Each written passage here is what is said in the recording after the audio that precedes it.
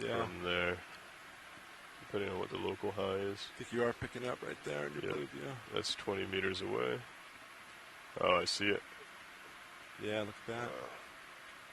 That's why we have nice altitudes when we come down. Yep. It's pretty steep. Yeah. Copy that. I'll line up the local high. It looks like right around there, maybe 220. 22, I'll come to you. Copy that. Rotating now. Push that camera a little.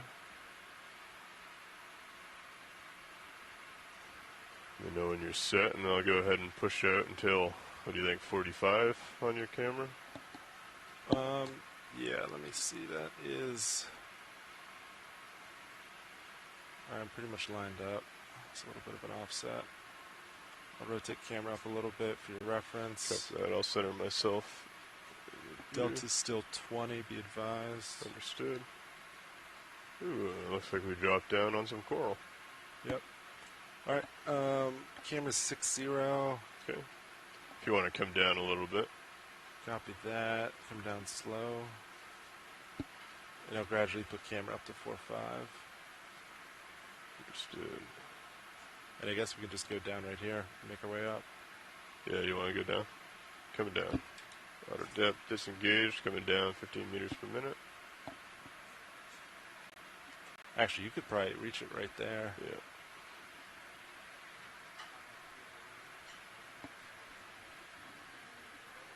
Let's see, it's about 30 meters out. Yeah, actually, this looks pretty good. Yeah. I'll maintain this depth. You could probably come up 5 meters, and then you should be able to touch or get close enough. Push ahead. Coming up. Yeah, camera's at 4-5. Once you're centered, I'll get your lights adjusted. You can fix those uppers. Looks like we have a little bit of current coming from the east. Looks good. Alright, I'm going to enable HPU. HPU's on. Do you want swing arms in or out for this? It's pretty steep.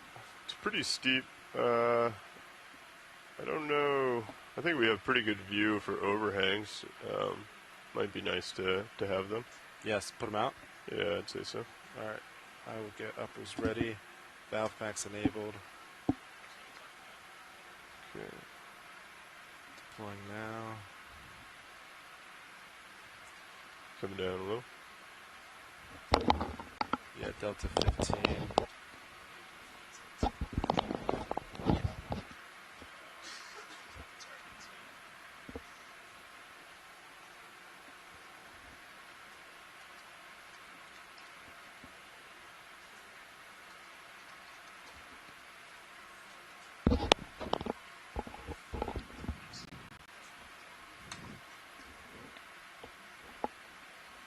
How do we feel about a bailout of northeast? Northeast. Yeah. Sounds great, good. Great. Bridge RV nav. Yes, this is the. I don't know if we looked at this starboard upper. I just want to let you know that we are on bottom and wanted to know if did. this was a good time to discuss bailout We'll talk plan. with Josh after this. Yeah, we're on a cliff. We're thinking that northeast would be good for us.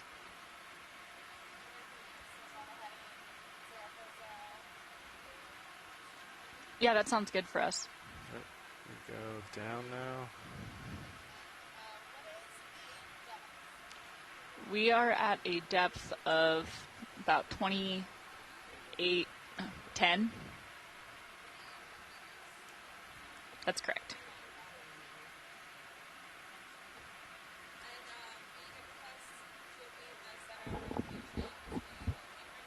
Yes.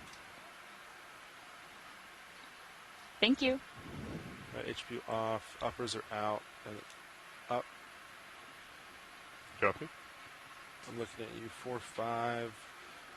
Good Delta 1820. If you want to come down a little bit more. Yeah.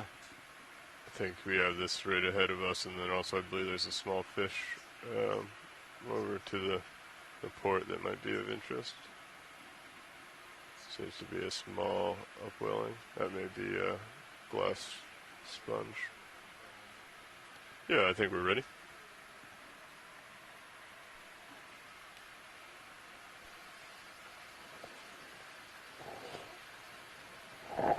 This is the Okeanos video engineer Roland Bryan making the general announcement to all those on the ship and the shore. This is a reminder that all audio associated with this dive will be recorded with the archived video, as well as being streamed ashore via the satellite and the internet. Keep that in mind as we proceed with the dive today, and enjoy the dive. Alright, noted about the upper arm. All right, good morning, everyone. This is NOAA Ocean Exploration coming to you live from the NOAA ship Okeanos Explorer. We are out here exploring today, conducting a remotely operated vehicle dive on South Congress Seamount, an area that we just mapped just a few hours ago and are diving on today. The images that you're seeing right now are some of the first ever images that have ever been seen from Congress Seamount. To start us off this morning, we're going to do a few introductions, and then we'll hand it over to our mapping lead extraordinaire, Shannon Hoy, who's going to... Okay, so why don't we start out on the phone? Who do we have joining us today? Currently have the blue view. And, Hello, everybody. This is Scott Smith, the University of Louisiana at Lafayette, deep sea biologist. Jason Tater, research geologist at the U.S. Geological Survey. I am co-lead on this expedition, focusing on geology. Happy to hear and hopefully see some good things. That's pretty good. Yeah, Nav, on days like today when we're on cliffs like this, DP's been excellent recently, but there have been times in the past where it can drift. So just keep an eye on the ship. All right, do you have anyone else joining us on the line today? Move serious a lot. Yeah, good copy. Like this. Yeah, I could definitely keep an eye on that. you want to take a quick zoom video just so I can see how my so why don't I go ahead and introduce our I've onboard got team it here. close to locked in, but Good morning. My name is Rhian Waller. I'm a professor at the University of Maine, and I am the biology co-lead for today's expedition, so you'll hear me a lot today. My interests are in cold water corals and other deep-sea habitat-forming organisms, and I'm really excited to bring you Congress Seamount today, a seamount that we have never explored and was just mapped overnight. So this is the first images we've ever seen from here. HD video. There we go. This is Kimberly. Good morning, everyone. This is Kimberly Galvez. I'm here as the expedition coordinator in training, sitting next to Rhian Waller, and we're happy to see you today. Good morning, everybody. I'm Shannon Hoy. I'm with NOAA Ocean Exploration, and I'm the mapping lead for this expedition. So I collect information about the seafloor and the water column and provide spatial context for all of our scientist parties and you guys at home. All right, Shannon, why don't you give us a little tour of what we saw overnight? Yeah, absolutely. So just to give everybody some spatial context for what we've been doing. So we came all the way down here due to some weather, dove on this unmapped and unnamed seamount 2 days ago, I believe. And now we steamed over here yesterday, and we are on this little group of seamounts south of the New England Seamounts, which is this chain right here, and the Corner Rise Seamounts. So we mapped this just last night and processed it and got it ready to dive on for today. So I'm going to take off some of these can you repeat that? General layers and show you what we decided to do. Because it interferes with the temp probe reel.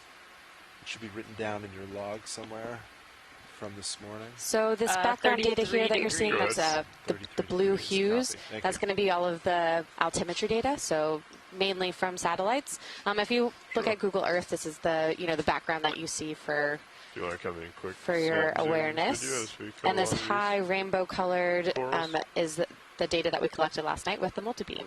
And I'll just turn off that background data. Actually, where you see this overlapping right here, that's where the difference is between the satellite low resolution altimetry data and then our higher resolution multibeam data.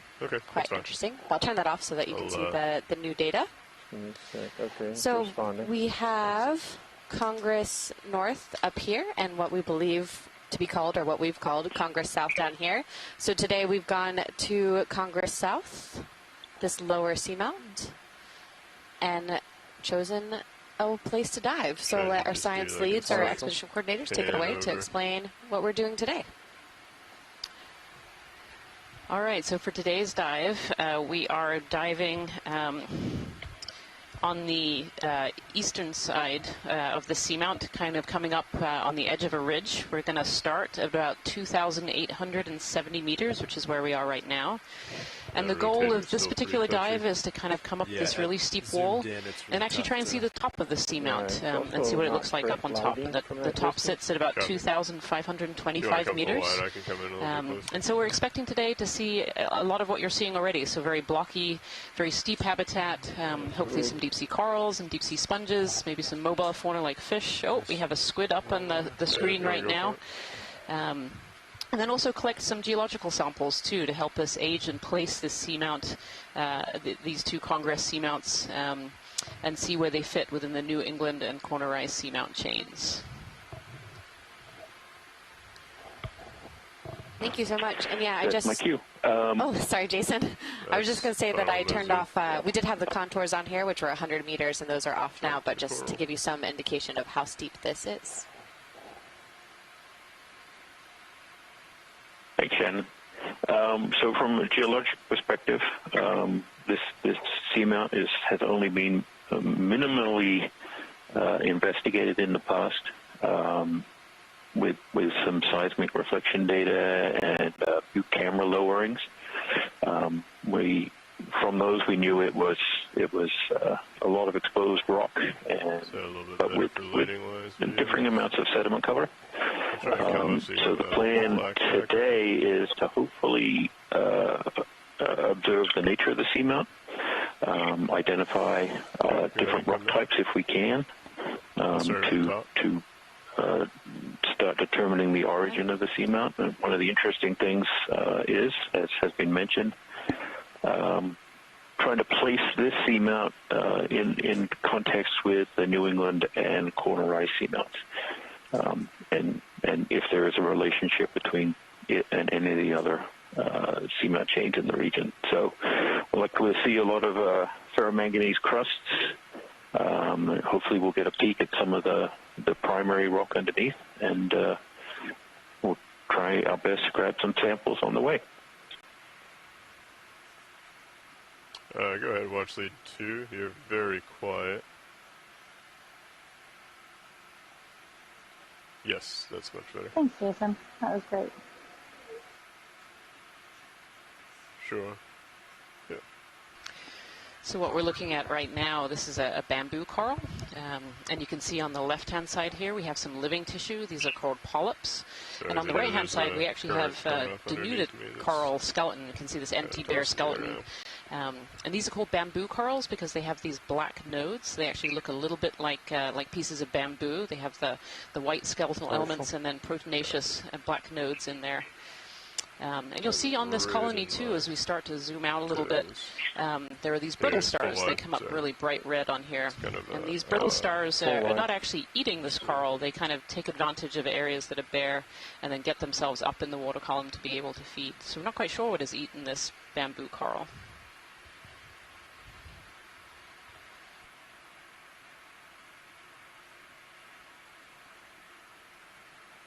While we're at it, I have lasers on.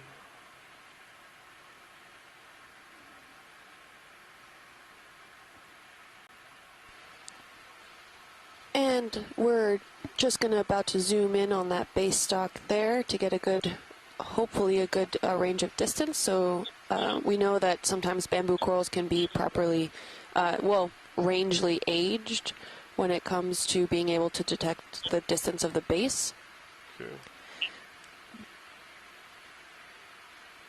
Go ahead and come in on the base. Lasers are off.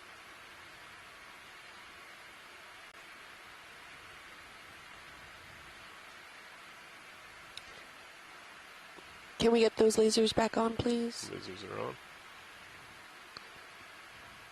We may need to zoom out a bit to be able to paint it. There we go. Ah, thank you.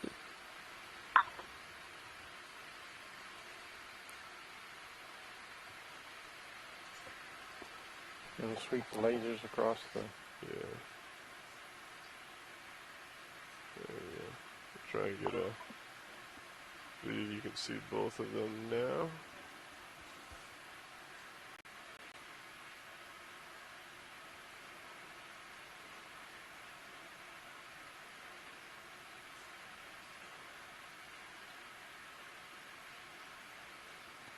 Okay, lasers are coming off.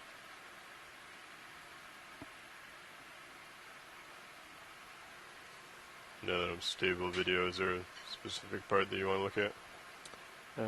Not specifically on this specimen, unless the science was calling for something. Copy that. Science, is there anything? Copy that.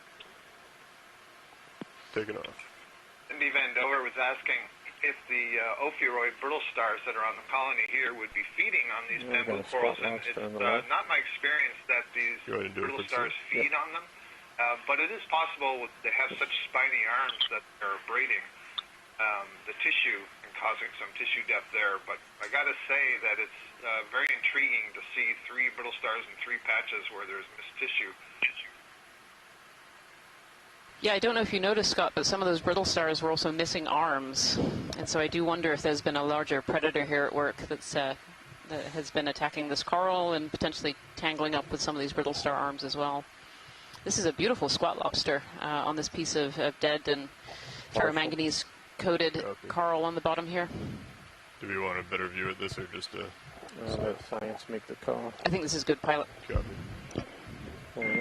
Yeah, it's actually interesting to see on these dead coral that the color variation of the ferromanganese coating at the bottom. It's thicker, and the colors, almost black. But as you go up the skeleton, you can see it getting kind of lighter and browner as that coating is thinner, and really shows how that accumulation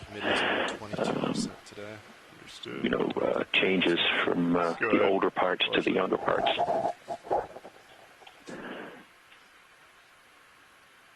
Sure. Copy that. It seems like there might be some over here on the port. So next to the sponge. So Jason, looking around here, there might be some rocks that might be available for collecting. Would this be a good place? Yeah, it is always good to get one from where we land, just in case we don't get another chance, and while the pilots are set up. So certainly, if we can find something that's loose. It's always hard to tell what's loose. Things look like rubble, and that would be loose. But this ferromanganese crust will often cement them in place, even though they're kind of rubble in nature. So yes, worth attempting to get one to get started. Yeah, this certainly looks like quite a harsh habitat. All these blocks, and hard to know what's actually attached to the bottom and what is loose with all the sediment layering on top too. Oh yeah, I see one right ahead. Watch lead. We can always get the arm out and use it to see if any of them are loose. But you're looking for a relatively small one, a medium size, large? I think a medium sized rock would be good, pilot. Copy that. Thank you. Hey, Pat, be advised your uppers are kind of like... Yeah, I gotcha. Yeah, we need to save room for another big, giant piece of like the last dive. Yes, for those of you who might have watched Dive 1, we picked up a rock that was... we tried to take a piece of a ferromanganese crust that turned out to be a lot larger than expected. And see if that is still happy, because right now they're kind of like pointing forward of D2, which we don't like. I have my laser like 7 kilograms or something. I can't remember the weight on it. But looks like it's maybe 15 to 20 centimeters in width. I'm going to adjust real quick. Does that look reasonable, or assuming that it is loose? Yes, pilot, I think that's good. Jason, the lasers are on a rock right ahead. Would that be a good spot? Sure, if I can get that one. About a 10 centimeter. Good, because what we're hoping is, because most everything is coated in this ferromanganese crust, that inside that is some sort of nucleus of original material, which in this case is likely basalt. So hopefully we can, something of this size will allow us to get that. That's so them now I think that's a good size piece. Forward.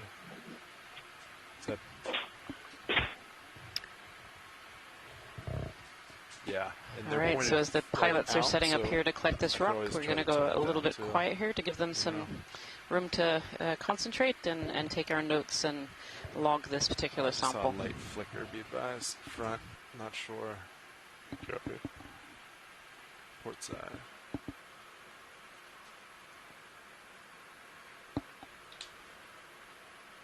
Alright, co-pilot, when you get an opportunity, do you mind spinning up hydraulics? Is that on the Sirius cam?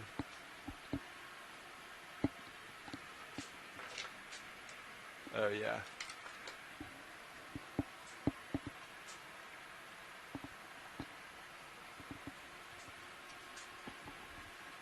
Okay.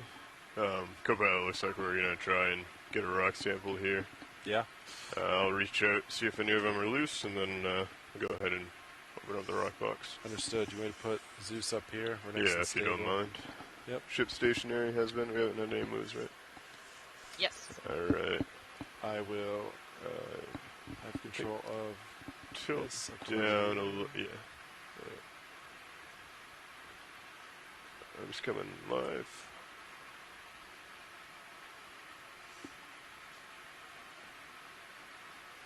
I'll follow you center. Yeah. Just getting loosened up.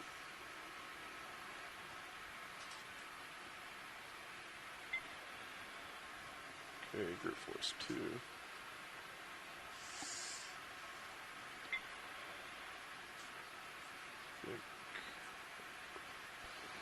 Hi everyone, just checking in if you can still hear us. Yep, we can still hear you. Yep. Great, thank you. Okay, so that one seems pretty soft. Wow.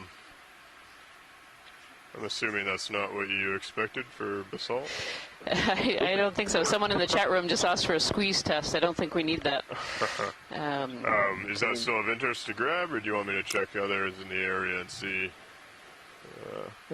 Yeah, I'm going to defer to Jason on this one. Jason, what do you think about collecting pieces of this or aiming for something else?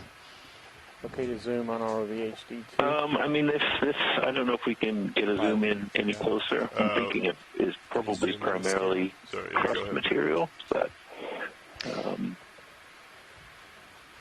I don't know if you heard that, pilot, if we could have a zoom in just to see what the material is. Yeah, at HD2, we're zooming in right now. Oh, there we are.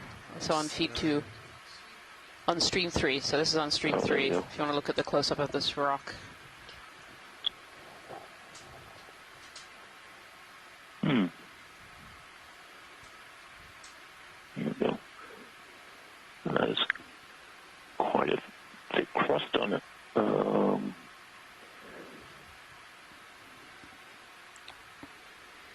If it could help, I could pick it up and we could just bring it closer to the camera and likely altered rock, whatever it is. Maybe we could try another one just to the right of the lasers. There's another sample there. Okay, more angular than this one, but smoother, not that kind of bubbly texture. I believe the jaws are right over it right about now. Is that correct? That's what I see. Yep. That one. Yeah. It seems to be definitely more stable and loose. Is this the one that you'd like? It seems to be a little friendlier. Can you confirm this is one to go for, Jason? Yes, it is. Yep. Go for that. Do you want to take a rock box? The lid open? Yeah. Alright, I will come down on Minizus. Go for that. I can bring that inboard if you want. Yes, please. Sample boxes. Valve packs are on. Alright, winging inboard.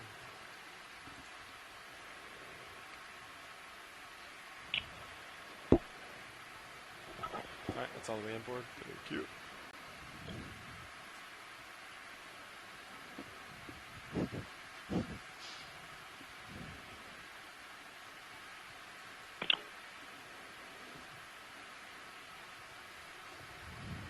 That's good. I'll follow you with Mises. Do you want me to center it on that rock? Yeah.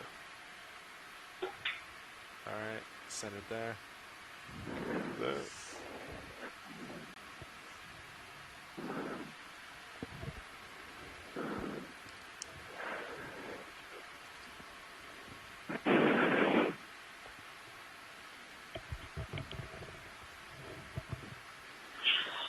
Group 4 is 5.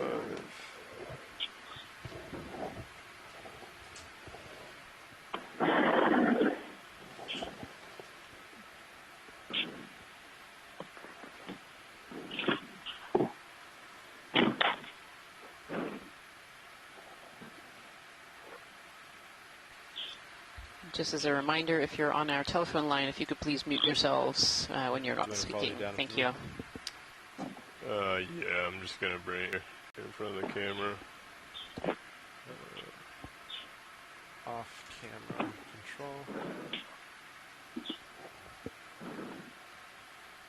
Does this look like a better sample to the folks on shore? I'll let the dust clear a little bit.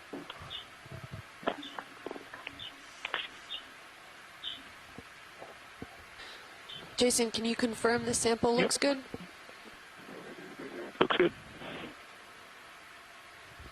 Yep, and the chat room seemed to agree this looks like a good sample as well.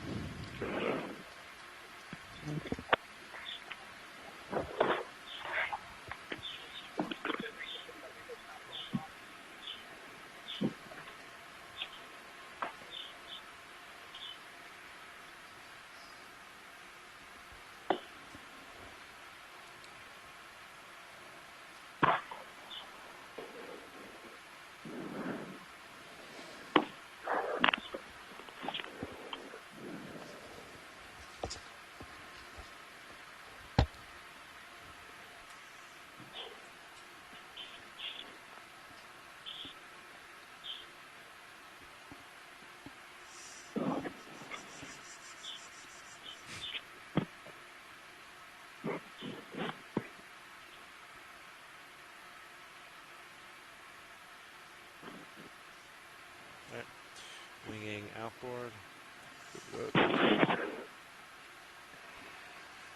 That's disabled. I'll follow you over Mini Zeus. Great job, ROV team. Thank you.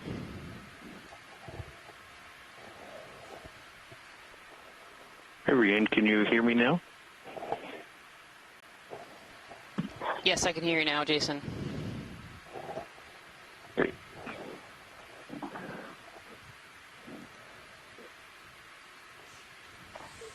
Okay, understood. Valve packs off. Hydraulic secured.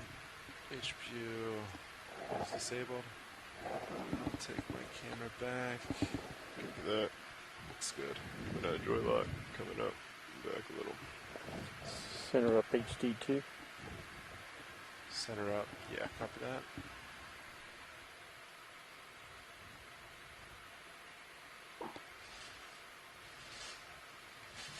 What is that? Must be moving something upstairs. Yeah, they're probably moving the plastic thing. Alright, Delta 18, but tether isn't tight at all, so it looks pretty good. Copy that. I don't see... Pilot, this is watch lead. Go ahead, watch lead. Yeah, I think if we can start our line now, that would be great. Sure. We'll go ahead and start making our way up to waypoint 2.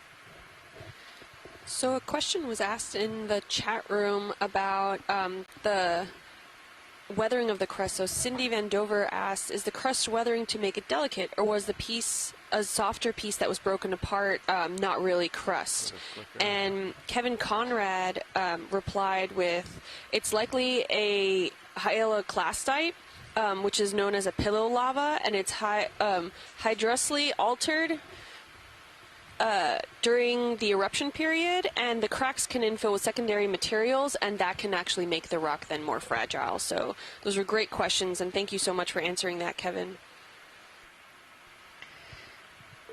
Had another piece of information from our chat room you might like if you were on earlier. As we landed on the seafloor, there was a squid, a small little squid. And Mike Vecchione, who's a squid expert, says the squid earlier may have been a juvenile giant squid. So he may actually have seen a giant squid during this dive already.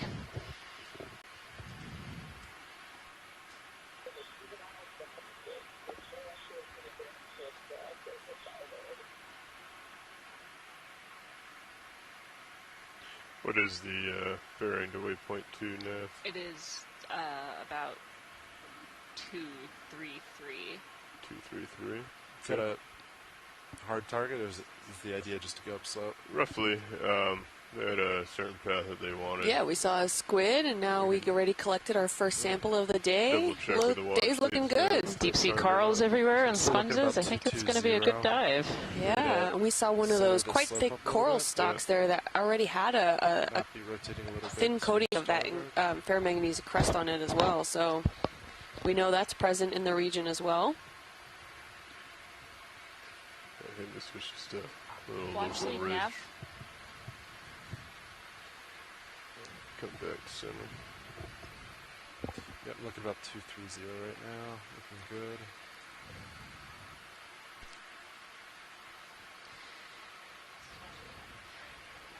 Yeah, I just wanted to check how hard of a target are... Is the rest of these rock samples awesome. and whatnot, or Jason, if you're on the line, I know you were having some issues, some network issues.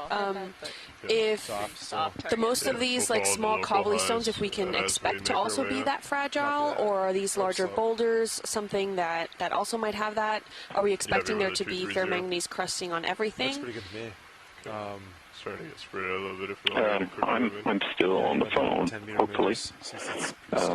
Yes, we can hear you. So, 10 meters at 230. Okay, good. Yeah, I think we're expecting that, you know, everything with the more rough or bubbly or grape-like texture will be encrusted with this ferromanganese oxides. The more angular pieces are also coated, but they may, you know, have less of the crust or altered substrate that, like we just saw when we broke that one open.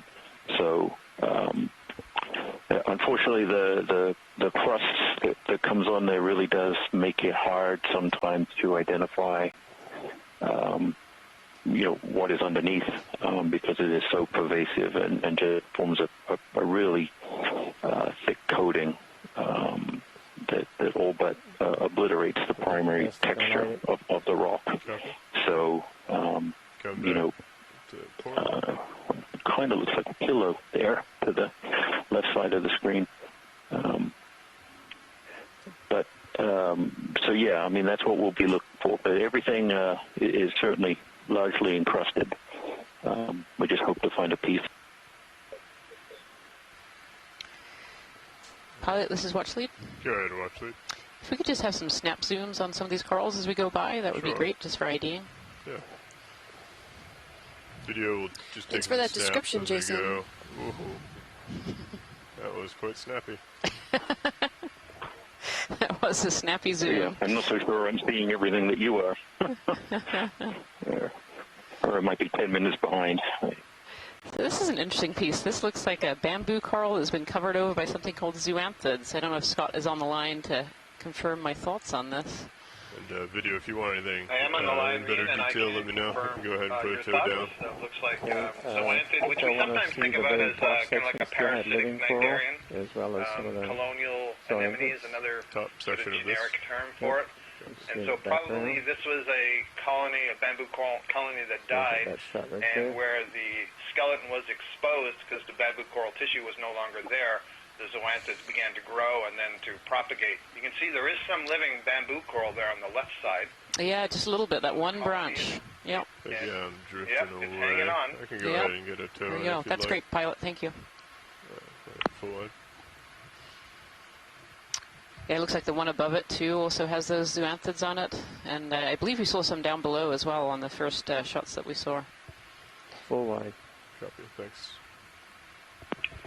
Yeah, these zoanthids will take advantage of pretty much any substrate up off the bottom, so they'll grow on old sponge stalks, old coral stalks, and so on. There's a question about how specific the species of zoanthid is. They're very diverse. How specific the species of zoanthid is. Is that just my eyes video, or is like the lighter sand a little big question mark there? It is not your eyes. It is the way the lights are currently positioned. Copy.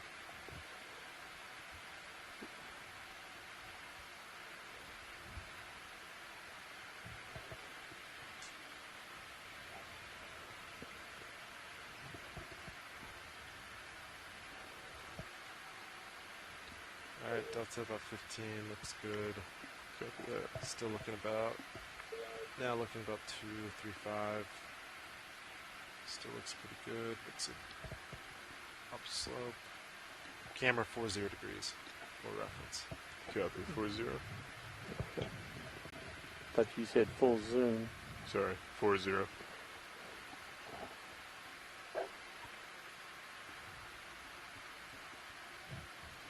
I'm going to snap on this guy as you go by it. I'm just going to get a tow in. We got some time for the cereals to catch up. This looks like another bamboo colony here that has also been stripped. It's really curious to see so many of these very large bamboo colonies and with so much dead skeleton with no tissue on it. Yeah, I think we need to pull them out a little bit. But it seems like most of these colonies are very sparsely populated with live polyps, and some of them are completely covered over by these zoanthids. Pilot, watch lead. Go ahead. If we could snap zoom on this one, that would be great. Sure. Thank you. Go ahead, video. I can start at the base, and then we can work our way up. Thank you. Yeah, as we zoom in, let's see if we can see any organism that might be responsible for stripping the tissue off this skeleton. Yeah, usually when I see tissue like this, I think about the big sea stars, but I haven't seen any of those yet. Yep, agreed. That or the small apelcopheran mollusk. Yeah, they would take quite a few of those little apelcopherans to cause this kind of damage. But those look like zoanthids again to me on the left-hand side. That's around for a very long period of time. You can see some of those very large branches have been broken off. So whatever processes we're talking about, over the decades have been going on. Probably an old coral skeleton with just a young outer bit still alive. Yeah, and a comment from Les Watling in the chat room here. He says he thinks that these have reached a very old age, some of these colonies. And I have a question. So on the skeleton itself, we saw that base. It had quite a bit of these kind of striations on them. Is that normal for this kind of coral, or it was kind of like this texturing that was there? Coming up. Yeah, I saw that, Kim. There are some of these bamboo corals and other corals that do have grooved skeletons. Do you want the? I'm not entirely certain what species walking up the left side there for the moment. The case for this one, but it's a little amphipod walking up the skeleton there, Scott. Sorry to interrupt you. Repeat that, Randy? Do you see this little amphipod walking up the skeleton there? We've actually got quite a good zoom on it. That might be an isopod. Oh, an isopod. It's an isopod. Okay, go ahead. Yeah. Little tail end. Looking for any living coral at this point. It's interesting too, these nodes seem like they've been covered over, these white nodes. Is that common, Scott? Yeah, so Les was noting that there's a lot of secondary calcification, which is another indication that they're old. And so certainly when at the bases of colonies, when they get really big, the tissue will continue to deposit calcium carbonate to stabilize the colony, and so that can get deposited over the nodes. In this case, that deposition was taking place over relatively narrow diameter skeleton. So I don't know if that's the result of having the tissue regrown after predation. You know, it grew from another part of the colony and put down some more calcium carbonate. Not sure. It's just things that have been happening at different periods and different organisms taking advantage of it. I see hydroids and zoanthids and brittle stars. Great. Yeah. Barnacle. Yeah, these brittle stars, they like to climb up high on these coral colonies because they actually pick particles of food out of the water, and so when they get higher up off of the bottom, they can stretch out their arms and pick food that's the tentacles of the brittle star there, and there's one little one up above as well. Clear. Yeah, I'm getting.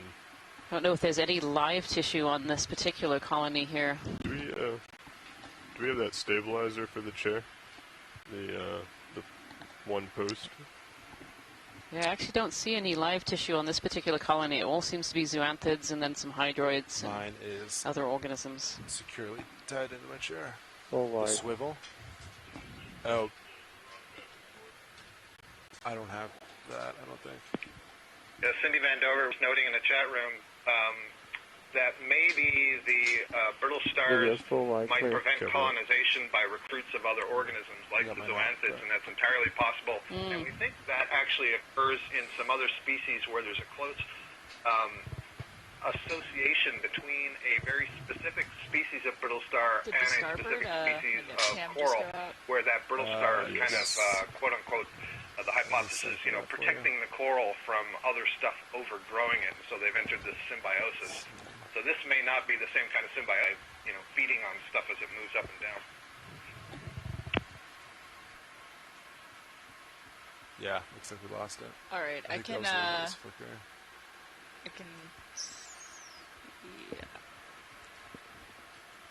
Yeah, we can make note of that. Levi can swap it later. Yeah. Let's see, 1448 roughly.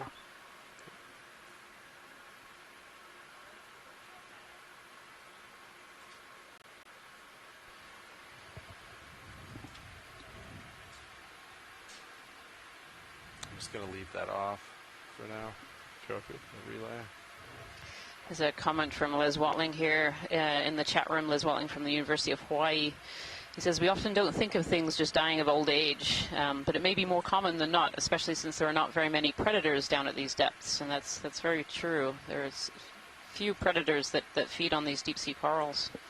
It was also mentioned earlier that this particular area geologically looks like it might have had a lot of fallen rocks, and those might in turn also damage some of these corals as well.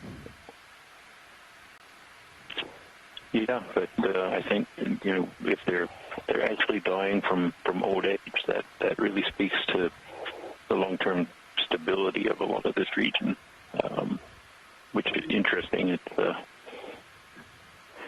you know, using the biology to tell us something about the geology and vice versa. So.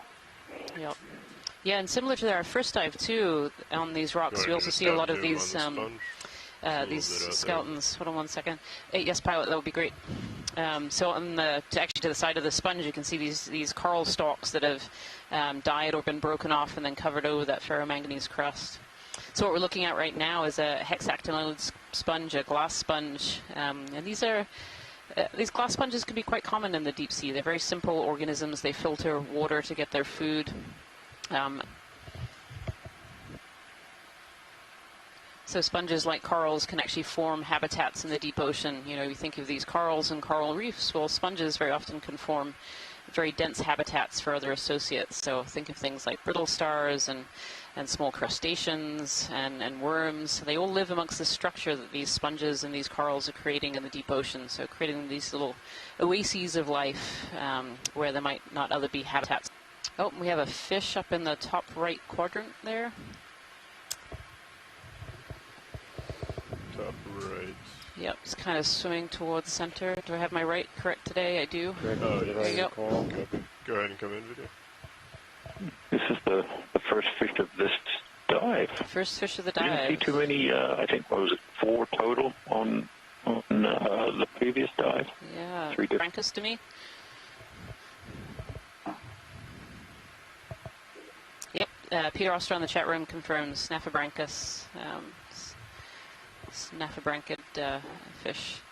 Could you actually zoom in on the snout there, pilot, if that's possible? That's Max. That's Max. Okay, thank you. I can try and get closer. He is pretty far away. If you want to come full wide. A parasite, maybe. That's what I'm wondering. What those, whether it's little nostrils there or parasites on its head.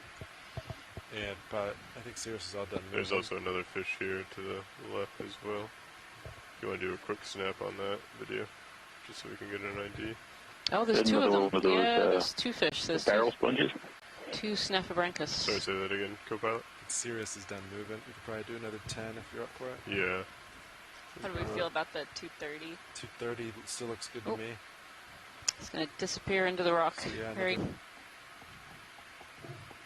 Bridge RV nav. Hi, I'd like to put in another ship move. We're looking at 10 meters, bearing 230 degrees, speed decimal 2 knots. Okay, you can go ahead and start taking it. Keep pushing in. That's correct. Thank you, Bridge.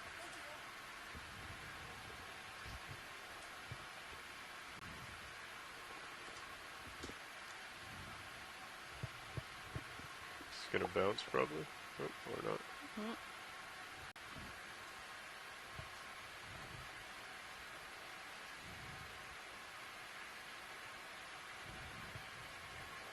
Waiting for you to center on the head. Go ahead. A little message from Ken Sulak in the chat room. He says this is a snaffibranchid, but not the genus Snaffibranchus. The prominent lateral line pores indicate Iliphus. Also, the head shape confirms that. The other diving into the rock might have actually been a different genus and might have been from the Snaffibranchus. So it's interesting, potentially two different species of snaffibranchid there. Thank you, pilot. That was great. And you're looking at me 4-2. Yeah. 4-2, Delta 15. Looking good. Nearest sonar target, Sirius 25 meters away. Have a 10-meter move in. I don't think I'm moving yet. Ooh, there's a big sponge. A large sponge, yeah.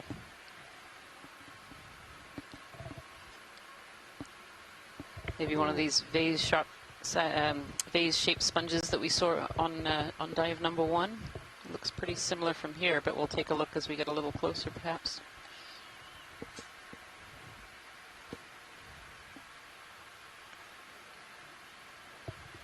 Pilot, when you're watch lead. Go ahead. We could zoom in on the yellow. We've had a request, if that's possible. Sure. Thank you.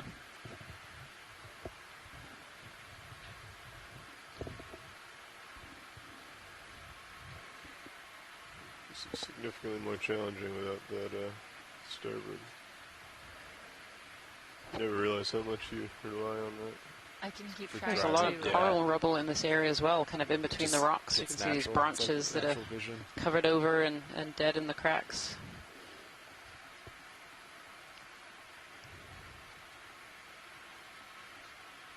Okay, go ahead and come in on the yellow video.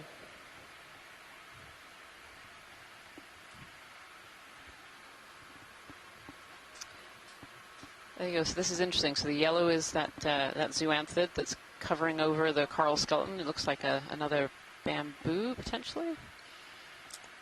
Yeah, and that's the zoanthid there, this yellow. And you can actually see the bottom of the tissue and some of these. So on the left, there's larger polyps, and on the right, there's juveniles. Full wide video, sorry. Yeah. Just sinking here a little bit. Thought I had a toe in my port side. I was mistaken. Do you have a monitor out up there? Or do you have yeah, we have a camera out. Start with the net cam. I have the relay off right now because I couldn't get it on. No, don't leave. Yeah, that's fine.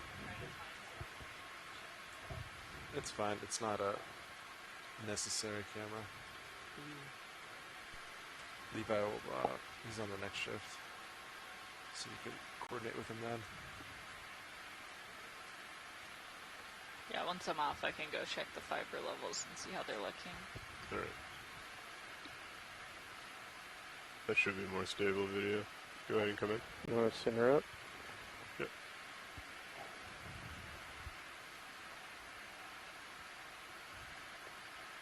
A little white sponge in the background there too. Or tunicate. Yeah, so there are those zoanthid polyps that have taken over this bare skeleton. So they're very opportunistic. You have to find them on dead skeletons of corals in the deep ocean. They're still a member of the cnidarians, so they're still related to corals and anemones, but they form these colonies. And you can kind of see some of these polyps are all different sizes, so they're all different ages, have been there for different lengths of time. If we could pan up a little bit, Pilot, that would be excellent. There's some hydroids on the left there, and then these white ones. Oh no, those also look like maybe a different species of zoanthid. Dougal Lindsay in the chat room there mentioned this might be two species of zoanthid, and I think they're right. This does look like two different kinds of zoanthid. Go up. Coming up. I'll go to the top. There we are. There. Nice. Yep.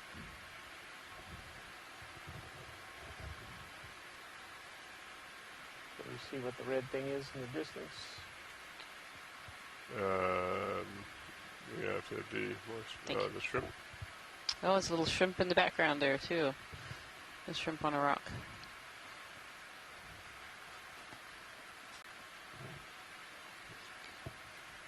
Thank you, Pilot. Pilot's clear when video is clear. Oh, now it's slow. Copy that.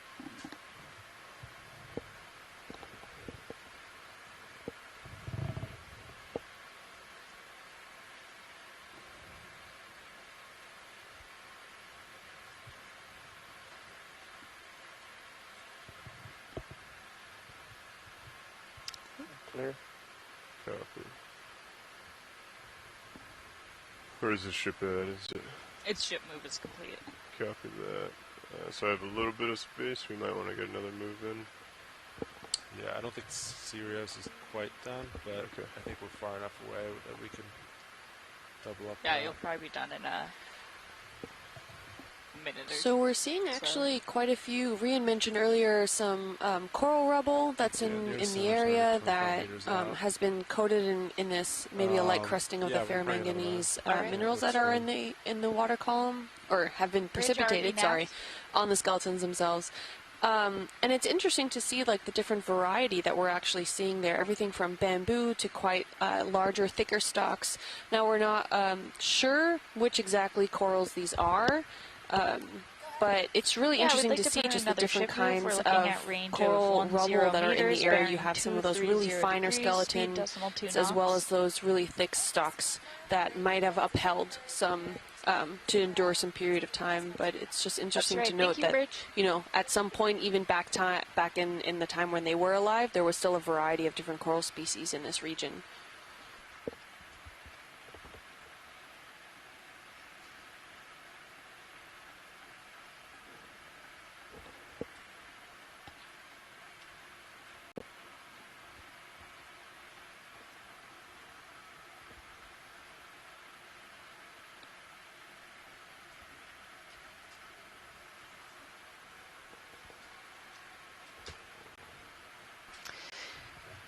Here we see a Brisingid sea star. This is a bright red sea star that's sitting atop this coral.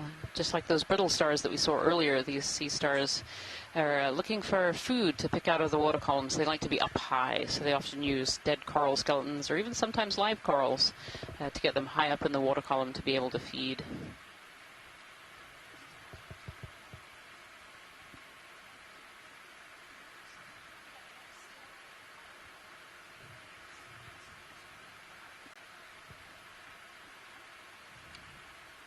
If you'd like to go ahead and come in when you get a chance, video.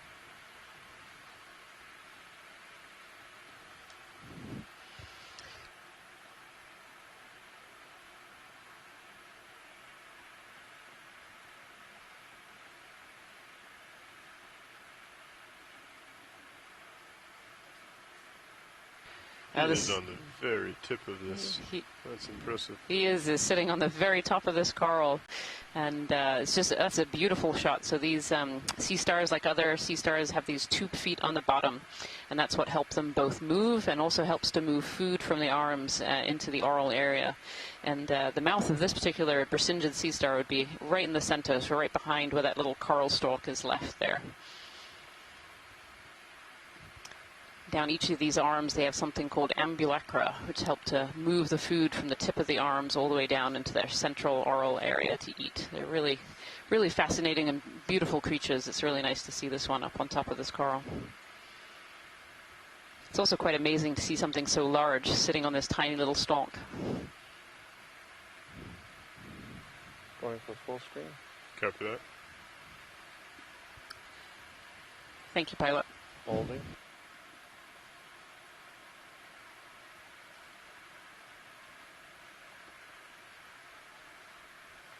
Go ahead, Bridge. Pulling full wide, you can fly away. Great, thank you, Bridge. Just so you all know, the position move is complete. Copy, thank you, now.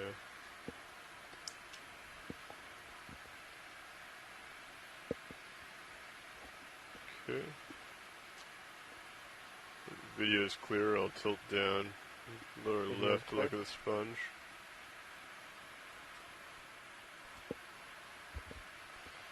That would be great, pilot.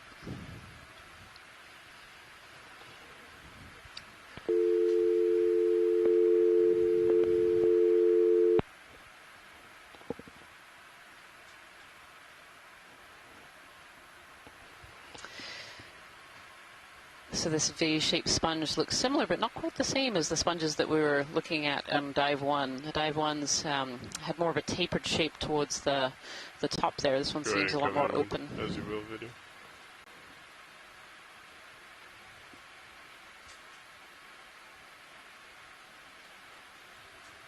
Centering.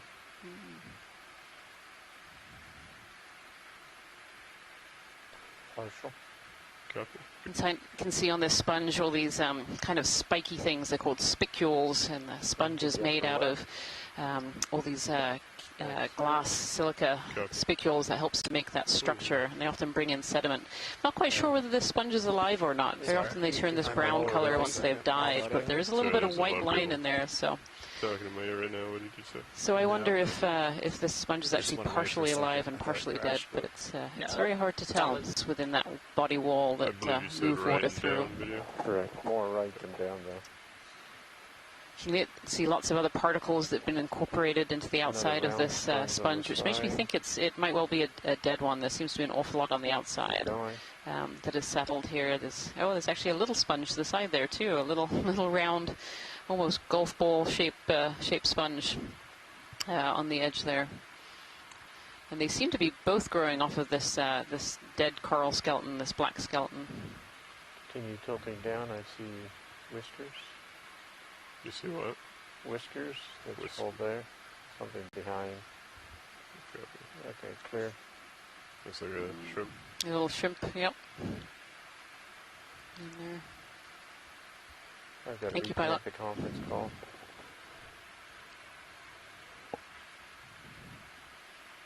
Okay, taking off and continuing. Looks like.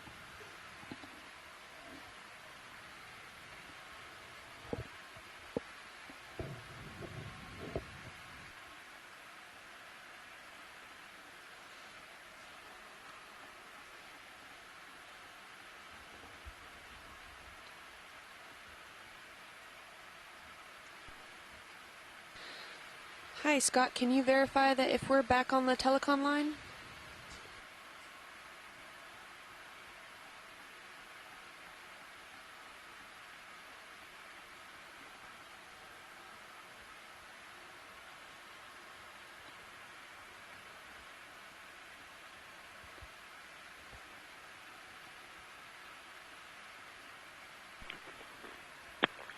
Okeanos has rejoined the conference call.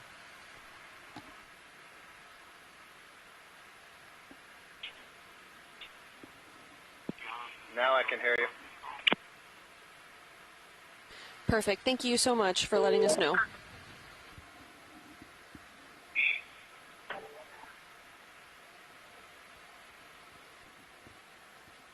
pretty steep for the next bit. Quite a serious sonar. Yeah, I agree. Probably make some. Feel free to adjust menu Zeus or the blue view as desired if you want to do some scanning with the blue view. Sure. Go ahead, watch lead. Yeah, we could go ahead and do that. All right, with us we have our front row crew that are operating the D2 and Sirius. Why don't you guys go ahead and introduce yourselves? Good morning. My name is Lars Murphy. I'm the current pilot of D2. We are in the front row, the four of us, and all part of GFOE, the Global Foundation for Ocean Exploration. We are currently making our way southwest up a unknown seamount. I believe we're calling it Congress South. To my left, we have our navigator. Hi, I'm Anya Jensen. I'm sitting navigator on the far left of the room. And to my right, Sean Kennison sitting co-pilot. And then further on down the line, got Roland Bryan in the corner doing video. And again,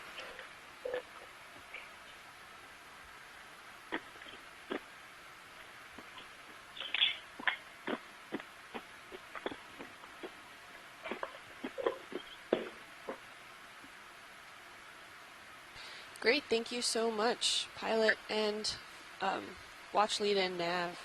I'm sorry, co-pilot and nav.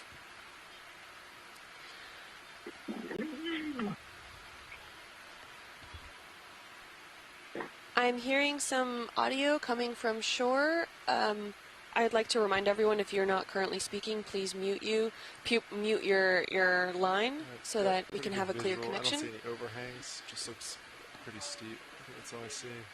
Copy that. You want to do a snap zoom here video? Looks like we have some potential dead coral. Yeah, looks like dead coral, iron encrusted. So we're currently at a depth of, where are we staying now? 2796 meters. We started around 2870 meters. So we're making pretty good progress moving up the slope. Here we'll come up against a somewhat steep rock face.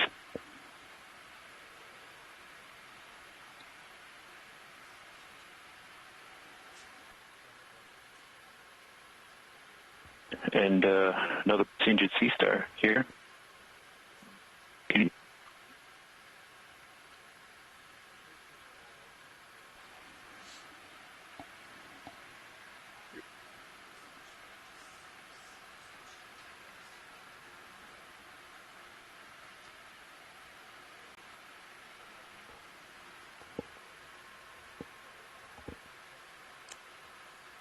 Co-pilot, you should stop moving since that past ship moves. So whenever we're ready to put in another, just let me know. Yeah, we had a pretty good hard target. I say we keep rising. D2 still has plenty of tether, so we could probably rise for a little bit before our next move. Perfect.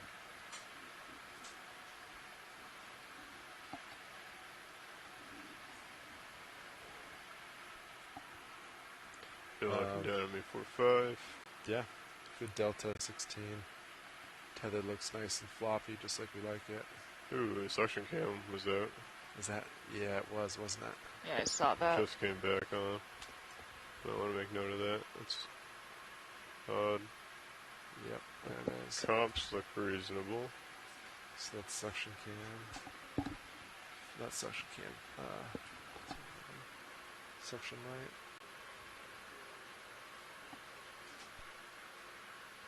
Shoreside, you guys here watch lead 2? It's 4 separate lights so far. I heard the question if we heard watch lead 2, but yeah, that's me. I'm talking on watch lead 2, so this site's working. Yeah, I guess this is a good time to just make tracks since there's no zooms available. Yep. I know that. Not sure how much of what I said heard or that was the suction missed. light or suction camera coming out. I think it's the light. Oh. I thought it was no the problem. camera. Thank you, Jason. Just had some technical difficulties on here. We couldn't hear you. But it looks like on the chat room it says that you were able to be heard over the streamed video. So no one missed you on shore. So I feel like we would have got another light, even without the suction light. Yeah. Pilot watch lead. Go ahead, watch lead. We've had a request from shore whether there's much in the way of a current velocity. Yeah, so we've been noticing a slight updraft and then also a slight current coming from the southeast, kind of blowing into our port side. I'll try and line up perpendicular to it now. So probably coming at like a 150. Okay. Not too much, maybe 0.1 knots. Perfect. Thank you, pilot. Relatively mild. Yeah, Pat, be advised. I don't see necessarily any overhangs, but this section looks nice and steep. Yep. All hard returns. I'm pretty sure it was the section light, because I saw the brightness come back on D2. Okay.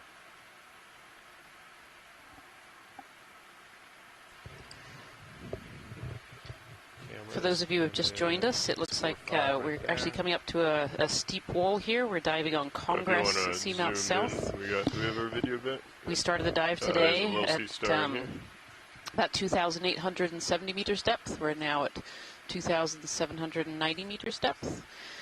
We are currently about 950 miles from my home in Maine, and where our co-lead Jason Chater is currently situated. And we are diving again on Congress Seamount. And the Seamount was previously unmapped until the early hours of this morning. And so this is our first look at both the geology and biology of this particular Seamount area. I can come in if this is of interest, but this seems different. We hadn't seen one of these today. It's a little sea star stuck in there. You want to come out partial? Yep. If you look at the sea star just to its left, I think there may be a mudstick amphipod. You see that little sort of stick thing sticking out? Did you hear that, pilot? Is it possible to zoom in again on the sea star and just to the left? Yeah, go ahead and come in, video. You want to get closer first? Yeah, I can try. Yeah, let me pull full wide. It was in the foreground. See exactly where you are. In the foreground, okay.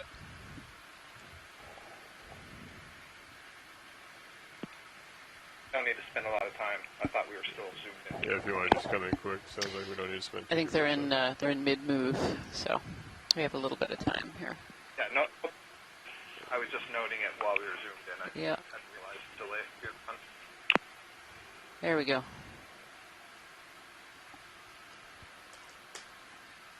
Sorry, partial video. Let me just mix it up. Not having that cam. Extreme left. Sponge in the foreground there as well. Alright. Now you can come. Be advised your light. Okay. Top bars pretty close. Yeah, I think that's good, pilot. Thank you. Understood. Getting pretty close to this wall here.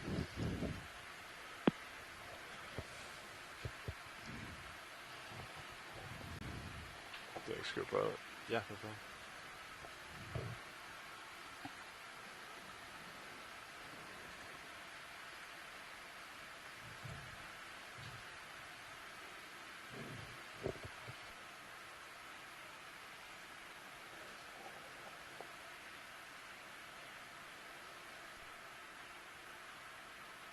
Fiber values look good on tether.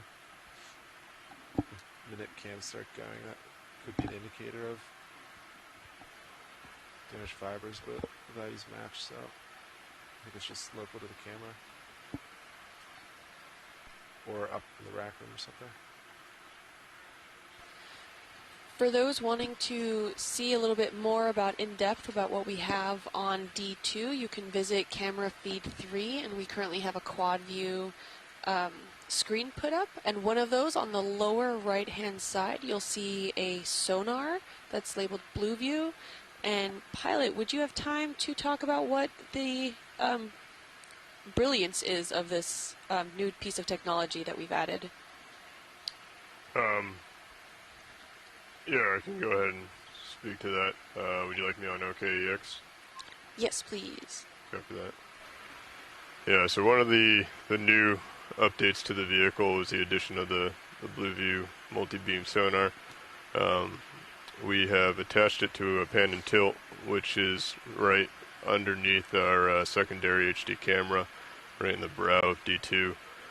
So what it allows us to do is have quite a bit of movement with the sonar itself. So as we are flying, not only can we get a sense of what's around us based off of our initial sonar or main sonar, but also be able to drive the Blue View around as well in order to kind of paint to the sides and out a little bit further past what our cameras can see.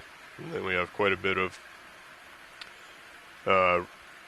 adjustability as far as the resolution and range. So if we're interested in something directly in front of us, like what we are right now, where we have a large steep feature, we'll go ahead and we can range it in pretty tight, and we can see in high resolution the returns coming back to us. And then if we are on a flatter terrain, or if we're out looking for something, whether it's hard returns of rocks or hard returns of shipwrecks on flat terrain, we can range it out further, up to 100 meters, and get a better view of what it is that we're looking for. Thank you, pilot.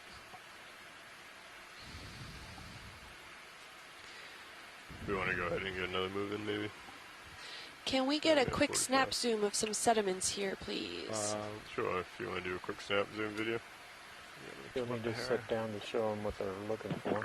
And it doesn't have to be quick. We can go for minutes, maybe hours.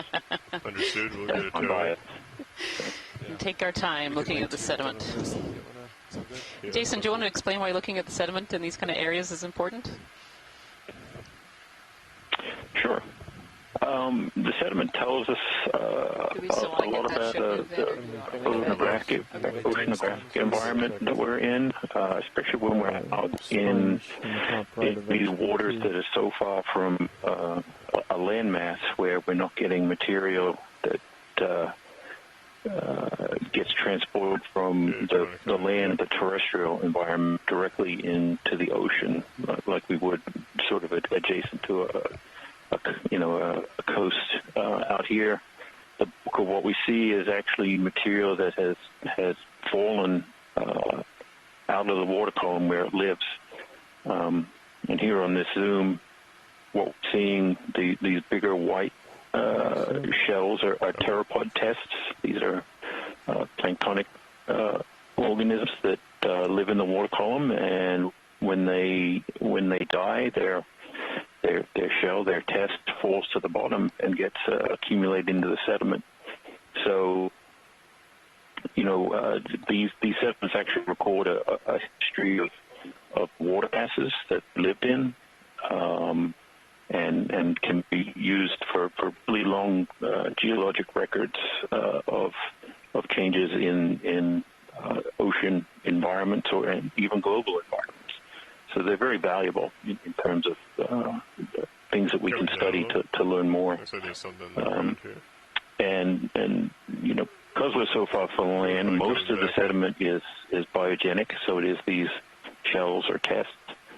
But we do get things like we call it volcanic plastic, so it might be material that erodes off the seamount and gets incorporated into the sediment.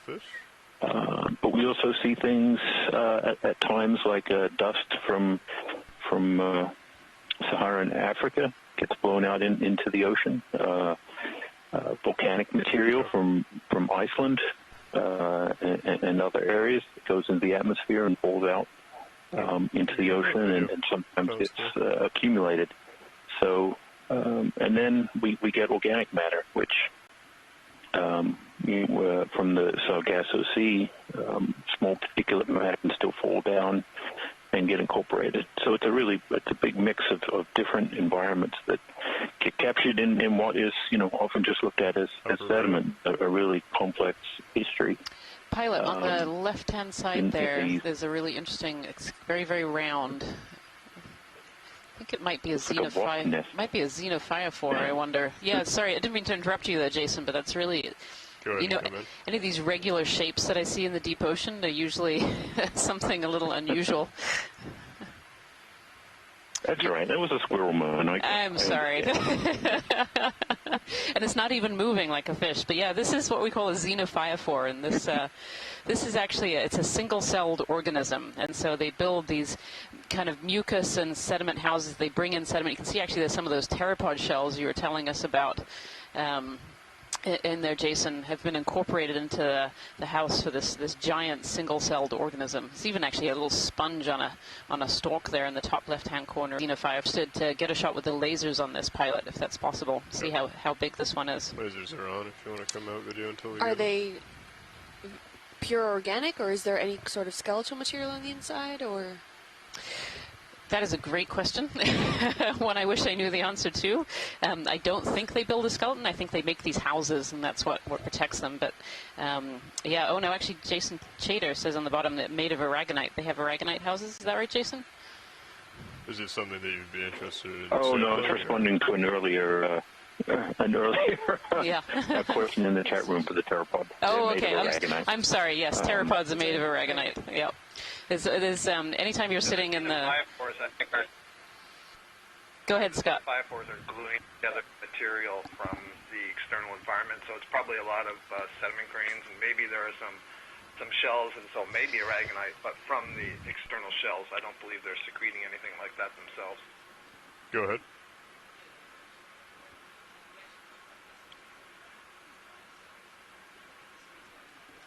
We do have a suction sampling. Copy. Understood. I believe video you were talking about something in the right. Yeah, there was a sponge on a stalk. Yep. That one. Copy. We have sort of transitioned to a slightly more sedimented area. Is that another one of those barrel sponges?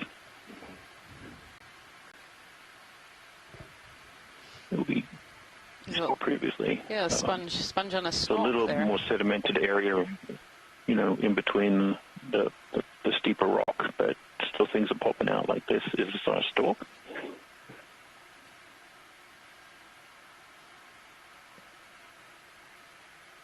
Do we know what the stalk is made out of? I think it's silica, like the body. So these are called glass sponges or hexactinoids, and so they actually make their skeletons of silica. And so the stalks are actually, if you collect one and have one in your hand, it kind of looks like a matted series of glass stalks, all kind of twisted around. Sometimes they have a bit of protein in there. Sometimes it's just silica. It can be different depending on the different species. Ship move. We're looking at range of 10 meters, bearing 230, and speed decimal 2 knots. Go ahead and come in video. Sounds great. Thank you, Bridge. Yeah, this is quite a beautiful glass sponge. You can kind of see the texture. And so these sponges all have pores in them, and these pores have special cells with cilia, and those cilia all beat together in time and actually create a water current. So the water comes into the sponge through the pores in the side and then comes out through this hole in the top. And during that process, they actually pick out any food particles that they're interested in eating, and so they take up that food. At the same time, too, these cells can also produce, or cells sitting next to them can produce eggs and sperm, and to be able to reproduce, the water comes in and will take those up and out of these funnels at the top. They're really interesting creatures. They're very simplistic, but fun to study.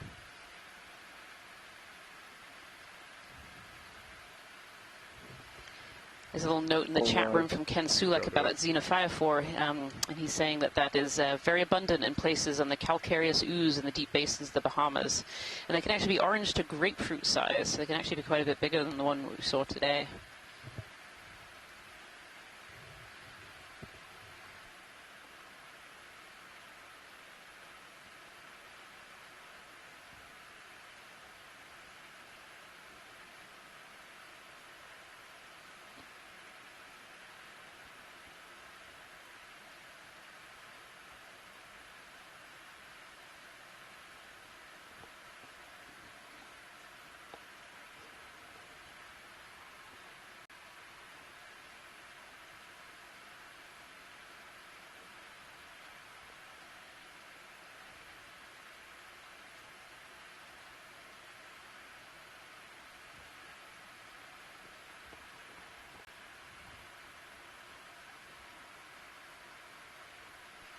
So there's another one of these sponges on a stalk here as well.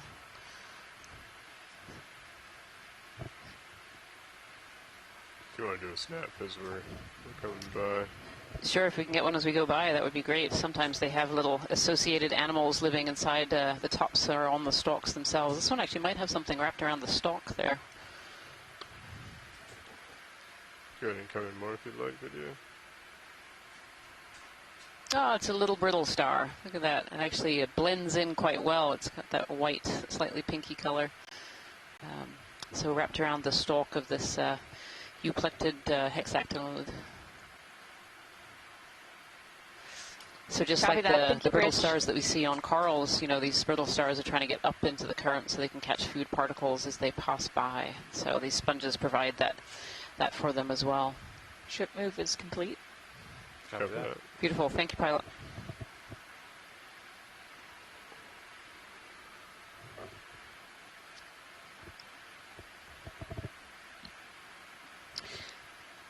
So we had a question from Jocelyn Cooper in the chat room here, a student at the University of Maine, asking if do sponges typically have mutualistic organisms living on them like the corals have, and they do. Very often there are species that live sometimes just in sponges. There are other species that are more diverse and opportunistic animals, but very often, yeah, there are.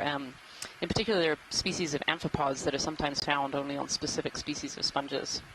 So these sponges, particularly in the deep ocean, but also in the shallow ocean as well, can form these habitats very similar to those deep water corals. So they're providing structure and places for other organisms to live and to feed and to maybe lay eggs or protect their young. You know, there are these habitat-forming organisms in the deep ocean.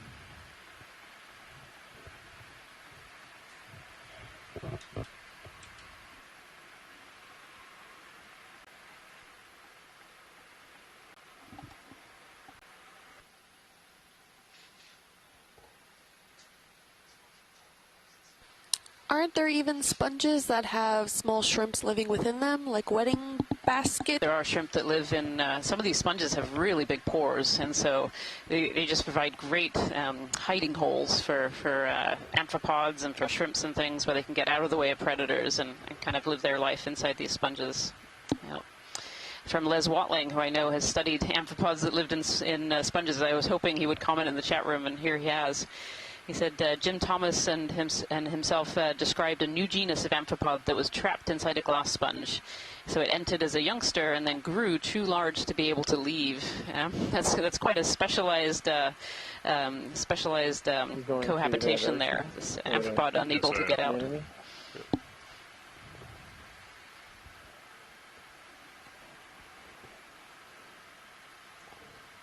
We got a few minutes for Sirius to catch up. Yeah, if we could snap zoom in the middle of their pilot, there is an anemone right in the center, very black, kind of blended into the rock. Chat room.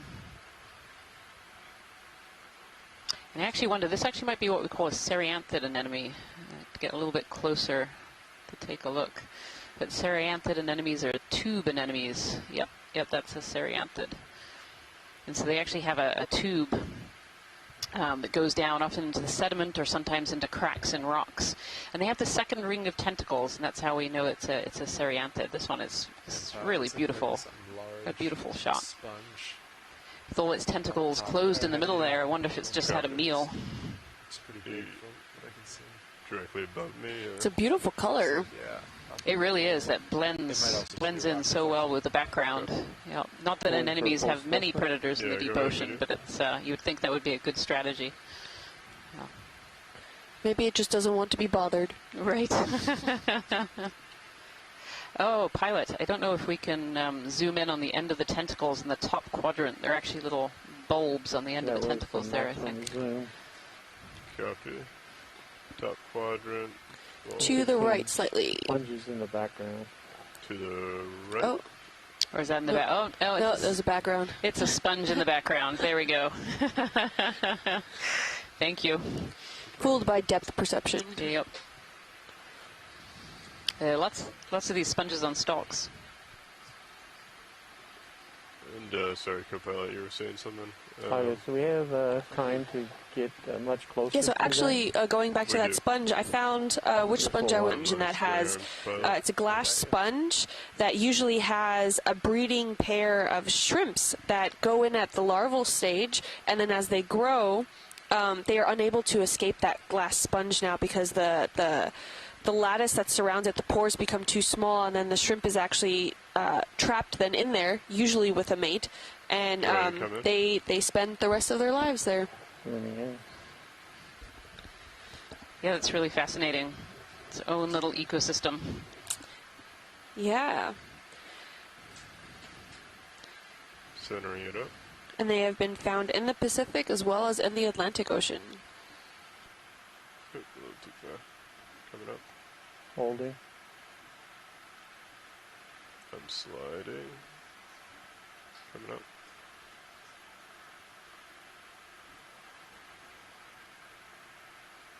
Okay, I'm slipping. Sorry. Yeah, I don't know if this particular species does this, but very often in anemones and cereanthids and some other species too, they actually have the ability to eject their tentacles. So if something comes along that's a little bit too big of a bite and they're stuck onto it, they can just swim away with the tentacles and they'll regrow afterwards. They have these little pores that will close them off, and it's just a way of kind of defending yourself rather than being dragged away by a predator. You just let go of your tentacles and then live on with your life. Wow, so it's kind of like lizards on land that can let go of their tail to distract the predator. Yeah, that's right. That's right. And you can almost see, if you look at the base of the tentacles on this beautiful cereanthid here, you can kind of see, maybe this species does it, and I don't know that, but it seems like there might be little pores at the base of these tentacles. And those inner ring of tentacles are really beautiful. It almost looks like a flower. Yeah. Looks similar to a sunflower. It is very similar to a sunflower, pilot. Those tentacles also look quite long. Focus to the tentacles. And then the interior structure, are those smaller tentacles just protecting, I guess, the mouth area? Yeah, so inside those is the oral area, and so that's the mouth. And anemones only have kind of one hole, so they take in food, they digest what they want, and they spit it all back out again, any of the waste. So you wonder if these tentacles being closed like this means that it's got a meal inside there, and it's slowly digesting. Right, and anemones and cereanthids, organisms like this, they'll eat just about anything. They're really not fussy. Any meal that comes along, and that's particularly in the deep sea. That's a really good strategy to have because you have no idea when your next meal is. Can't be picky. Yeah, when I was an undergraduate studying shore anemones, we'd bring them into the lab, and you'd get pieces of mussel that come by, or very often little shrimps and amphipods. And then one time we had a whole crab come out of the anemone. So, wow. And the crab was still alive. So it must have just been eaten just before we collected the anemone. So you almost saved it. Yeah. Hold. Really beautiful.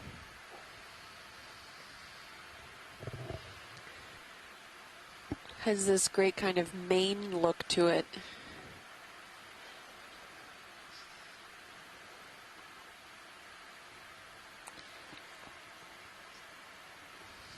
And video's clear. Pulling out slow as you lift off. So there's been a request by some scientists on shore to collect this sample, actually. Could collect this, I believe. Yeah, we stopped moving.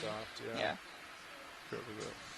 Yeah, of course. I think the swing arms look pretty good as long as you stay put. If you get closer, I would take a view up. It is suggested to do it with the suction sampler, but if we can't... Or to pick up the rock that it's sitting on. Is that feasible? I don't think it looks quite a big rock. Yeah, the rock's pretty large. No, they said try the slurp gun. The suction sampler. Yeah.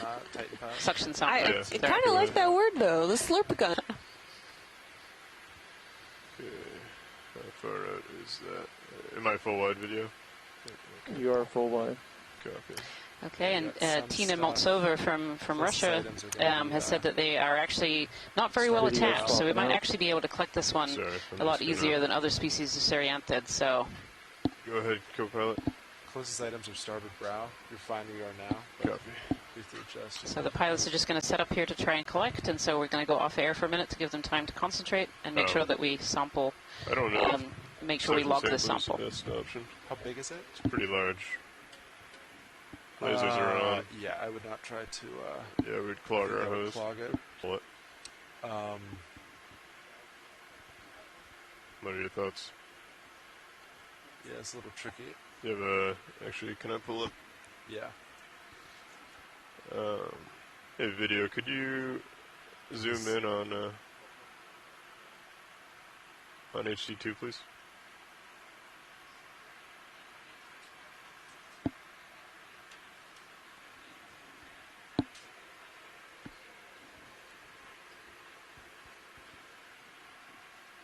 Okay, also we're in pretty tight, so once I get this, I think we're going to go into the port bio box. I'm probably going to have to hold it, take off, back up. Absolutely. Alright, so we want to make sure we have a good grip.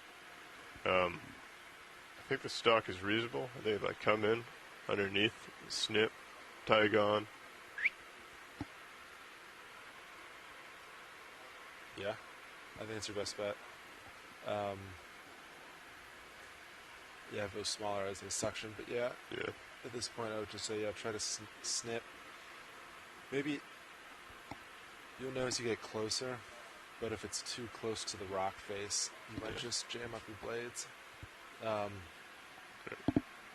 So just keep that in mind as you go for it. Go ahead, watch lead.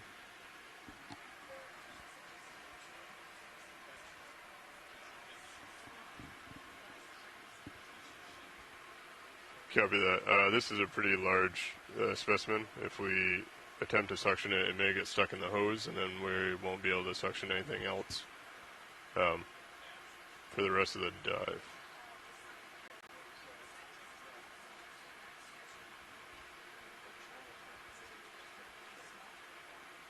Ooh. You could try poking it with a suction sampler. If it gets small enough, then you could try it. All right. Yeah. We will bring out the suction sampler. How do you want to do this? We're going to have to probably pull off, bring out the drawer, grab the suction sampler, bring the drawer back in. Can I put this camera down? Yeah, go ahead. I think we're pretty tight into that rock. Video, can we come wide on the mini Zeus, please? We might be able to have enough room to grab it, but that port side or starboard side's pretty tight. Yeah. Well, actually, let's bring the drawer out. Maybe it's enough to get him to pucker up and suck in. Yeah. All right, let's do this. Just a little bit of a shake. If not, I can always reach out with the... Hydraulics are on. I mean, if he does start swimming away, we could always try and rodeo him in the water column. All right, I'll start extending drawer slow. Copy that. Ship's all stopped. Sirius is in a good place. Nice delta. I'm coming out nice and slow. Come down with the main camera.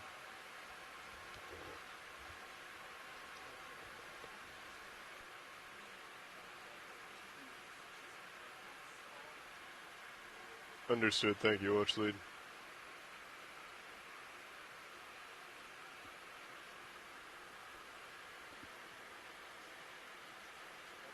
And that's all I got. Yep. That might be enough. Can I, if you could take mini down. No. No. All right. Even close. All right. Let's, You just back up, maybe. That might give you enough. Well, the only reason I'd want to use a suction is if it does pucker up. I think I might want to reach out with the arm, see if he does. Let me retract your drawer. Copy that. We gotta bring the arm out. Alright. I'll follow you with mini Zeus. Come live.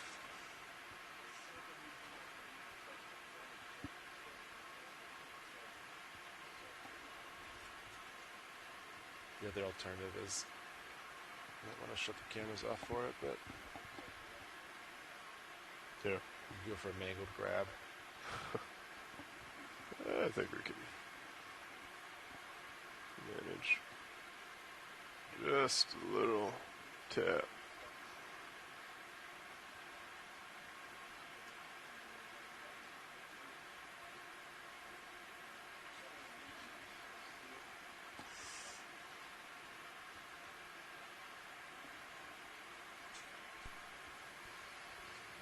So for those of you watching at home, you might have seen the tentacles stick to the claw there as they were reaching out. And so these anemones, cnidarians, have these things called nematocysts, and they are stinging cells.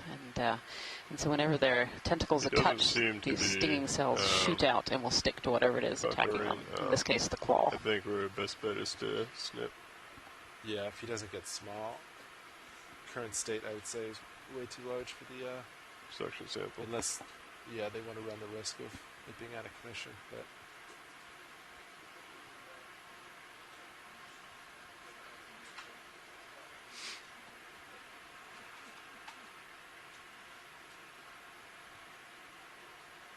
okay, so again, what I'd like to do is when I do grab this, I'll bring it up. I'll try and tuck it in close to the vehicle. Yeah. I'll go ahead and stop, come off the bottom, come up, auto depth XY and heading, bring out the drawer, tuck her into the port. Yeah. Copy that. Yeah, your box is ready.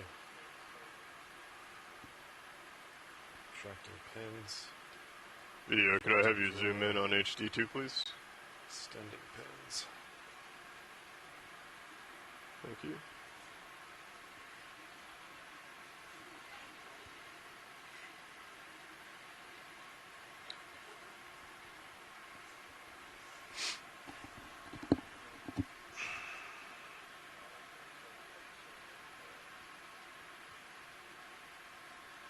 This is going to be pretty hard to... in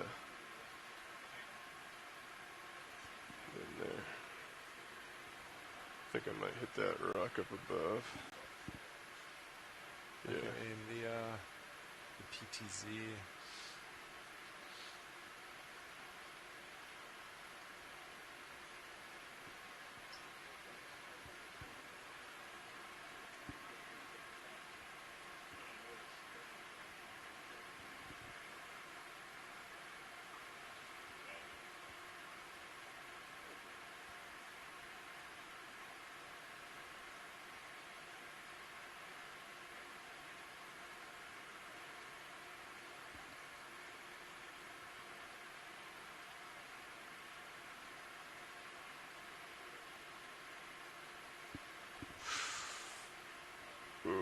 Okay.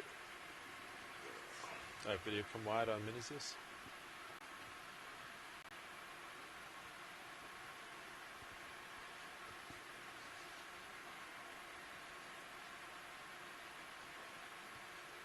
Stop there?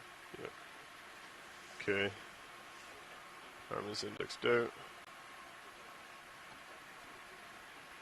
Coming out of joy lock, coming up and back.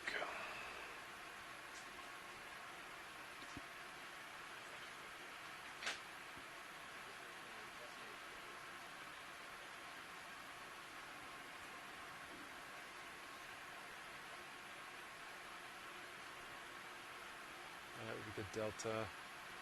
You want to come out with a drawer? Yep.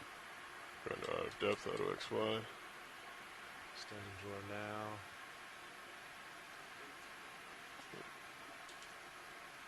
Out of depth, didn't like that.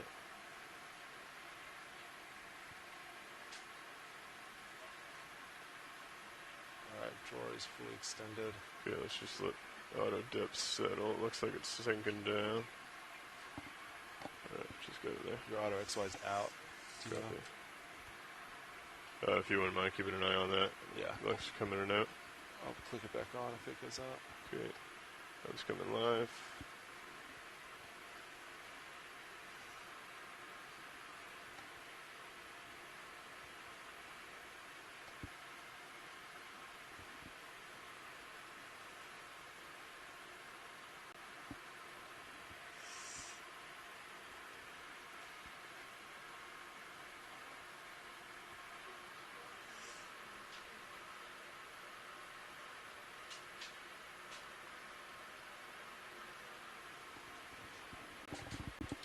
Thank you. Of course it goes. No. I don't have my other camera, do I? Even net now.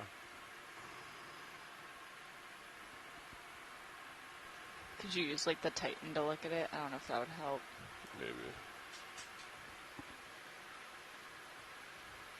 Bring it pretty close. Okay, I'm going to go ahead and open the draw.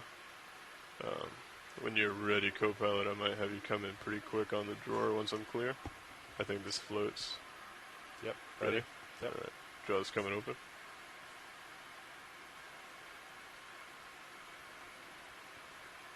That's so slow. Okay. Gonna push up a little bit. Coming out auto depth, pushing up a little bit.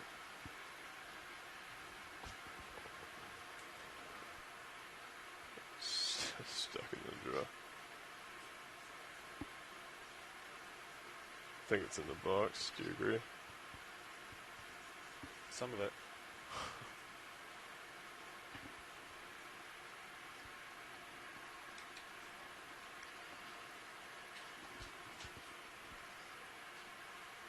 You can hold it up to the suction sampler to get the rest.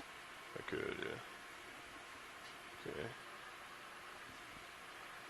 Do you want to bring the drawer in? Tracting. Okay, leave it out just a tiny bit so I can see the suction sampler. Alright, so watch leads. We did get some into the outer port. There is some that's still stuck on the jaws. What we're going to go ahead and do is pull it up to the suction sampler and try and take some of it off. XY's out again. Roger that. Thank you. If that's... What's the fine filter at? Oh, man. C5 up. Fine filter is in 5. C5 up. Inhaling.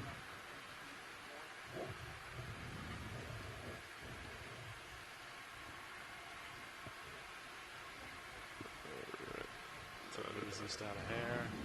Should give you a nice view.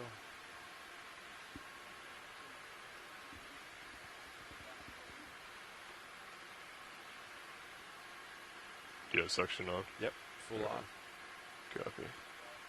I go ahead and slowly open the draw.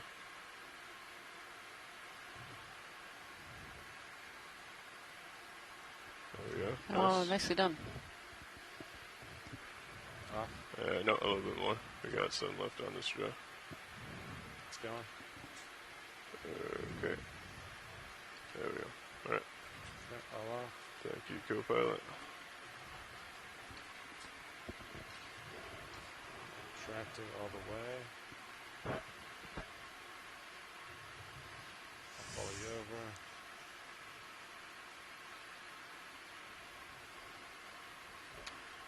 Well, it's not exactly how I thought it would go, but...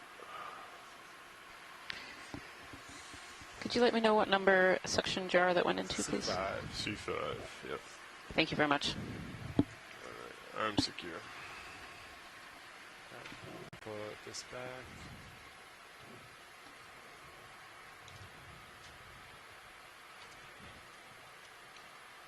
Tracting pins.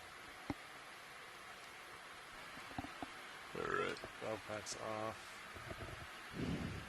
Hydraulics ramp down. HP is off. I'll put my camera back. Alright, looking good. Good. I'm working at 230 degrees, which agrees to be the steepest part of the slope. Highest gradient. A little bit of slack in your tether. Looks good.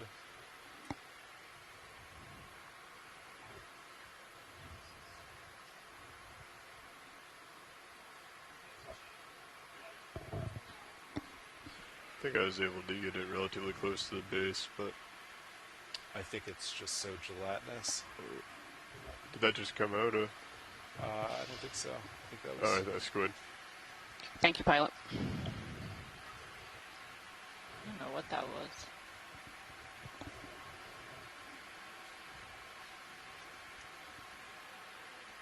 The drawer is fully closed, right? Drawer's fully closed. Pins are retracted. Okay. Huh. It's odd. What? Did you just see that go past? I saw it. I also saw it on our starboard rail cam. Oh, okay. So it came from the starboard? It came out through there. I think it was swimming, though. Okay. Understood. Yeah, Drew's definitely retracted. Alright. So, let's see. Delta 15. I have good camera. Pilot, this is Watch Lead. Go ahead, Watch Lead. If you could have a snap zoom on that coral, that'd be great. Sure. Thank you. Video if you'd like to come in.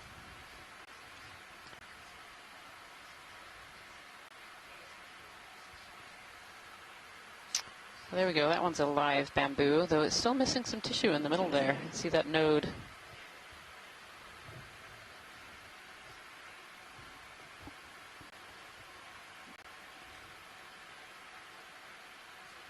Are we seeing similar coral, at least live, colonies than we did on the last dive? Do you think that's the case? Sorry, Jason, I didn't quite hear you on that one. 230, okay. I missed it. Oh. Put that in right now. Oh, yeah. Bridge, ROV, nav. From my...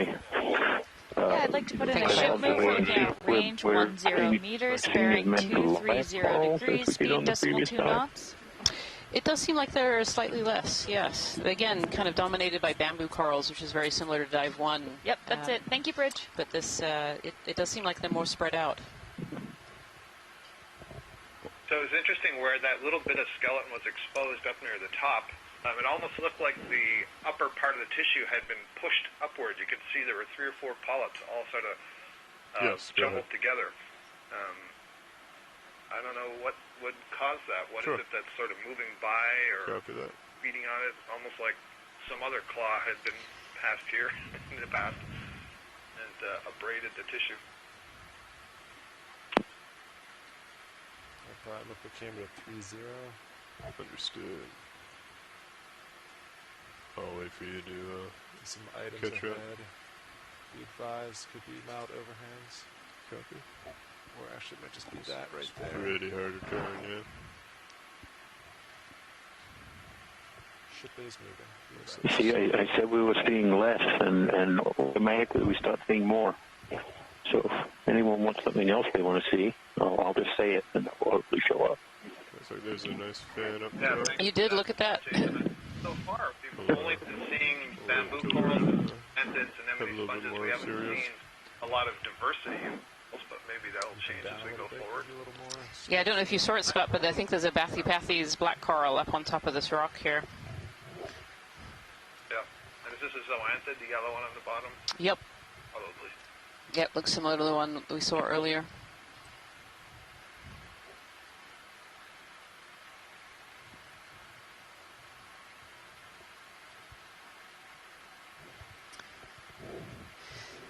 Looks like a flash. Yeah. It's somewhere on the front.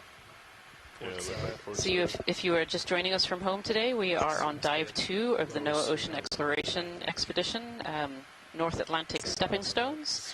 We are currently diving on a place called Congress Seamount, and this is a little bit south of where we're supposed to be. We were pushed south by weather, but we're slowly making our way back to the Corner Rise and New England Seamount area. We started this dive at about 2,870 meters, and right now we're at 2,776 meters. We're making our way up quite a steep section of this seamount.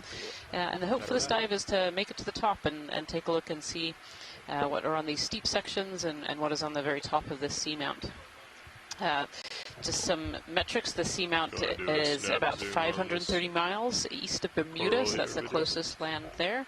And we are actually about 950 miles from my home in Maine, and where our co-lead, Jason Chater, is sitting right now. Could you have a snap zoom, please? So we're currently looking at kind of this blocky habitat, lots of bamboo corals. A lot of them not in great shape. We're seeing a lot of dead tissue. And then up in front of us here we have, this is a black coral called Bathypathes.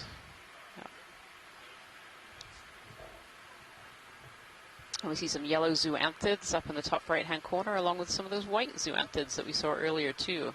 And these zoanthids are covering over coral skeleton that has died, and there's no coral tissue on it, and these zoanthids are taking over. They're a relative of the corals and anemones. They're clonal, so tend to occur in clumps.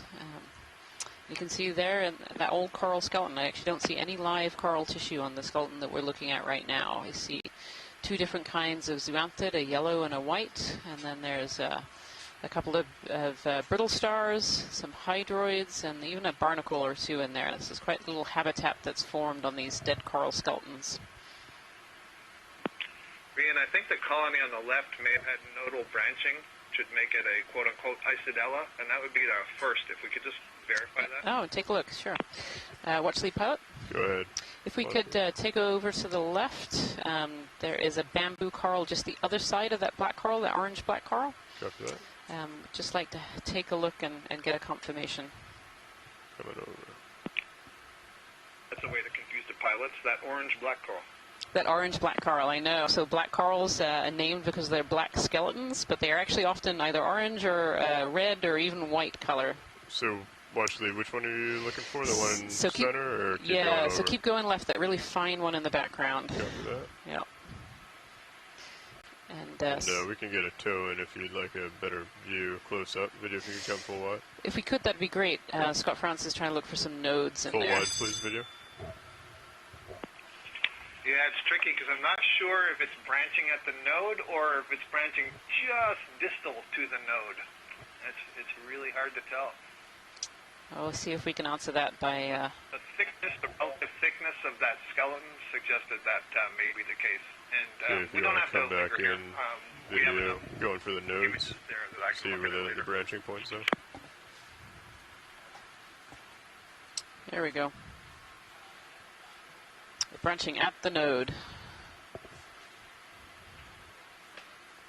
Copy. Is that what you were looking for, watch lead, or?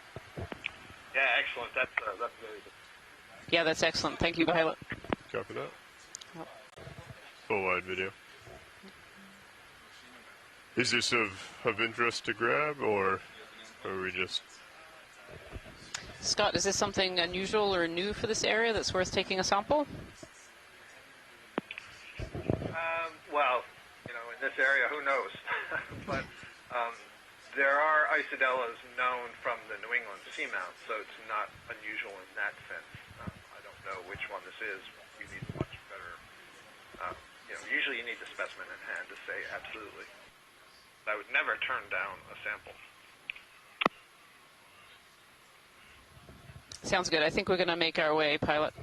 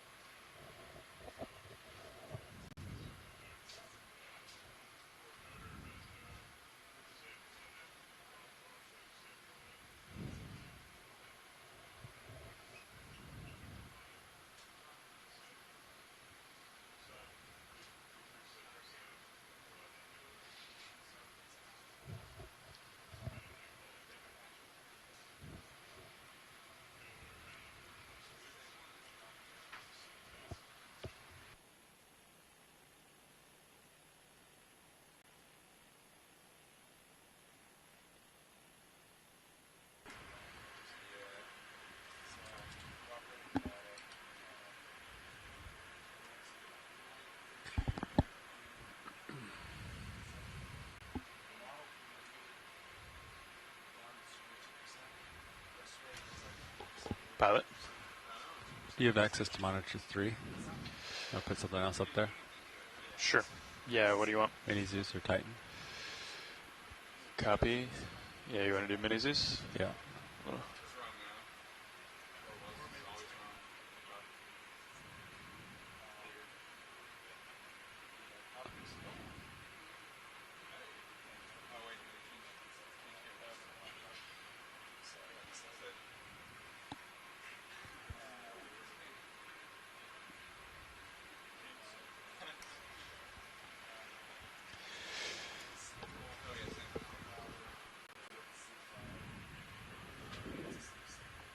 While they're doing a watch change, several people in the chat room have mentioned that what it looks like we're diving in terms of the morphology of the reeds and the geology is that we're diving and moving up a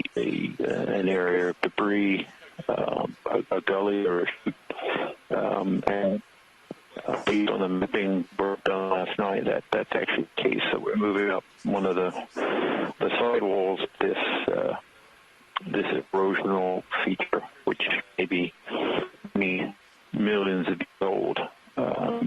Certainly from the stability of it, it looks like it's quite old. Go ahead.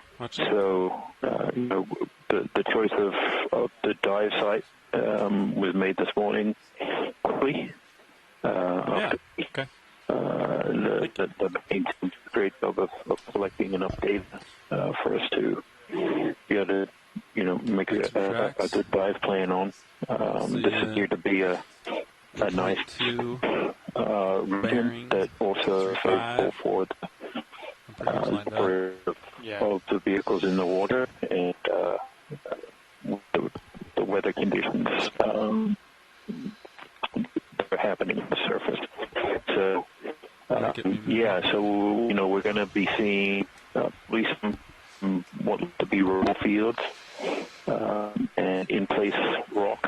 Hopefully, as we go up further, it will be more this place to outcrop of all the seamount edifice. So the actual original structure of the seamount.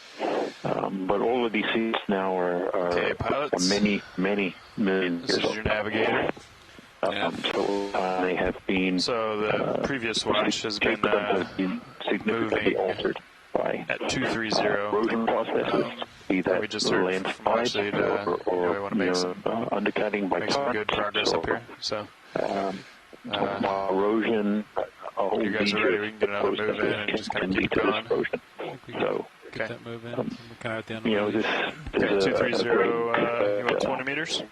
Complexity of or they've been doing 10. Yeah, they said 10 meters just because it's kind of steep. Yeah. Okay. Let's do 15 since you're so far out there. Stable and complex. Rather extensively, which gives rock its own it's by the tether way out at the end. Particular secondary texture. So very chaotic, craggy, rugged. The sidebar indicator looks like it's ramped up, but maybe that's just displays. Yeah, thanks, Jason. This does look like a really rugged terrain. Do you think that this has been transported down, or whether it was kind of formed this way? It's really hard to tell with because of the way that the ferromanganese crust form. They tend to cement pieces together, especially over longer periods of time. So as things look, more massive or more piece-looking, reports you tend to assume that those are more in situ. They haven't moved. Sirius and HIPAC, I'm not sure if we're getting updated pings, so I'm gonna and that when we see if that's the case. More little pieces of the rock, sometimes in sediment that those areas. Material is being transported down slope. It can be deceiving in an image like we're looking now. We see sediment, we see little things poking above the sediment that look like boulders. The small amount of sediment fills in all the gaps and pieces. Affirmative. Copy. Sometimes making it look like the rocks are sitting on top of the sediment, where the sediment may just be filling on the rock. So bringing my camera up just a certain level of downslope movement, but how much? So it looks like we're not getting serious pings now. Often difficult to tell without a context. Do you want to cycle power or try to start and stop? Which the mapping and other geophysical data that's collected. We can do either. Help us work out. It's either give it time or stop start. Yeah. Okay. You want me to cycle the contactor, the relay? No, you can probably leave that on. Yeah. Okay.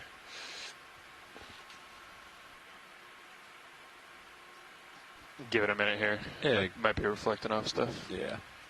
Let it move once into a new location. Sounds good. I feel like we had an issue with that on the last expedition, but I don't remember what they did.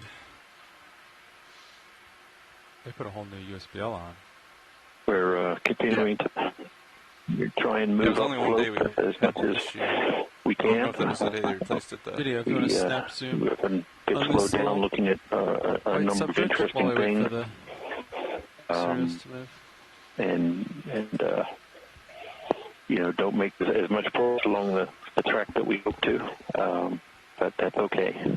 All these observations are new in these unexplored areas, so that's another plunge, I believe.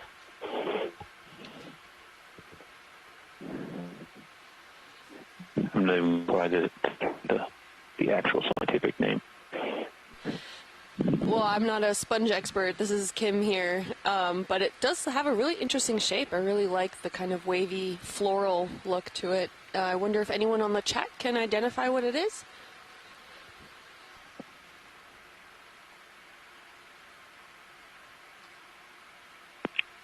Yeah, this looks a little bit like something that we saw earlier, but when we saw it earlier, we were only looking at the wide part, so we didn't see the stalk. So getting a good view of where it attaches to the rock will be useful for that move is done, pilots. You want to keep another one? Keep them coming, or you want to catch up a little bit and then we'll catch up in a minute? Yeah, sounds good. Yeah, do you have any idea how long it's taking to feel the moves at this depth? I think the other day it was a good 4 minutes or so. Yeah, that's what it looks like. All right, pilot, I think we're good. Okay, video, come wide. There's like no layback, so there shouldn't be a big delay there. It's just translating down the wire.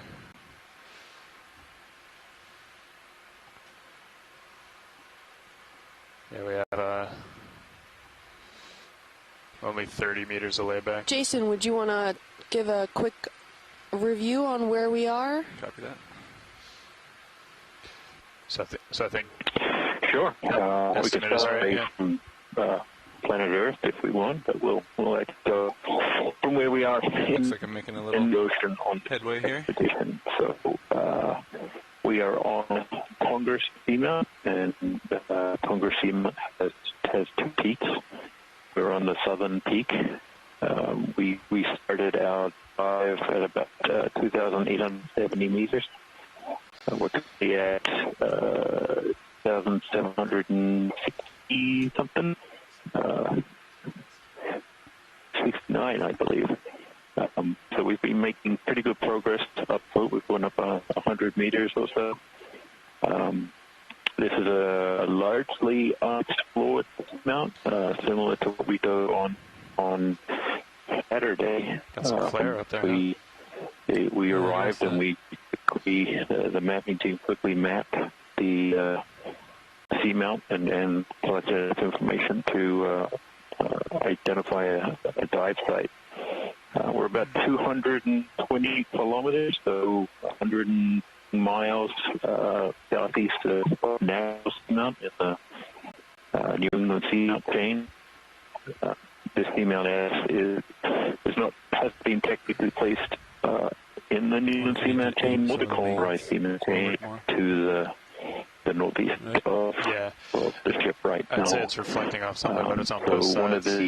One of the goals of the dive, unless it's like mid-Zeus or something, capture a sample or two of the rock that seamount's made out of to try and figure out if it is related to either of those seamount chains, or if not, to perhaps some other process. On the way. There's some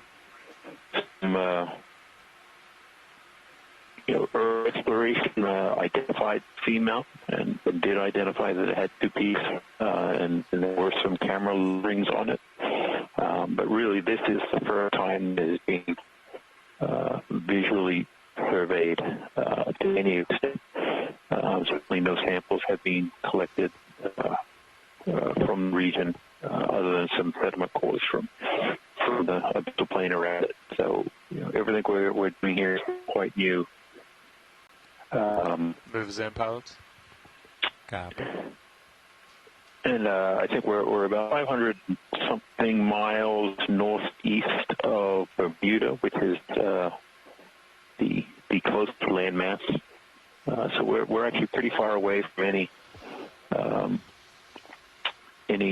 islands or coastlines, and that is somewhat reflected in the sediments that we're seeing, which are mostly composed of the shells or tests of material that has fallen out of the world over thousands of years. Where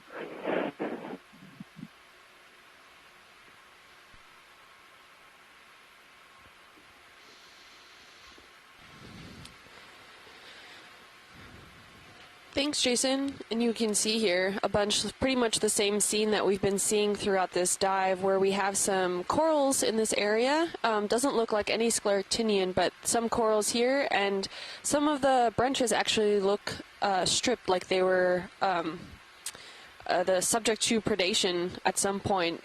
But we haven't seen any predators around of these. So normally these would be any form of sea star. But we haven't actually seen anything. So here you can see potentially some stripped coral branches in this area. We're also seeing a lot of coral rubble with this ferromanganese coating on it. Excuse me, those are the darker branches that are around these coral rubble areas. Coral. And it looks like we also have a nice crinoid on one of these corals. Can we get a snap zoom on the crinoid with the corals, please? Pilot, you want to zoom in on the this one? Might be a ringed sea star right to the lower left as well. So totally different things. I know somebody in the chat was previously interested in the ringed sea star. So maybe I'll zoomed in on this one. Take a look at that.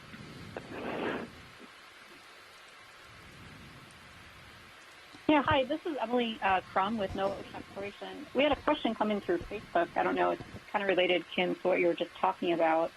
But Faith was wondering, she noted that there does seem to be kind of a lack of sea life, kind of like crabs and fish, that kind of thing. Is that unusual? Is that surprising to you? Or is that kind of something to be expected?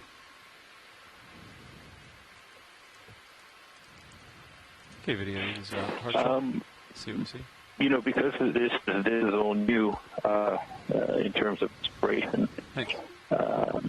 Really, the distribution and abundance of these organisms is something we're learning about. That we have some experts in the chat room who might be able to help us put it in more context about whether the limited amount of organisms we're seeing is normal. There doesn't seem to be a lot.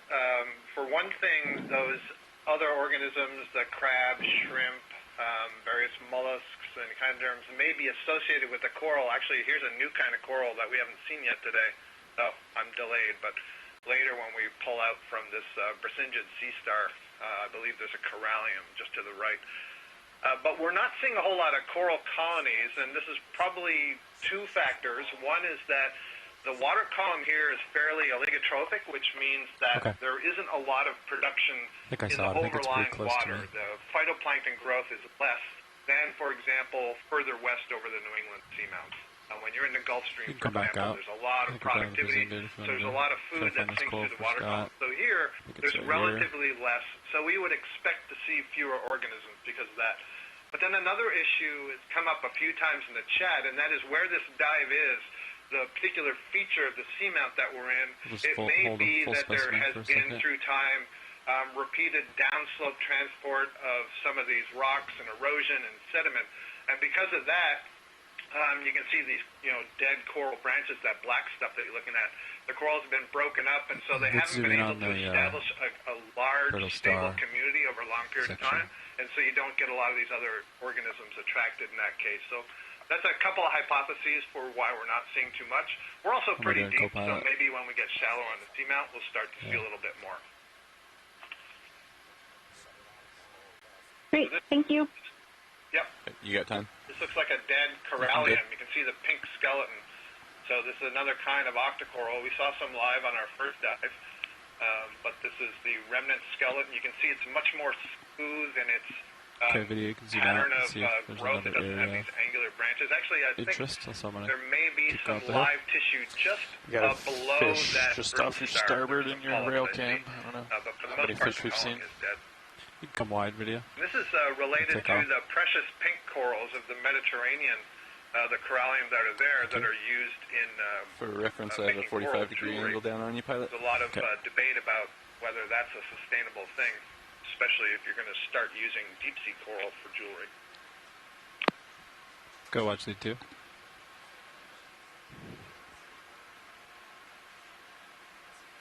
Okay, understood. We'll keep moving. Yep. Great, thanks, Scott. I actually, oh, look, there's a fish coming up. Maybe if Ken Sulak or Peter Oster is still on the line, you want to identify possibly what this is? Take more if you got it. Hold that.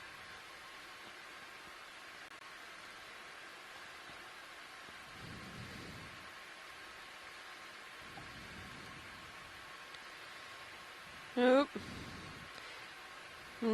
Can't say for sure. I'm not any sort of fish expert, but really interesting. Can we potentially get the lasers on it for? Oh, maybe not. Nope, doesn't want to be filmed anymore. All right. I am starting to come on top of you here, pilot. Okay. And I've centered on 230-ish. So we have someone from the chat room, Apashna, saying possibly a cusk eel. Keep going. Once I get a safe spot, you can call another one in. Sounds good. Oh, Peter just joined the room. Maybe he has an idea of what the possible ID was of that fish.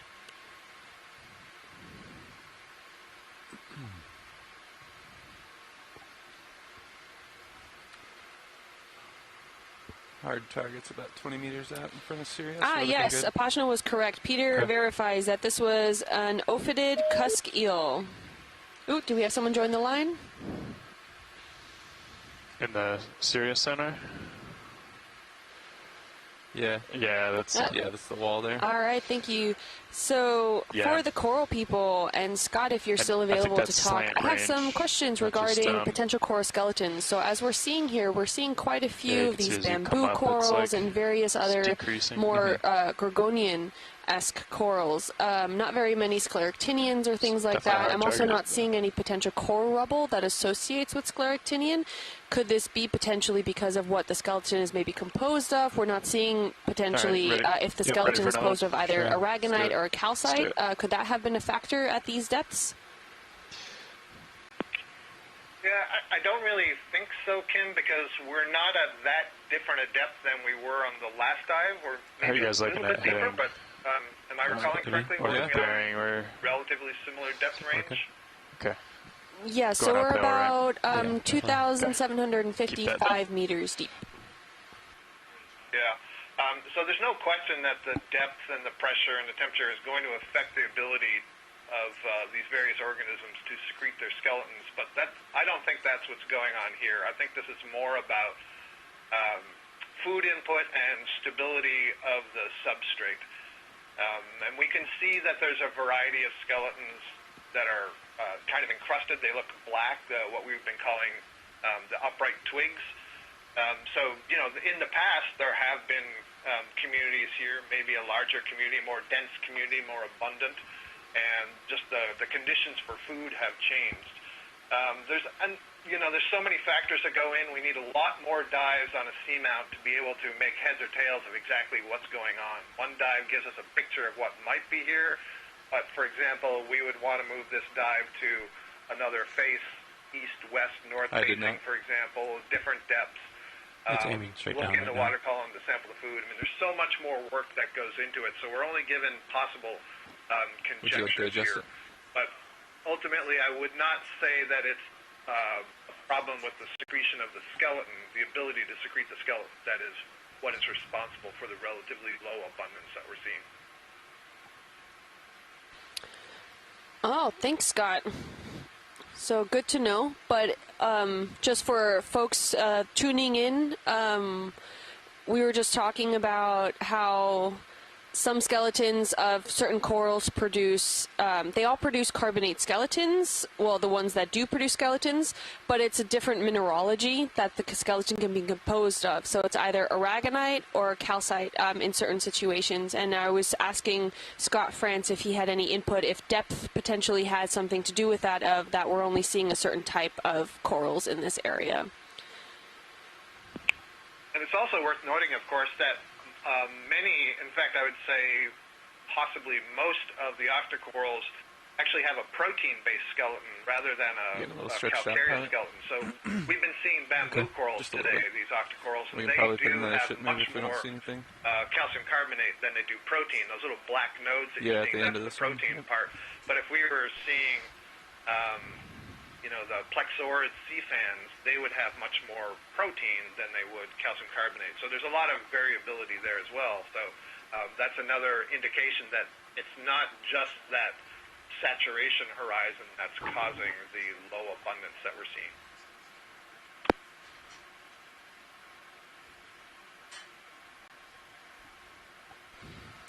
Thank you, Scott. We're coming into some kind of different morphology here at the moment. Jason, do you care to weigh in?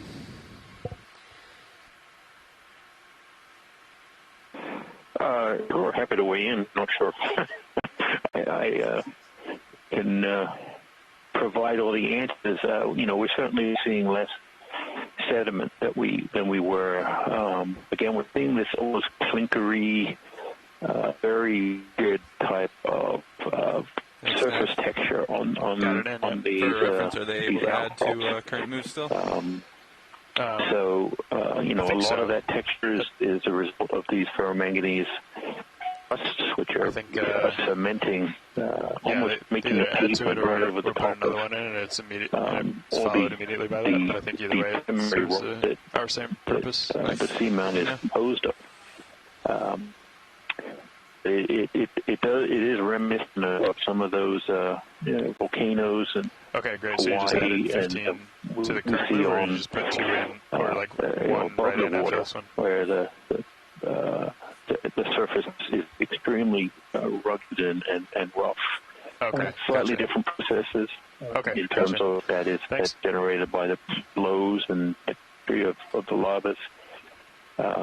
Where here, it's a secondary texture from the precipitated minerals that come out of the seawater. So it's interesting. You know, we've been really looking at how the morphology of the dive is generated by perhaps the nature of the area, whether it's erosional, and we're seeing the results of downslope transport of rocks and other things. And so that certainly might be the case. You know, what we're looking at now, this might be a little debris chute. Material has come down and sediment being able to accumulate. So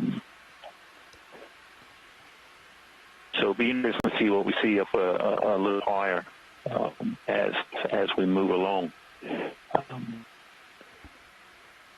But certainly the tessilely attached fauna here is really tries to grip onto the stuff that sticks up the highest, so we can really get up into the water column and get that food material, which may be somewhat limited. But going back to actually one of the questions you mentioned, Kim, in terms of the aragonite and calcite.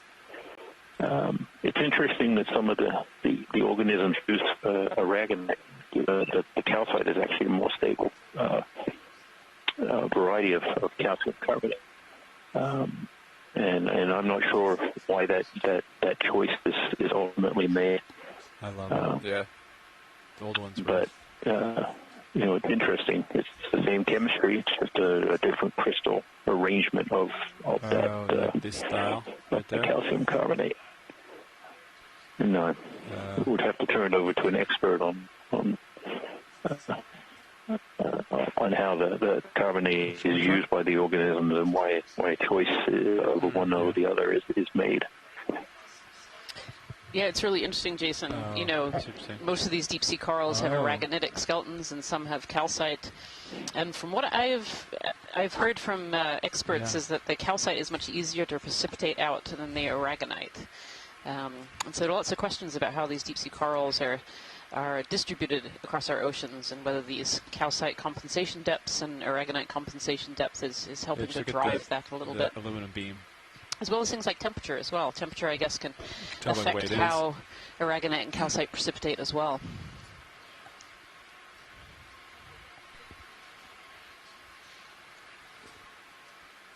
It's gotten pretty far stretched out. I'll swing back to you. Yeah. Co-pilot. Keeping about a 10 meter delta Z. Give you a little leash, but you're kind of at the end of it there. Yeah, I see that. We'll come back, provide some slack on our leash. Copy that. We can probably put another ship move in at the end of this one Great. as well. Thanks, Bridge. Okay, pilot's move is complete, and Bridge just said they checked and they can add distance to a current move if we want to. So good to know. You can probably keep moving. Yeah. Keep stacking them. Okay. They wanted to make tracks. But do the same thing, or is are things starting to look a little to your left there? Co-pilot, are you still on 2-3? I'm oscillating quite a bit, but let me turn back a little bit. Oh yeah, I see that. Yeah, it's been fighting it since I think we're following this ridge really nicely here. Yeah. Okay.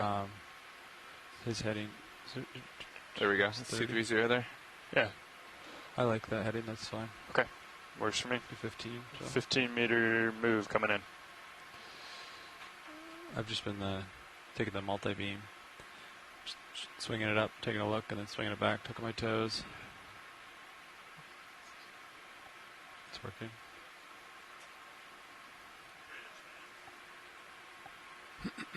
Up with you. Looking good.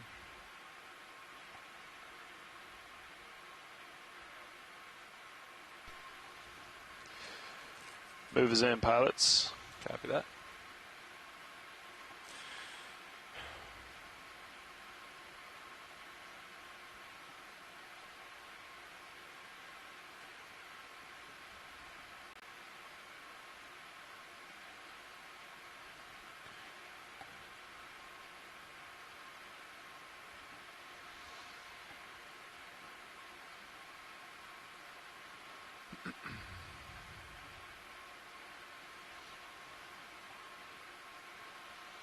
As we continue into the unknown. Yeah.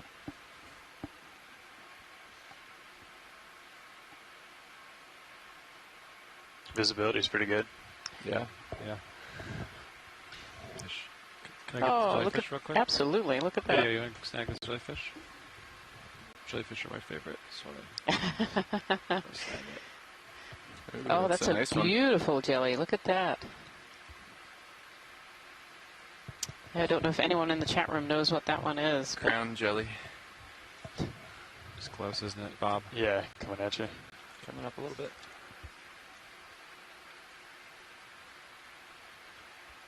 I think it's so close. It's out of my light Oh, bulb. there it goes, out of focus. Well, yeah, we'll get some snap zooms of, you want the dirt or do you want the corals? Do you know, a little bit of both, actually. You see that kind of central area, there's a kind of a pillar sticking up. If we could start on the rock and then work the way up to the coral. We're wondering if a lot of this might actually be coral skeleton debris. Oh, okay. So. Take a look, hold that. Okay, we're at.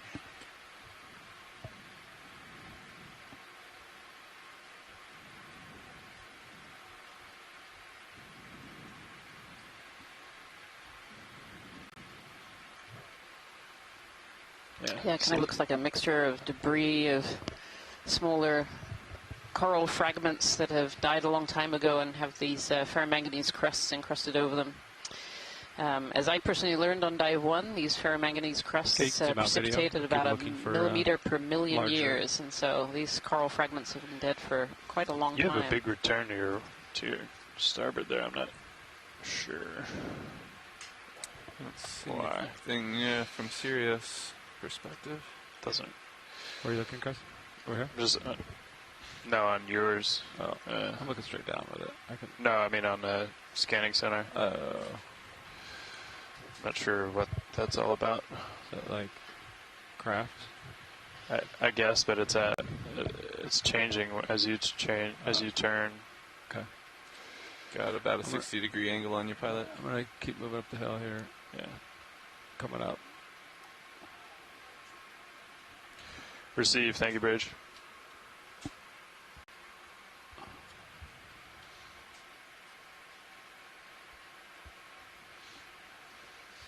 Move's complete, guys. Copy that. Okay. We are getting intermittent Sirius pings. Pilot watch lead? Go ahead. Yeah. A snap zoom on here would be really good on this central area. Okay. You can come in video. Thank you. Particularly on the right-hand side, I see lots of, they're hydroids. There we are. It's like this little forest of hydroids on the side of this rock. You've got time here. Okay. Some little juvenile corals in there too. Go ahead, Scott. No, I was just saying, I'm glad you asked to zoom in on those. It really stood out. Yeah, like these little feathers sticking out from the rock. So these are hydroids, which are anidarians, so they're kind of a relative of the corals and the anemones. Some of them can be colonial, some of them can be living on their own. And these are little colonies sticking up on these stalks. It's really beautiful. Thank you, pilot. Yeah. Okay, video. I think we're clear. We can keep transecting. Coming up. Coming up with you. Go ahead, watch it.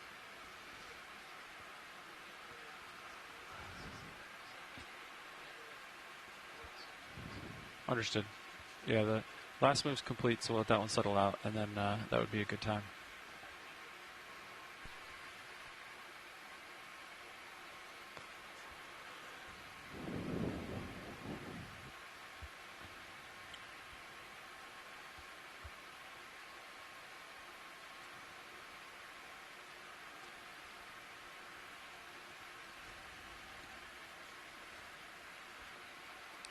I should be settling out here in the next minute or so. Okay. I think I'm already slowing. Okay.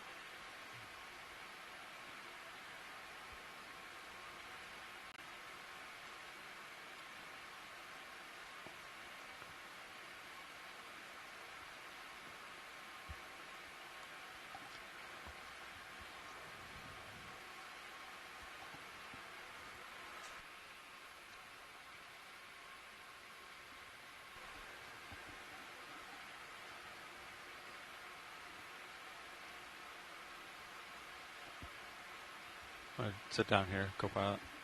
I'll get some hydraulics up. Copy that. How much would you like? Like 80%. 80%, copy. Actually, that one. I thought that one was loose, but now I'm second guessing myself. Spinning up now. Give it a shot. You've got about 1,000 RPMs. So to the geologists on the line, the pilots here are going to set up and look for a rock to sample in this area here where there might be some looser rocks to be able to collect. It'll go into starboard wing. Copy that.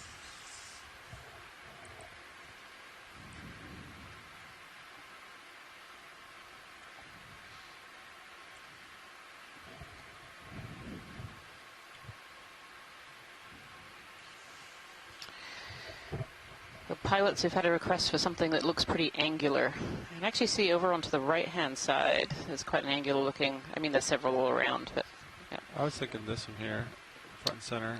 Oh, this big, the big one. Yeah. Yeah.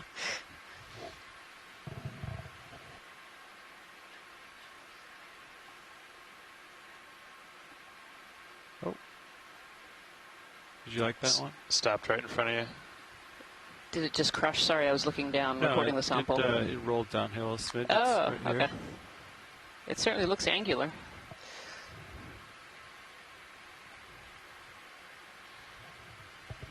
Thank you.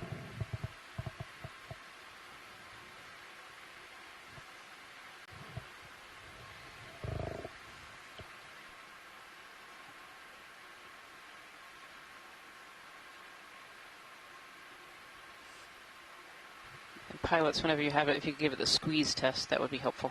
Yeah, I can increase my grip force. I'm at 5 out of 9 here. Good. 7. That's a really good squeeze. Careful not to hurt my... Getting some heave here, but steady otherwise. That's a squeeze. That one seems like a pretty hard rock. Ready for, would you like a wing inboard or? Yeah, you can starboard wing in. Copy that, stand by.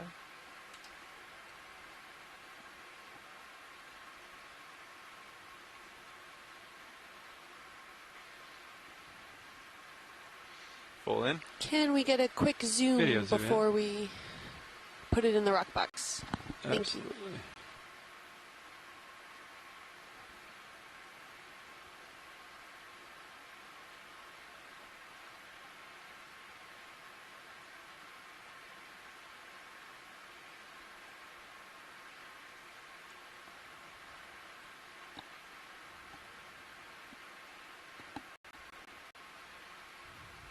Is that good, Watchley? Do you like this rock?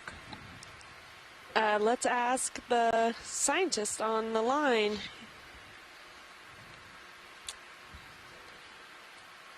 It looks to be good. If you've done that squeeze test and it held out right, yeah. I think that's good for collection then. Full squeeze force on it. So on oh, wow. this setting, so perfect, thank you. Definitely not deforming at the fingertips, so it's a pretty solid rock. I'm going to go ahead and put in the starboard forward rock box. Copy that.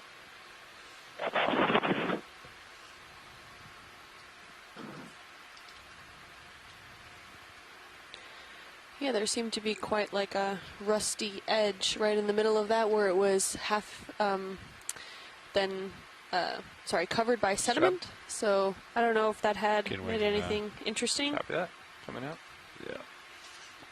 Yeah, you know, hard to tell how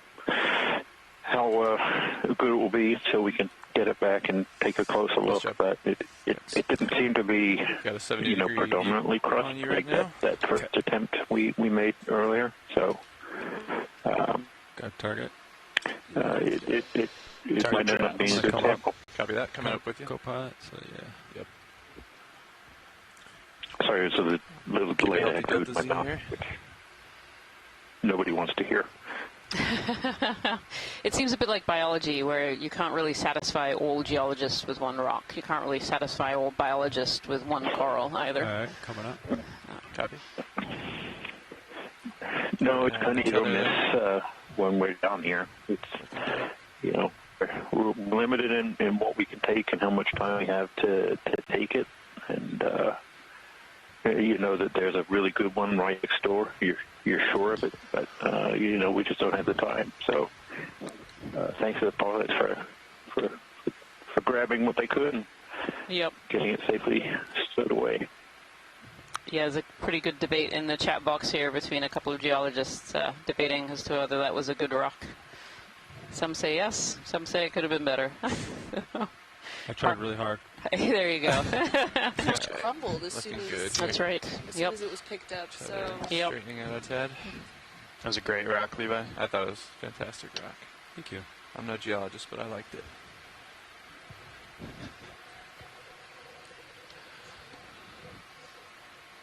You know, it's a rock that we didn't have before, so look at it that way. That's very true, Jason. Glass half full. Yeah.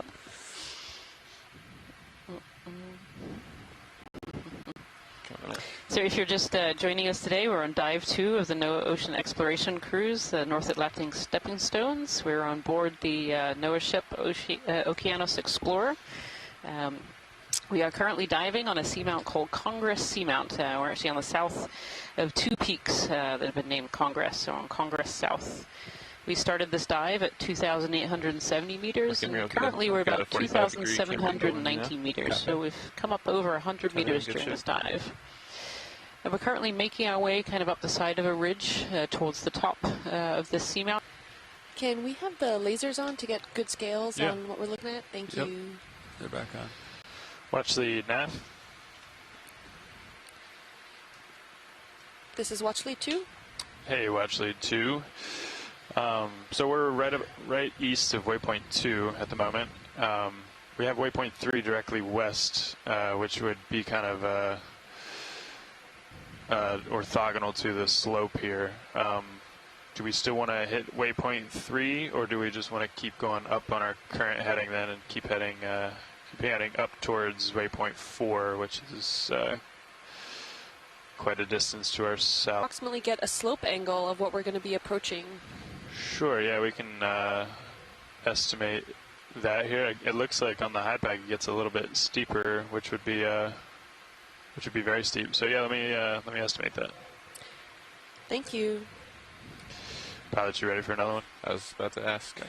Yep. Good to go. Yeah, I'll go snap zoom of this. Okay, I'll get the move in. Video, we can frame up these creatures here, and then while we wait for Sirius to get underway. Couple of dead ones. Yeah, thank you, Pilot. Yeah, this is very similar to what we were seeing earlier in this dive, too. We have these dead corals, branches with other corals growing out of them. There are some old skeletons that have zoanthids, and then there are some bamboo corals over on the right-hand side as well. Yeah, lots of zoanthids this dive, and I don't remember seeing any on dive 1 for this cruise. There's a little ophiuroid brittle star. You can just see its arms sticking out from behind the corals. Oh, Pilot, could you zoom at the very top of that branch in the middle there?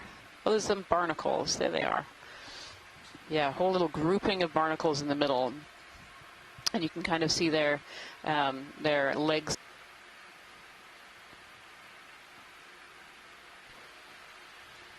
Maybe if you zoom out, I can get closer. Identification? I have some more tether now. If you can get a little closer. Yeah, I'm going to scooch the ROV closer, and then I can zoom back in. Thank you. That would be much appreciated.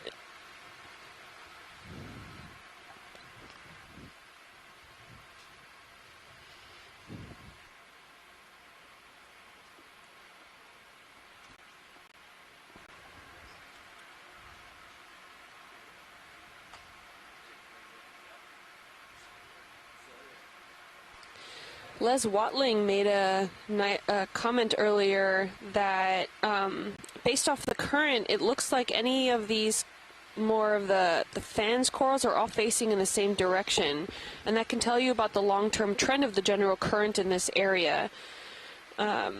If they were, if you could see partially of these corals then like bending over slightly or whatnot, that would give you an idea of potentially the current strength that's within these, because a lot of these corals are flexible in order to go with the current there.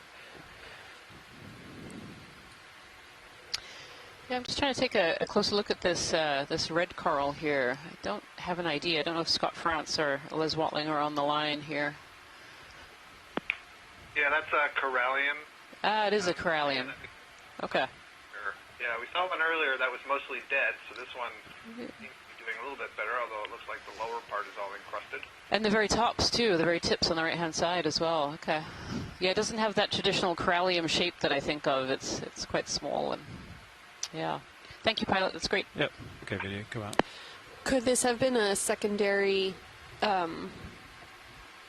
colonization, where the corallium then took over what was already there previously and dead? Full shot of all these. I don't know the answer to that question.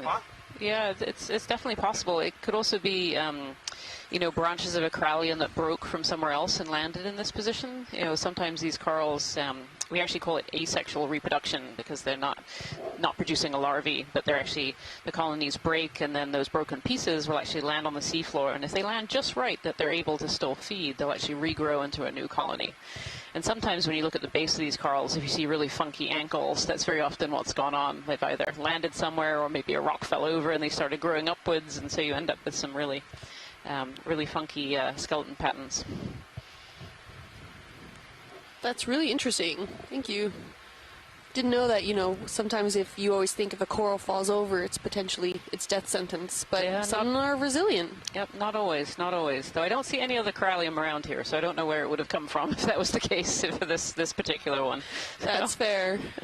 Let's take a peek off to port here.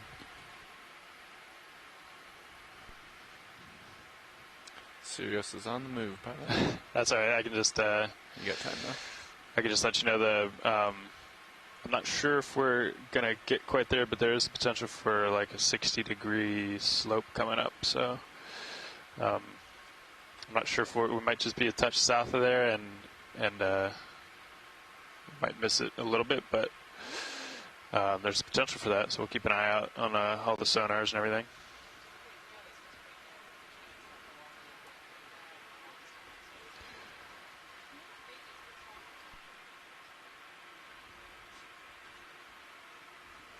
Okay, sounds great, Watchley. We'll keep the moves in unless we hear otherwise. Sure. Making tracks.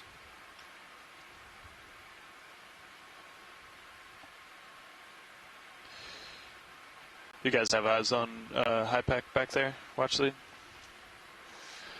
Yes, we do. Thank you. Okay. Yeah.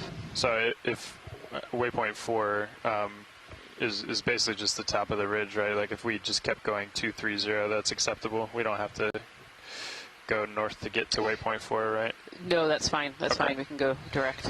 Thank you. Okay, understood. We'll do a straight line and hope to get there. Perfect.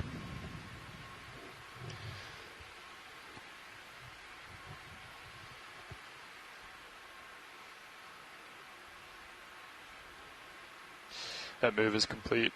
Pilots, you want another one? Yes. Sure, let's do it. You still good with 15? Yeah. Okay. Yeah, there might be some steep zones ahead. Yeah, steep stuff coming, so just keep an eye on centers. I got that moving. Scott, you seem to have made quite an interesting statement in the chat room about the potential Isidella colonies all seem to have more tissue than the larger quote-unquote characterize colonies. Do you care to expand on that? Yeah, I mean, maybe I need to keep a closer eye on it as we continue our transect here, but the Isidella are the ones that have the thinner skeleton, and we did have a close-up look at one earlier. You could see it branching from the node, and they all seem to be mostly covered Video with snaps in on the floating subject. quote-unquote healthy polyps. But a lot of these larger keratoisis colonies, the ones that are branching from the internode, we're seeing the zoanthid overgrowth, very little actual live bamboo coral tissue. And so just this question about, well, maybe those keratoisis were here a very long time ago. They're very old, and many of them are dying. And the Isidella are more recent recruits and are relatively healthy, haven't been predated, are not going through that senescence. But when I say relatively recently recruit, I'm still talking about, a couple of decades, a few decades, so they're probably easily 20 or 30 years old at the very least. Is that iris or flick?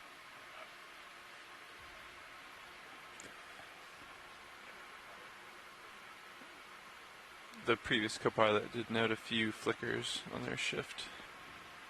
They know where? Yeah, and I actually saw one on the suction a little bit ago. He saw one on the suction, one on D2 port aft light. Okay.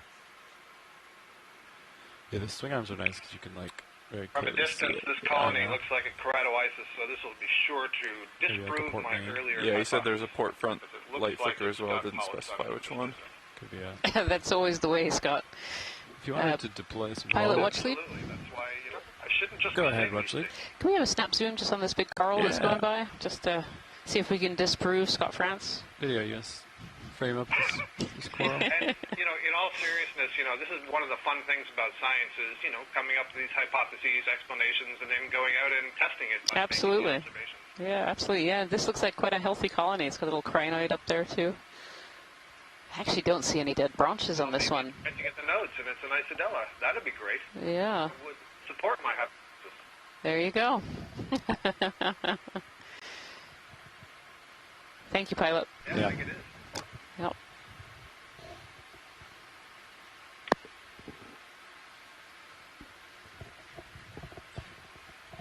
Okay, video, you can come out. You're done. It's like another corallium in the background there as well.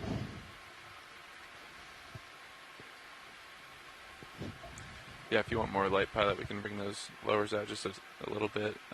We just don't want to lower them too low climbing the slope. Okay. Yeah, you could bring the lowers out a little bit. Copy that.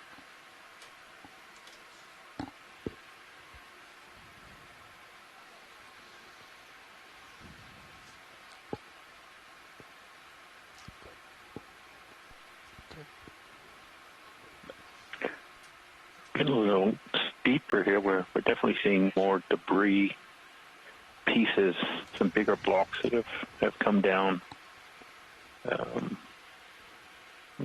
sort of intermixed with this sediment. So we are approaching a steeper section of this. Thank you, Bridge. This erosional chute or gully feature. So hopefully we start to see some more massive outcrops, and then likely, if it's particularly stable, should be more corals and other sessile organisms growing up. But scattered sediment, so we're not seeing great to me. any of the big fields of sediment that we saw earlier or on our previous dive. We've been leaving hydraulics enabled at 400 RPM. Still very rugged terrain. Not a lot of places. Last I checked, Sean, we didn't have to keep them on. Okay. Do we have that issue anymore? We're still relatively sleep here.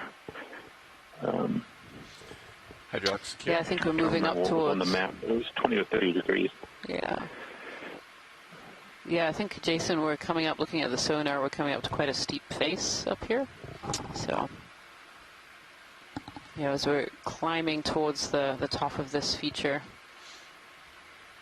it is interesting seeing much less sediment than down below. I feel like there are more of the coral skeletons as well here. Let's get all the skeletons. Just look for the skeletons. Oh yeah, lots of them. A lot of them. Yeah. The bases and then the broken twigs. And Yeah, compared to further down, where there were still some of these broken bases and broken coral twigs, I feel like there's a lot more of them here as we climb up. Thanks, Bob.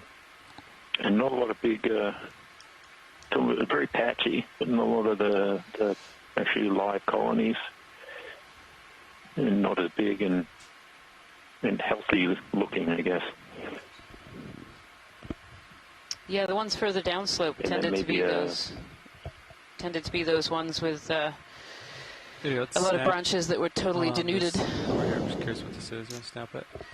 Whereas up here, we're actually seeing some colonies that are indicate the more alive. Hold that.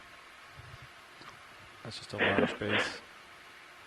Yeah, so it may be pointing to the stability of the region a little bit, although still hard to tell. Just what the time scales of instability are, given our location and the age of this seamount. The jellyfish.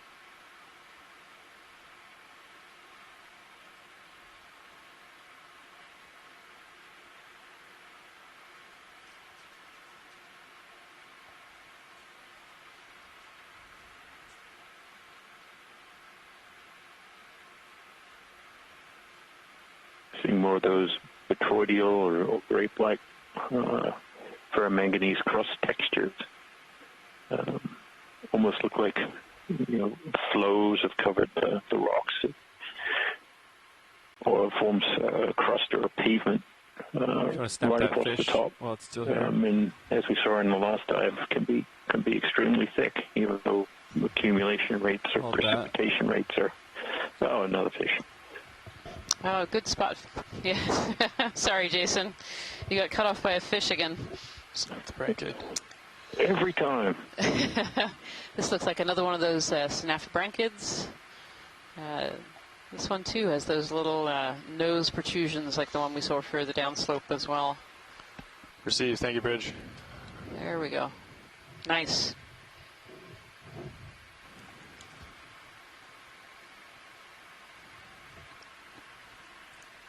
So we've seen more fish in this dive than in dive 1, but they've all been of the same, at least in the same group, as opposed to yesterday where we saw 3 completely separate genuses and species.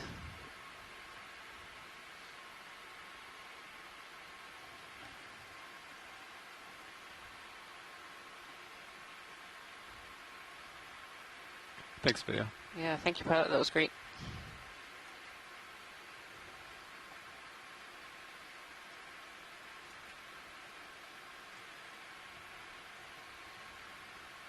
Did I hear that last ship move complete, Nav? I feel like the density of corals is getting a little bit higher as we're climbing here. If pilot's ready. More of these bamboo corals. I think you're ready. Let's do it. I think he's ready too. In this little area, at least, maybe this discrete little area.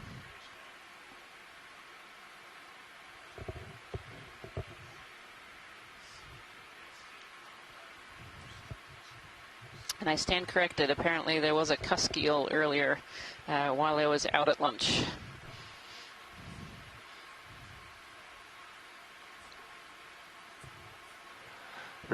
Good copy. Thank you.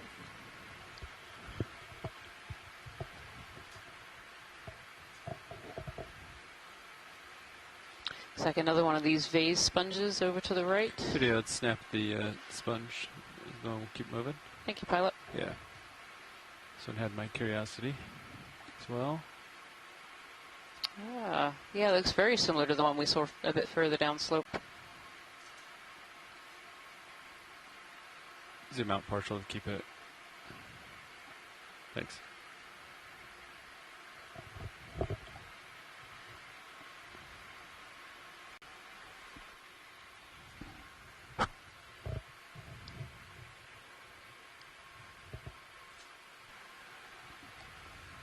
And this sponge certainly looks like it has some of those forearms on it, Scott, if you're still there. There's lots of different organisms all on the outer spicule layer of the sponge. Video, if the lights are too hot, I can... where else would I go? I can dim it down a little bit. You can stick with us for the whole dive, right? Yeah, I agree. These look like the little arborescent foraminifera. Yeah. They also call them dendro, something like that. Okay. Okay. Yeah, we can double check, make So sure I was they're all the wondering way about outboard. your earlier comment there that it looked like maybe we were getting a higher density of corals, Yep. and I agree with you. We don't have feedback and, on them, but you know, I'm trying to look at the track, sometimes they tracking drift map. on board a little bit. It's a little Yeah, let hard me to double check say, that for but you. I get the Come out impression video, that keep we're that sort of though. out of that Thanks. chute-like feature and a little bit more up Are on both fully the outboard. exposed Okay. region. I wonder Yeah, if they're fully that's outboard. changing the current flow this one across fully that outboard as feature. well. I think I'd have to have a better map to be able to see that, but that's one one hypothesis. We're kind of, Bram noted earlier, you know, maybe we're in a current shadow, so moving out of one local current shadow, not the major one that he was talking about. What if I did my mains a the little bit? dominant currents Would you like me moving to from do the that for you, north, pilot? Good and knock we're on the around. east Yeah. side. You want me to try But Bob, or you want to leave it one alone? thing to pay attention to that may be affecting the fauna that we're seeing. I wonder about that too, and with these corals and sponges and other deep sea animals too, it doesn't take much of a current or a temperature change or a shift in the geology to make a difference in what animals that you'll find in these different places. And so maybe we are just on this ridge and hopefully leading us to the top. I'm hoping we'll manage to get to the top of this feature by the end of this dive. Actually, what is that? I'll let it go. We'll keep going.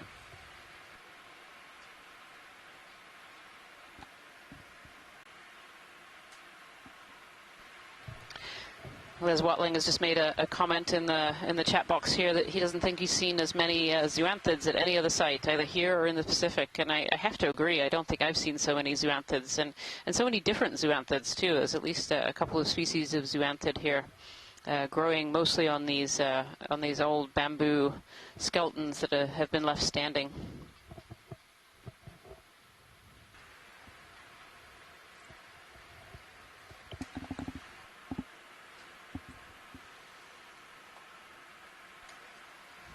Complete. Thank you, Bridge.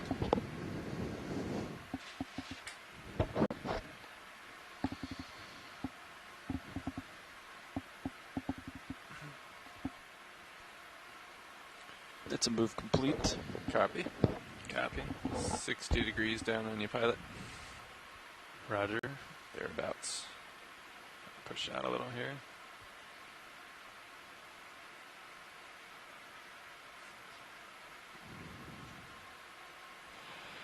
Make some tracks. That would be great, pilot. Sure. You did dim the mains a little? Yeah, I took 5% off them. They're at 95%, I think. Yeah, 95. So that next move, I guess we might want to come port just a little. What do you think? Yeah, you can bring blue view up, multi-beam up, and we can see, reassess the strike.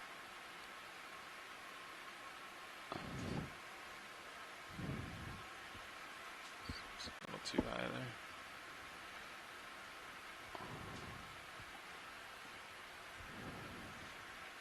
And maybe just a little. I mean, 220. Got a long whip off there to the right. The last move was at 230, so you're thinking 220, is that what you said? Yeah, something like that. Okay. Works. Good with that. Yeah. You may call one in, 15. Sure. It's been working well. All right. Watch lead, I heard Jason say something about this whip. You want to take a look? Bridge is RV nav. Sure, we can take a snap zoom on it as we go by. Sure. Yeah, I'd like to move 15 meters, bearing 220 degrees. Speed decimal 2, please. Walk up the stalk here.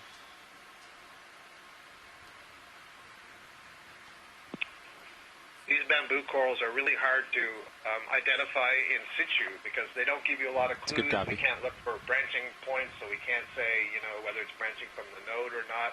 And so the characteristics are in the density of the polyps, the size and shape of the polyps, and then microscopic details like what kind of sclerites are embedded in the polyps, whether they protrude between the tentacles, and how they're distributed between polyps on the tissue.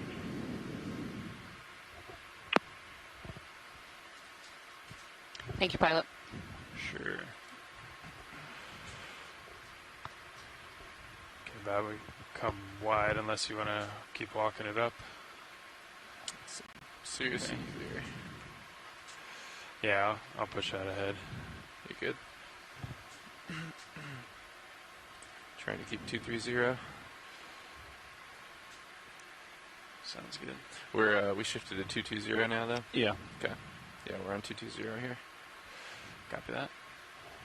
Seem to have entered a more sedimented zone here, Jason. It looks like maybe we've entered a kind of... Yeah, the slope angle seemed to reduce a little, so it might have been an opportunity for this sediment to settle out and accumulate. Has trouble settling on the set point sometimes. Yeah. Yeah, one of the big reasons that we don't often see quite as many species or as many big colonies of corals and sponges in these areas is that sediment can actually suffocate a lot of these animals. They clog the polyps and they clog the pores. And so those filter-feeding animals tend to live elsewhere. So they tend to live on rocky outcrops where they can kind of get up and out of the sediment a little bit. And so, looking at this picture here, we just don't see as many corals as we were just seeing on kind of the rocky outcrop we were just on. Do we have the true current? Yeah, and it has, more of a debris sort it's of on the ADCP kind of look to it with all these small little boulders scattered around. I think it's called a bridge plot. With some big ones in between. Yeah, I would agree. It seems to have come down from somewhere. Yeah, points very sensitive to the stability of the substrate that they live on.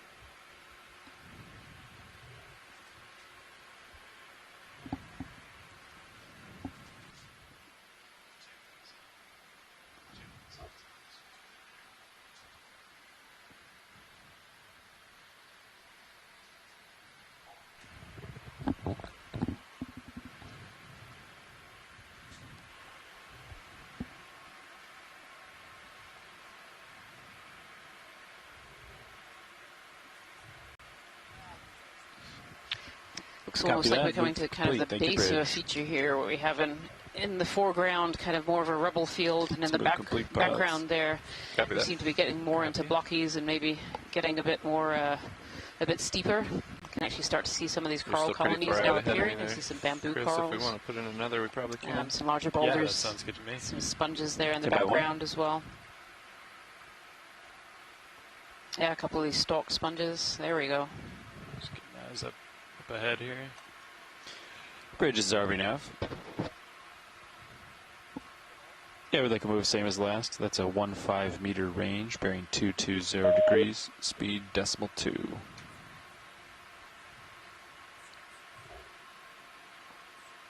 Good copy, Bridge. Thank you. Pilot watch lead. Go ahead, watch lead. Can we have a zoom in on the sponge on the left-hand side there? Sponge on the left. Just went out. There it is. Sure. Yep. Yeah. You're looking good. You got time. Okay. Looks like it might be something a little different from what we've seen down below. Sounds good. Yeah, we'll go take a peek. Yeah, just a little snap zoom. Okay, you can start to come in here, video. I'll try to center you up. Yeah. Yeah, so this is a slightly different different species of glass sponge than we've been seeing earlier on. We saw those ones with the big kind of vase bulb on top. But this one has lots of multi-lobes on it. Again, these sponges are made out of silica. That's why they're called glass sponges. But they have all these pores, and these pores bring in water, and with that water comes their food that they absorb through specialized cells, and then the exhalant water comes out that larger hole at the top. We've had a tentative ID of a Faraday, which is a relatively common type of deep-sea sponge, but with a lot of different species in it. Very often you'll see little associates with these kinds of sponges, little amphipods or shrimp living amongst all the holes, which provide perfect habitat for them to be able to escape from predators. And we are don't see any on this particular video. But yeah, that's great video. That's great pilot. Thank you. Sure. Just check out the stalk here real quick, and then we yeah, gotta go. Yeah, that's how it's attached to the rock there. See, it's kind of created this really large base. Making it nice and firm on this rock.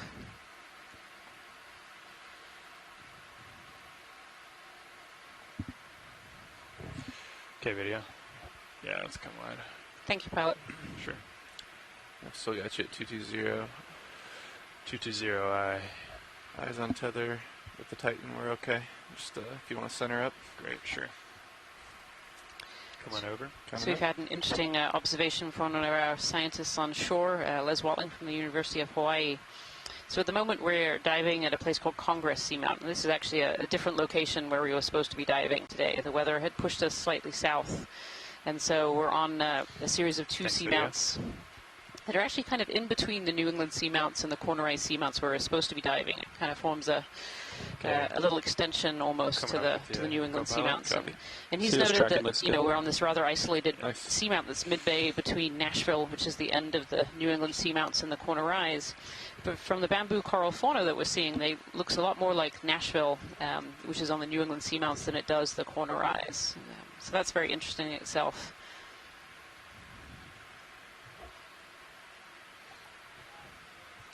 Yeah, and as we're coming up the slope, we're definitely seeing more of these larger boulders that have a bit more in the way of corals and sponges on them. You change the bias after that, Maybe Rob? we're going to get a little steeper as we still approach the top here of this seamount. Oh, little baby rock.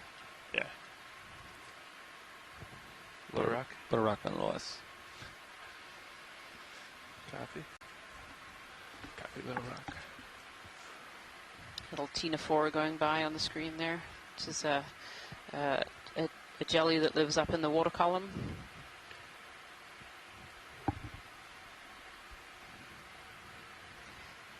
And kind of back into this blocky substrate with lots of sediment that's accumulated around, suggesting this is an area without too much in the way of flow over the benthos. Of course, all these corals and sponges are really relying on things that are falling down in the water column.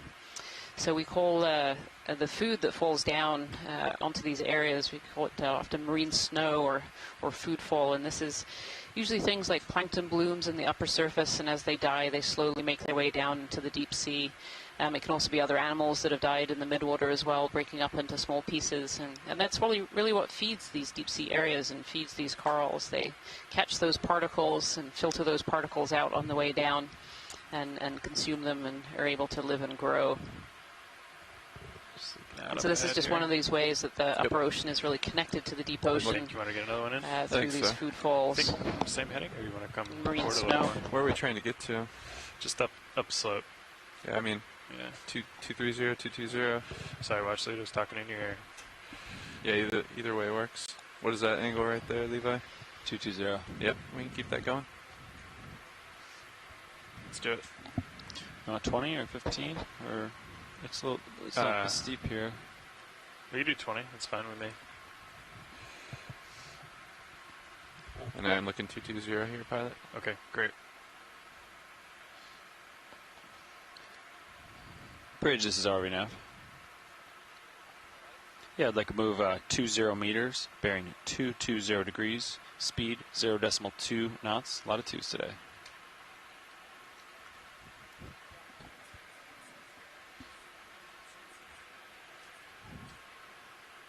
It's a good copy, Bridge. Thank you.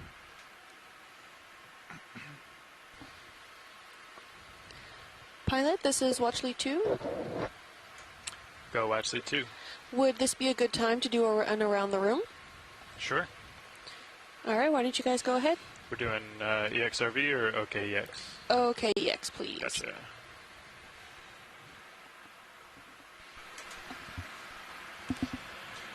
Hey everyone, we'll do some front row introductions here when we have a moment while we're waiting for the ship to get moving and Sirius to get moving. Sitting pilot currently is Chris Ritter to my left. Sitting navigator Levi Unima. To the right, co-pilot John Mefford. Tucked over in the corner on video, Bob Knott. And clipping is Art Howard, and we're all engineers and video engineers for the Global Foundation for Ocean Exploration. Can't hide back there, Art. That's great. Thank you so much. These are all our brilliant colleagues here on the ship, and GFOE is one of our great partners that help us operate and be able to explore the deep ocean along with us with NOAA Ocean Exploration. And without them, it wouldn't be the same. So kudos to them. Thank you for all your hard work. We're able to do all of this because of you, and it's been fantastic so far. So thank you. And of course, we wouldn't be amiss in also thanking the excellent mapping team that works very, very hard overnight to allow us to have maps to be able to dive on.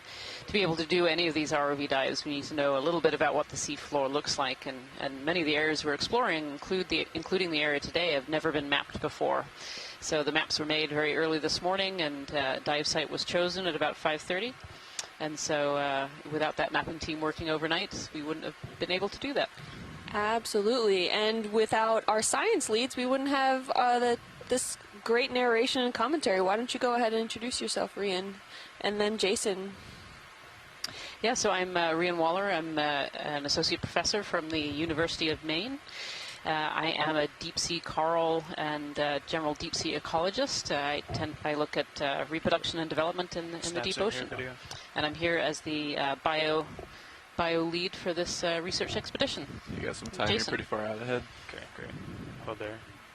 Come a little more wide. Hi, I'm Jason Chater. I'm a research geologist at the U.S. Geological Survey in Wutol. Okay, we can come over. I'm a marine geologist who focuses on marine geohazards as well as sedimentary processes in the shallow and deep seas, and then do work spread across a whole bunch of different environments, including seamounts and different ocean basins. I think almost all of them at this point. But so I'm the co-geology lead.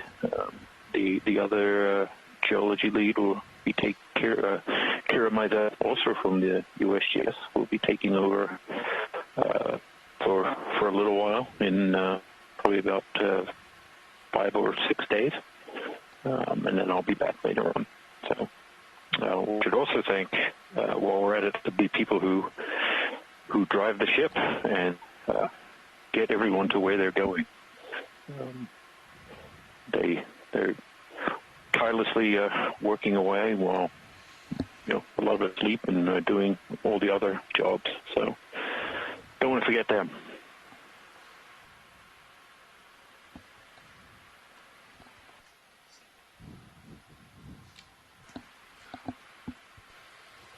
Great, thank you, everyone.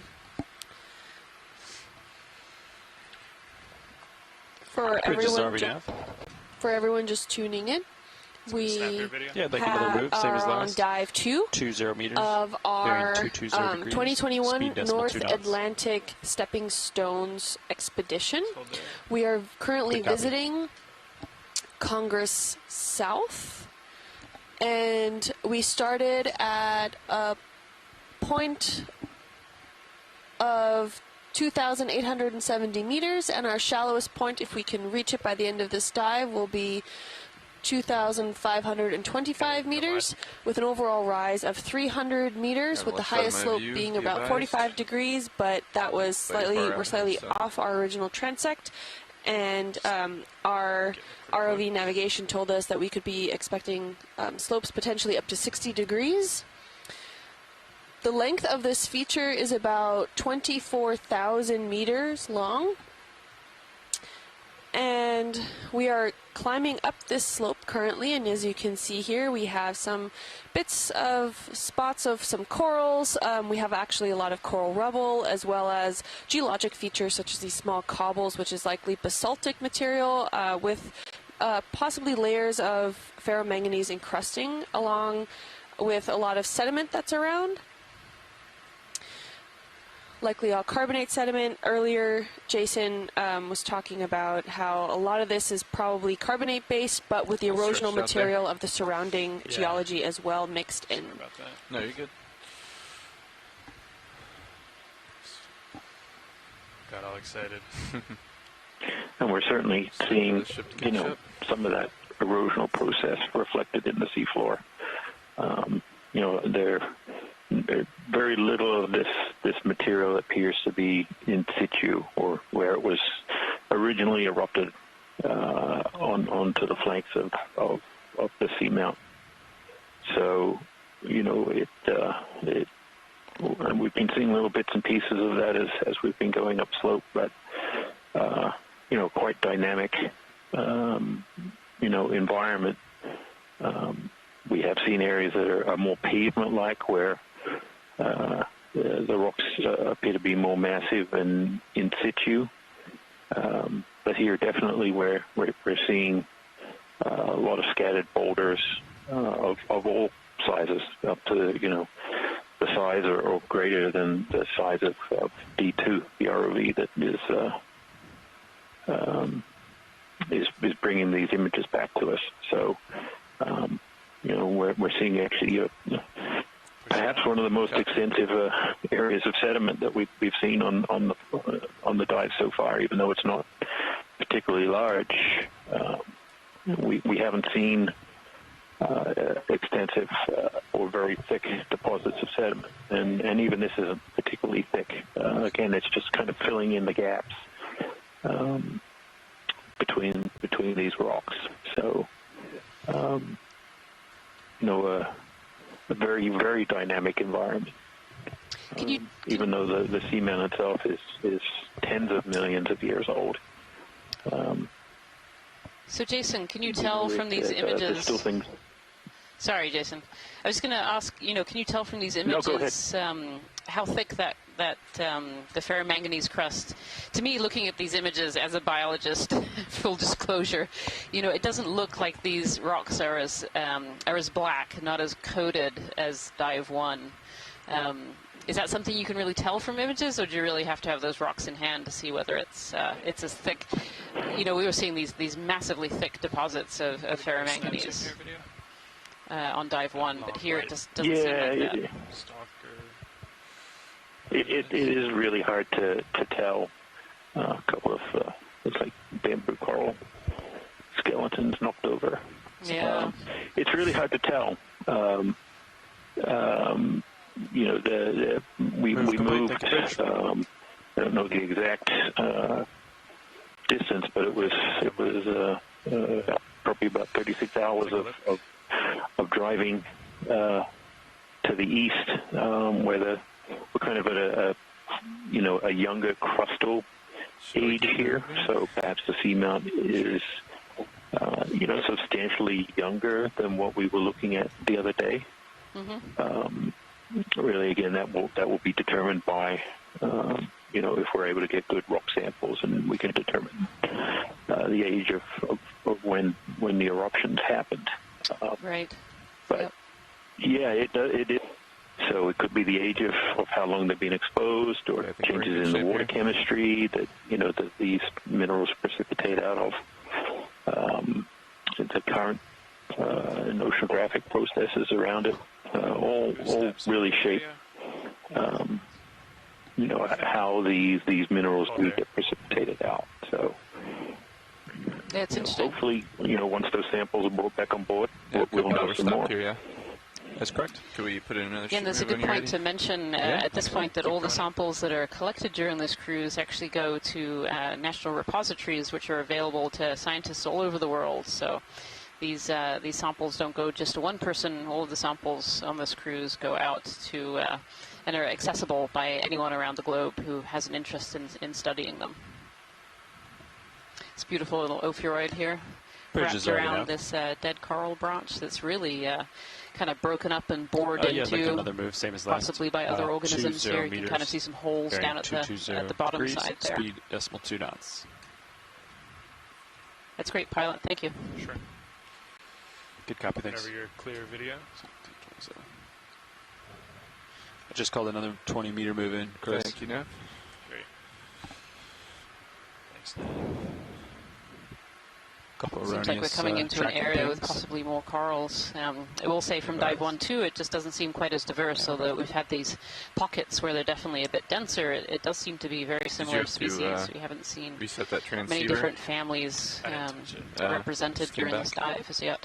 Sometimes sometimes the rocks do weird things to it. The signal gets lost on the way down.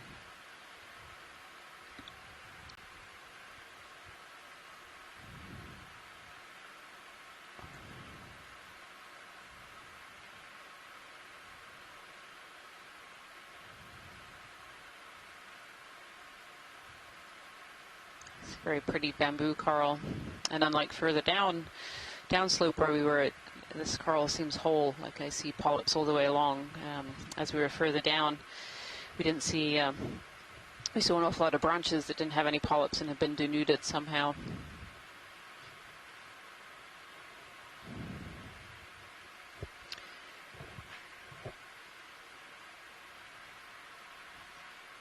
Watch lead to nav.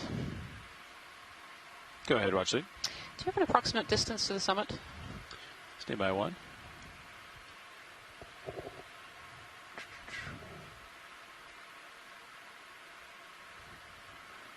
ROV tracking is a little off at the moment, but I'm estimating 260 meters about. Thank you.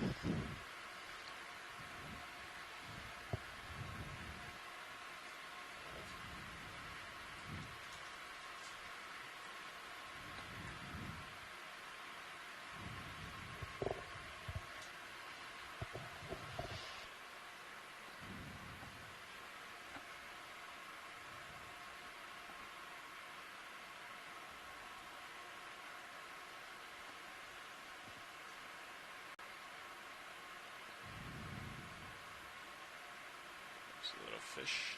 Oh yeah, looks like potentially another snap zoom here video. Yeah. I daren't say it because usually I name the fish and then I find I'm wrong. That's part of the science experiment. Yeah. I'm going to go out on a limb here and maybe say cusk eel. Oh. That's why I just say fish. You can't be wrong. I know, yeah. Oh, there's another xenophyophore at the bottom there. If we can get the pilots off of the fish, maybe we can look at the xenophyophora. Fish are more exciting. They're moving. It's true. Xenophyophores do not move. There it is. Look at that. So if you didn't see these earlier, we saw one of these, and these are actually single-celled organisms, but they produce these, I don't know, this is probably about 5 centimeters or so in width. These lasers that were on the image just then are about 10 centimeters apart, and they help us to see the sizes of things on the seafloor. And yeah, so this xenophyophore is a single-celled organism, but they form these large structures or tests that are really quite fascinating. Thank you, pilot. That's good. Sure. I don't know if that fish has turned around to a better direction or whether it's I think it was going up. Yeah. Uphill. So, Rian, are these in any way related to stromatolites, which are also single-cell organisms? They live in shallower water, but they build the structure the same way. They use the materials in the environment to basically build themselves up. That's a really great question, Jason. Actually, one I really don't know much about. I really don't know much about xenophyophores. They're very simplistic organisms. But they tend to, they don't, I think of stromatolites like they build kind of on top of one another into these great pillars. But these xenophyophores are always kind of this round shape on the seafloor, and they can be quite large or quite small, but yeah. Okay. Oh, and Cindy Van Dover here has mentioned in the chat box that she believes xenophyophores can creep very slowly. So I would love to know if that's true, if anyone any of our scientists at home have any information on that. So, and Scott France here says xenophyophores are procysts, which are related to foraminifera, whereas stromatolites are, of course, those cyanobacteria instead, and so different organisms. But again, using the environment to create these structures.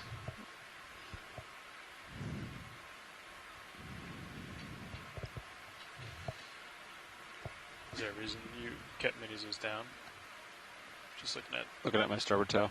But starboard tail. Yeah, gotcha. And port tail, just to for that view, just because I didn't have my minute.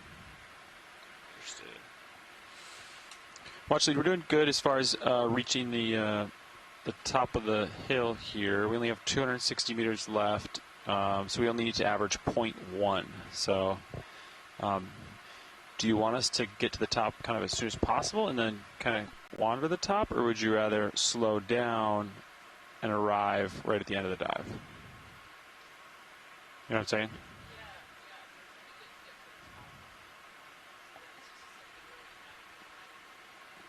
Oh, there's a red. Okay. Yeah, I think we'll definitely get to the top. Come on in. Okay, sounds good. Come on in, video. Yeah, is this a little red fish in the middle here? Oh, a little shrimp. There you go. It's just swimming on its side. It's swimming sideways.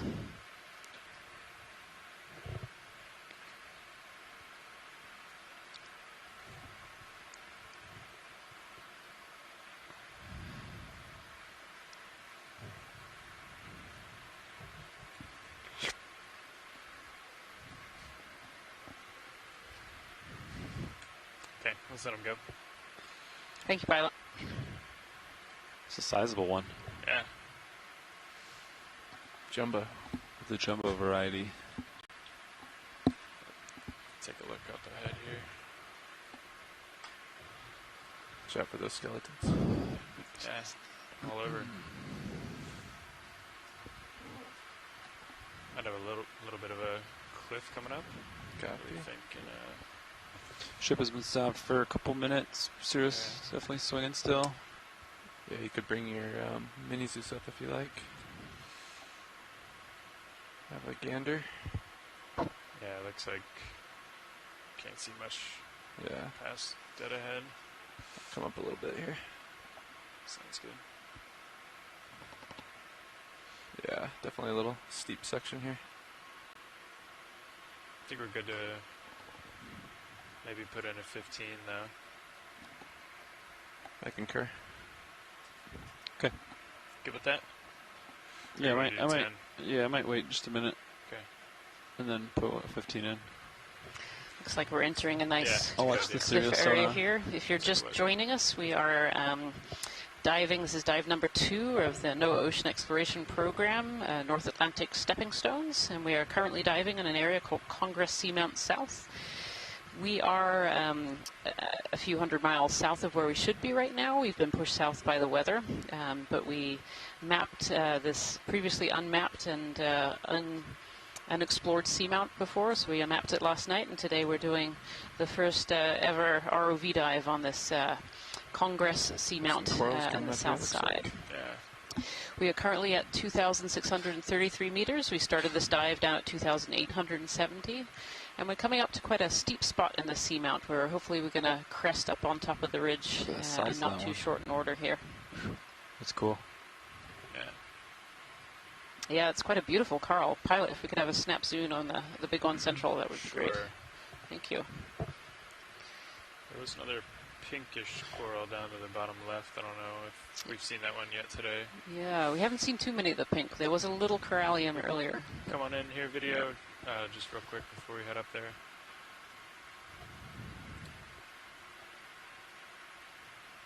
Yeah, that one's another corallium, but good spot, good find. So, I'm going to call another 15 in. Yeah. Okay. Looks like it kind of leveling off. And so. Okay. Bridge, this is RV Watch this good here. We can come wide video. Yeah, I'd like to move 15 meters, bearing 220 degrees, speed decimal 2 knots.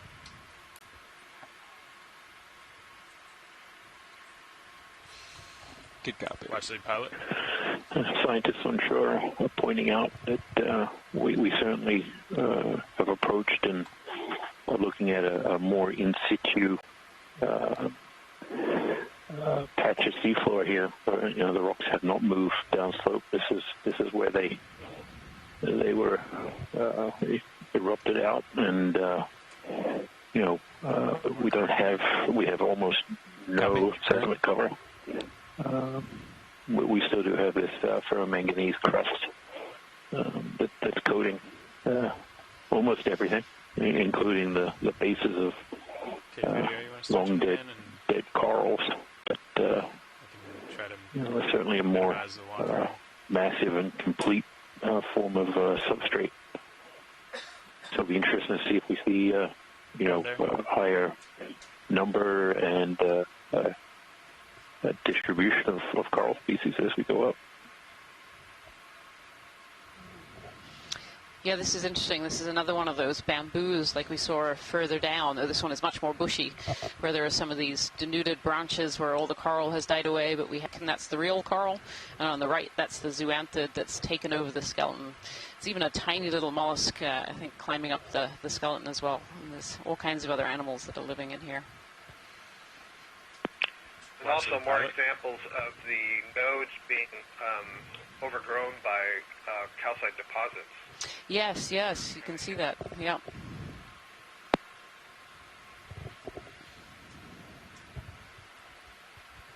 Yeah, so usually there would be what we call nodes. These are these black little discs that are found in the partitioning off the white skeleton. It makes it kind of look like a bamboo with its different segments. Yep. Sorry, Scott. Sorry, if we're still there, if we're not delayed, there's two little orange things. You have to go through the branches. They're right at branching points. I'm wondering if those are little predators. Oh, I see it. Yeah. Come wide video. I'll get that. Actually, I saw what you were looking at there. 5 degrees. Very good. Are we currently underway now? That's correct. I can stop if you'd like. Might help us figure out who's doing all the predation here. Maybe. Okay, come on in video. Should be a few very chubby apocopherans, if it is. Oh, there. Sort of blocked now, huh? Now we just have to find them again.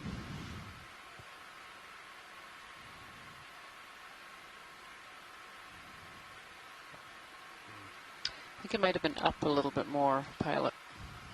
Copy. Coming up. Oh. Yeah, kind of center screen, slightly off right, but right at the very top. There's a Y in the branch. 1740. Yep. Oh, it was way higher up than I thought. And the one just above that might be easier to image in terms of not being obscured by other branches. Ship move just completed, but it'll take me a few minutes to settle, so... Yeah, we might not be able to get quite close enough. Probably need to move here in a minute. I thought we were looking for one, like, pretty much center screen right now. Yeah, center screen, there's like a little orange. Okay, come on in video. If we can get back there. On top of you here, but... Oh, maybe. Tether's okay for now.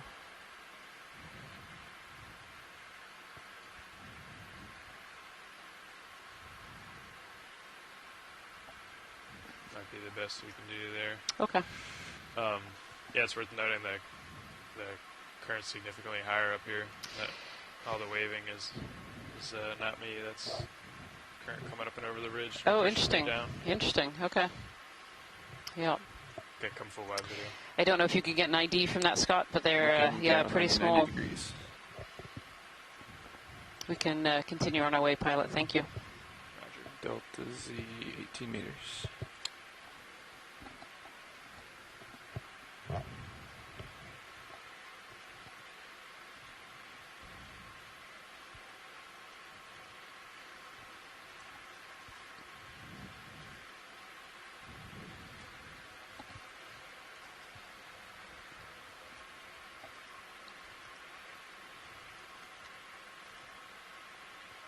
Coming up with you.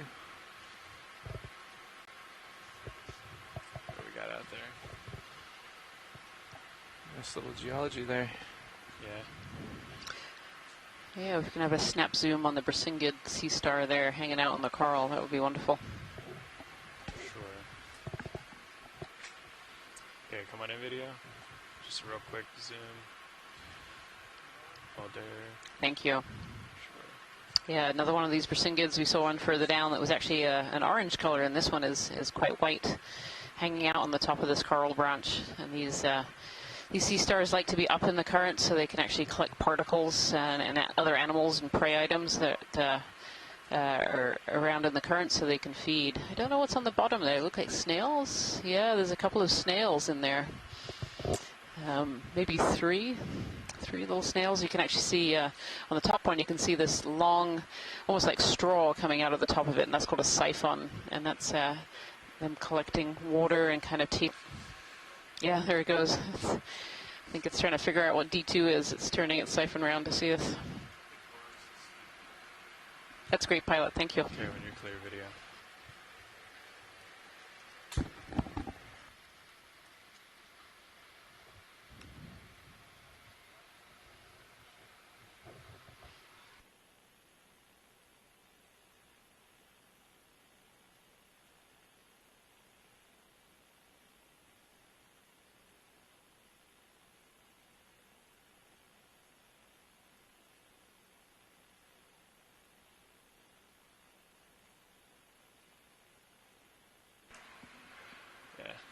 Okay, I'm gonna push out up ahead. Gotta catch back up. I think we're making pretty good time. Yeah, I think so. Hey, Jim. Hello. Hey, Nav.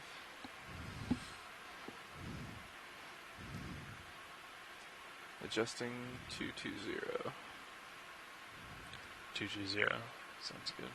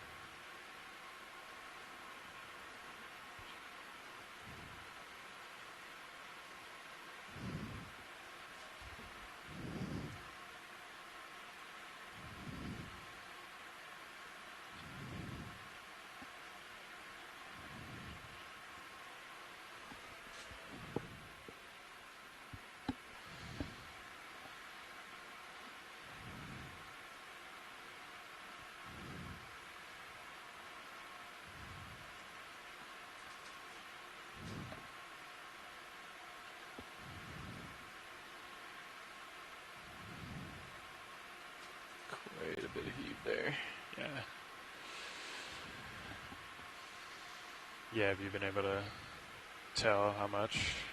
That was a good 10 meters or so. So one roller coming through. Yeah, it might have been just shy of 10 meters, but it's a big one. It's worth noting, though, for the handoff, whoever takes over. Yeah, could have been closer to 5 meters, I suppose. But yeah, significant. Yeah. Either way. The heading also jumps quite a bit. Yeah, I don't think it comes back down totally the same direction, so the heading tries to catch up. Does pretty well once it's stable, though. Mm-hmm.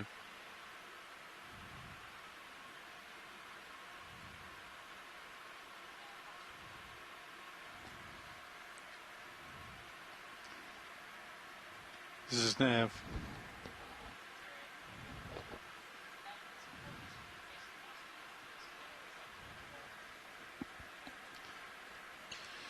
That's an affirmative.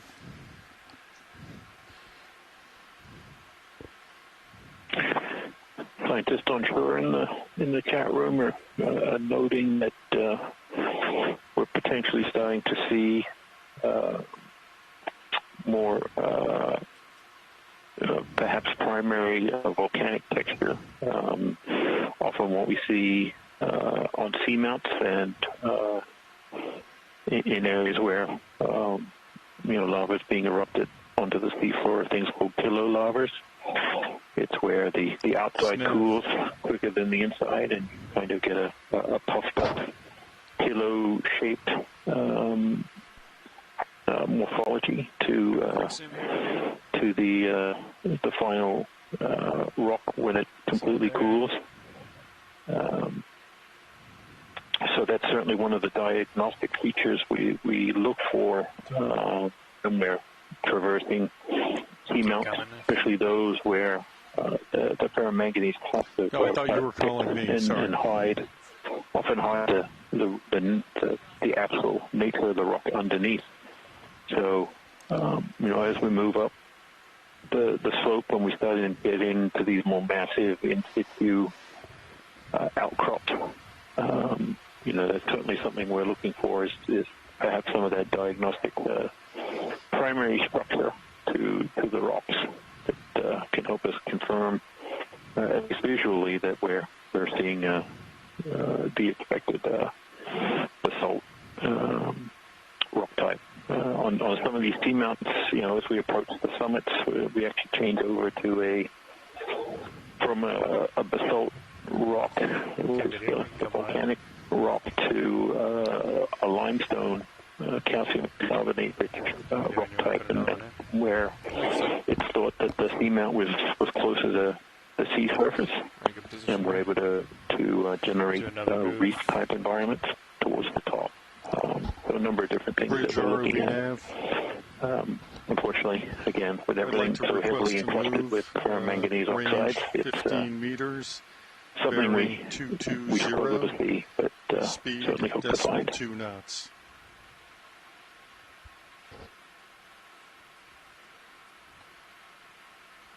Good copy, thank you. Pilot watch lead. Watch lead, go. Yeah, if we could have a snap zoom on this bamboo coral that's right up ahead of us, the large one. Scott would like to see some branching points. Sure, the one top of screen? Yeah, top of screen there. Yep. Sure. Just put a shoot move in, but we've got a little bit of time. I might sit down and look up at it. Thank you. Yeah, actually this kind of amalgamation of sponges and corals would be nice to take a look at after we've had a look at that bamboo as well. Sure. Thank you. Okay, video. Get a little dark background there. Oh, look at that.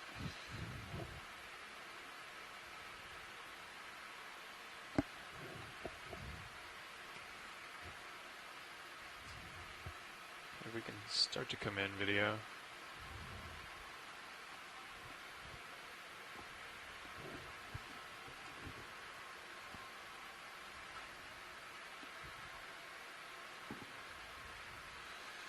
Let's try to find some branching. Yeah, it looks like they're branching on the nodes, Scott. Oh, sorry, video.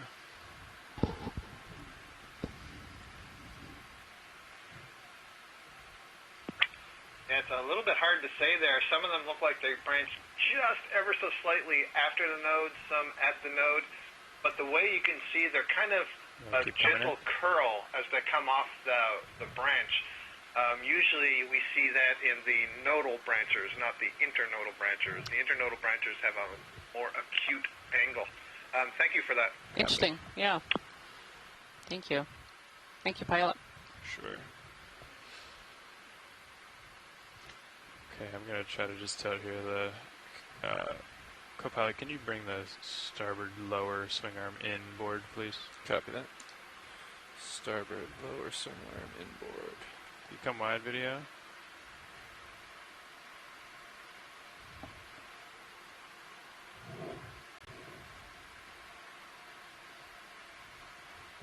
And it looks like on this, so there's a dead underlying branch of a old coral of some kind that's been covered over in one of these ferromanganese crusts. And it has all these other species growing off of it. So at the top there's a sponge. We're just zooming in on that now. Sorry, stow it. Stow it, copy. Yep, some little zoanthids at the top there. Great. There's more zoanthids at the bottom. There's a little corallium off to the left. So all these other animals have started to live on this dead branch of this coral. Do you want me to cancel the move? I think we're okay. Okay. Yeah, thanks. There it is, Ryan. I don't know what we're looking at, but... It's a sponge. It's there. So the way that we can tell that this is a sponge is looking at those, the holes in the sponge. So all sponges must have an exhalant hole of some kind. So they'll bring in water through smaller pores. They'll take all the food and all the nutrients, everything they want out of that water, and then send it shooting out of these holes. Some species have one, some have multiple holes. But yeah, this is an encrusting sponge of some kind over this branch. So. Okay, you're still looking good here. Great. Thank you, pilot. We can continue on our way. Come wide if you're clear over there, video. Thank you.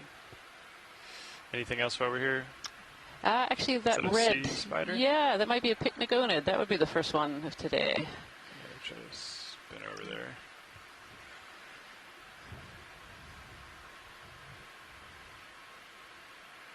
The move's been completed. Okay, great. Copy now. Okay, start to come in, video. I'll try to walk you over there. Yeah, hold there.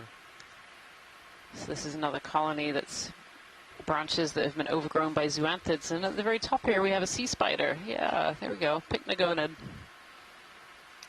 And so these sea spiders actually can feed on corals, and I believe they can feed on zoanthids as well, though I'd like it if anyone in the chat room knows more about that than I do. But they're one of these predators of deep sea corals. They have a long proboscis that they will stick inside a coral polyp and actually inject a gastric juice and start to dissolve and actually eat the polyp from the inside out. They're really quite fascinating creatures. And yet Scott France is saying in the chat room that, yep, they think they're a general cnidarian polyp feeder, so they would feed on corals and anemones and these zoanthids as well. There's so many zoanthids here, this sea spider is probably getting quite the big feast. A fun fact about these pycnogonids is that the males actually carry the eggs. So the females will pass the eggs over to the males to fertilize, and they'll carry the eggs until they are ready to hatch. So if you ever see a sea spider with eggs, it's actually a male. That's interesting. Is it reasons for protection, or is it just because they don't really have anywhere else to put them? We don't know? No. Yeah, I mean, it's a way of protecting their young. I mean, they take the eggs from the female and they actually keep them on their, kind of under their body. They have these special claspers almost that keep the eggs in there, and then they fertilize them there. And yeah, we'll hold on to them until they're ready to hatch and swim away. All right. Interesting. Do we know the potential lifespan of a pycnogonid? Okay, I don't know. I'm afraid I don't. Oh. Any pycnogonid experts out there?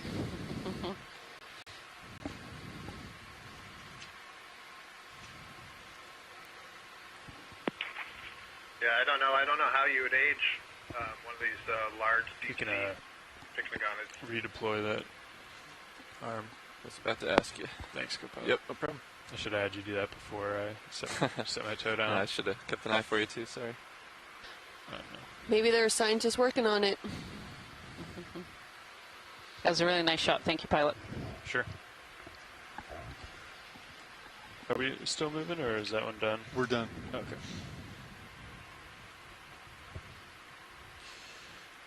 It's an interesting question about why we don't see more of these pycnogonid predators, and we do relatively frequently see them. They're not, you certainly don't see them on all of these colonies. I actually wonder how they move from one colony to another, because whenever you see one of these pycnogonids, they're always moving very, very slowly. They don't utilize much energy in the deep ocean, which is a good strategy. There's not a huge amount of food here, so you don't want to use a lot of energy for things like moving and other life processes. You want to go nice and slowly. For things like moving, that's fun. So they were asking about the. You probably saw that. Yeah. It's not on. Yeah, Scott France very nicely just reflecting all over. has put it in the chat room as the tortoise strategy, going slow and steady. Somebody asked a question from Facebook earlier about, why aren't we seeing more other organisms? So possibly with respect to the pycnogonid sea spider here, the corals just aren't dense enough. I was thinking we were doing a mapping cruise. And so they're going to be found where you see more of the colonies. Otherwise, as you say, once it finishes feeding on these polyps, it's got to walk an awful long way to find another meal. Yeah, that makes sense. That definitely makes sense, Scott.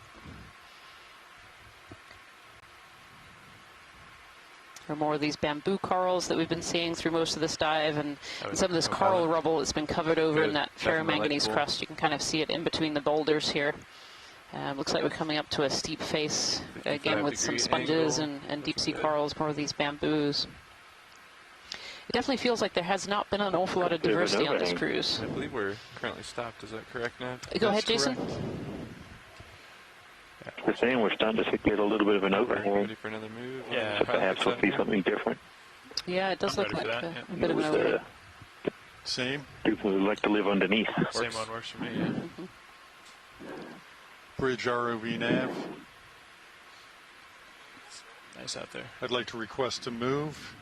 Range 15 meters.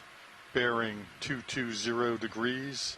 Speed 0.2 knots.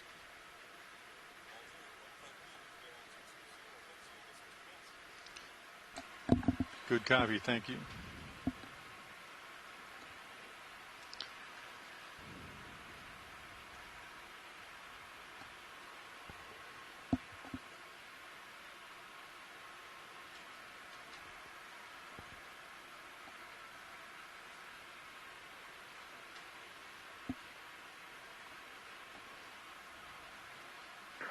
What's that dead coral debris here on the slope? Oh yeah, it looks like overlying the relatively thin sediment.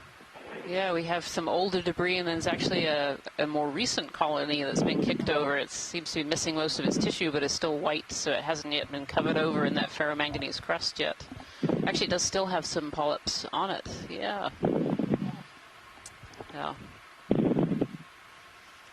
It's interesting to see so much rubble. This, again, must be one of these drop points, making us wonder what's kind of above it. Yeah. I think it was around an hour before the end of the dive on Saturday when we started to see the rubble. Maybe it's the time of day. Maybe. Or maybe it's this point, we're almost near the top, and on dive 1, of course, we didn't quite make it to the top of the feature that we were looking at, but this dive we're hoping, and it certainly looks like we might get to the actual top here.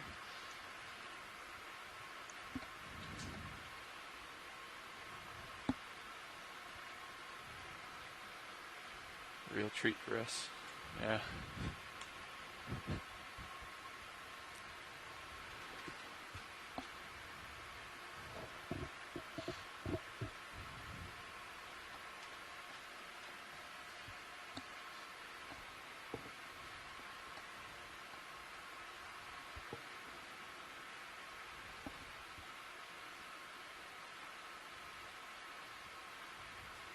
Another one of these Bersingid sea stars, actually, along with a lot of little brittle stars as well in this large bamboo colony that we're coming across. Get more of these areas that have been really denuded. Wow, this is a beautiful, beautiful colony here. Still curious as to what's eating that tissue. Yeah. No culprits in sight.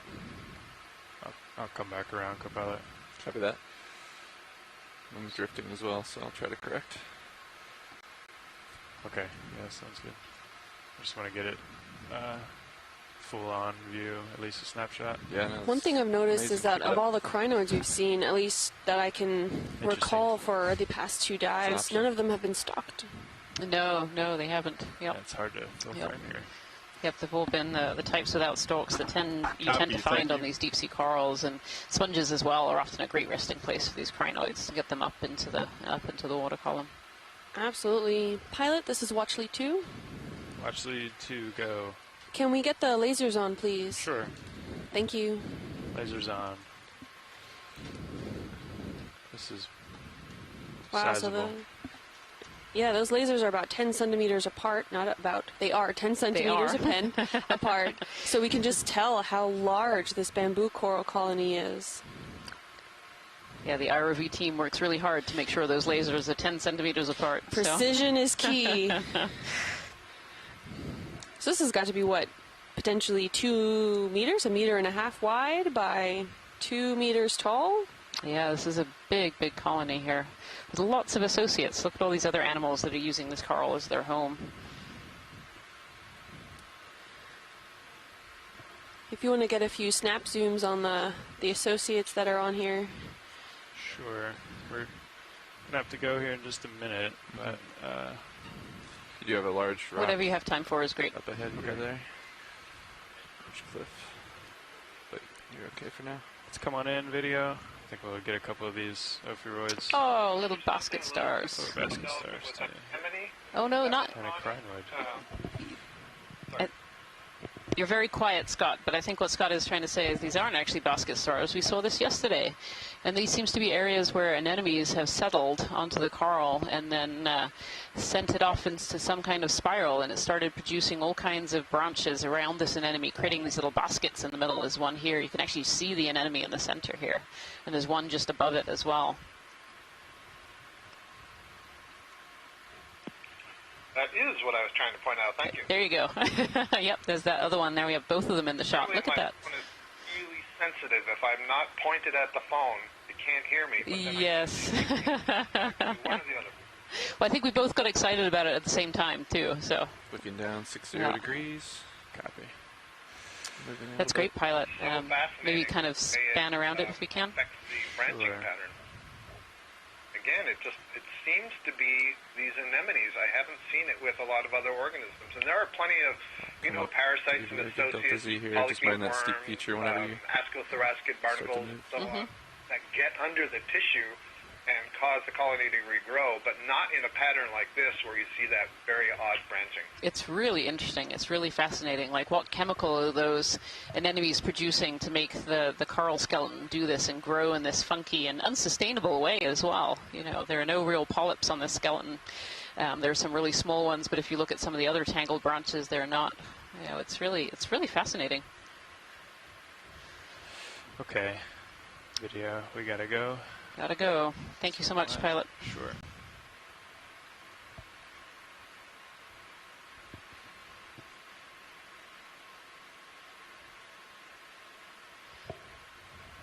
Alright, yeah, let's get eyes on this. Yeah, watch your starboard. Copy.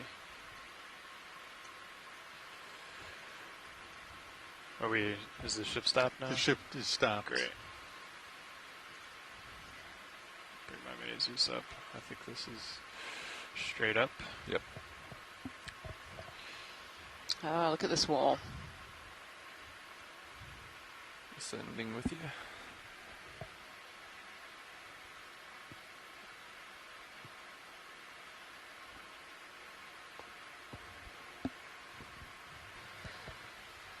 So, Jason, do you think all of this rock here potentially formed in one kind of if it is basaltic volcanic material, do you think this was all formed in one event that happened here? There are some areas that are more like crumbly and some areas that look almost like sheeted lava flows. What is your perspective? Yeah, it's always hard to tell because we can't always get a good sense of what the primary texture of the rock is, so what it actually looked like when it was erupted, just because of these ferromanganese crusts. Yeah, we'll. We are seeing a lot of what might be sheet-like textures, and then pillows. Or not if we don't need so to. So that may be pointing towards a number of different episodes or changes in the chemistry or whatever, and whether or not that's actually a separate events or just different stages of the same event. It can be really hard to tell. Volcanoes are, which these seamounts really are, are really just built up of one after another sort of eruptive episodes. And we certainly see that on land when we can see them erupt. The 2018 eruptions on the island of Hawaii. It just showed how complex the flows can be, and the different sources of the lava can shift, and then the morphology of the flows can vary. So it's hard. I think given the short distance that we've kind of traversed, it would be expected that it's all from one sort of eruptive event. That's kind of a working hypothesis. We would certainly need a lot more samples than we're able to carry to really understand that. Keep coming out. Keep coming. Let's hold there. Thanks, Jason. And I think we're about to get set up to collect a sample. Yeah, so there's been some chatter in the chat room about these anemones causing this weird branching pattern on these bamboo corals, and this is not something, it's something that was observed in the Pacific a few times relatively recently and hasn't been observed here before. And so we're going to collect one of these and so that scientists from around the world are going to be able to take a look at it and try and figure out what is going on.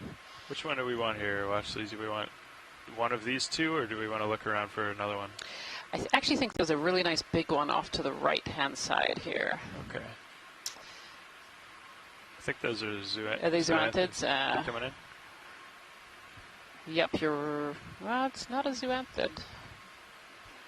But I don't see the anemone in there, so let's go over to the ones on the left where there's definitely the anemone. Okay. Maybe there was one and it decided to leave, if it could.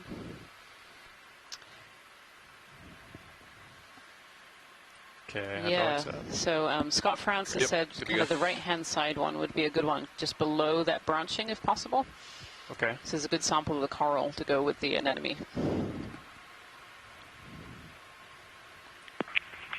Yeah, and Rhian, I was saying, I believe not the both bio branching boxes right are open, below the correct? anemone, but below Okay. that.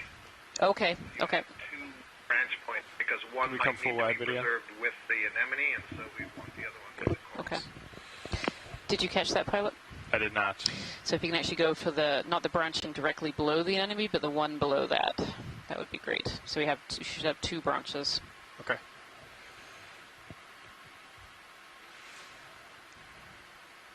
I assume that was a Scott request. Of course. Yeah.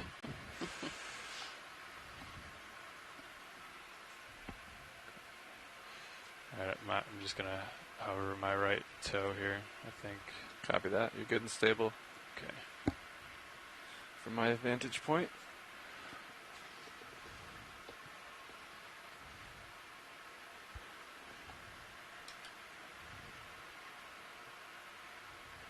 Doesn't want to lock in.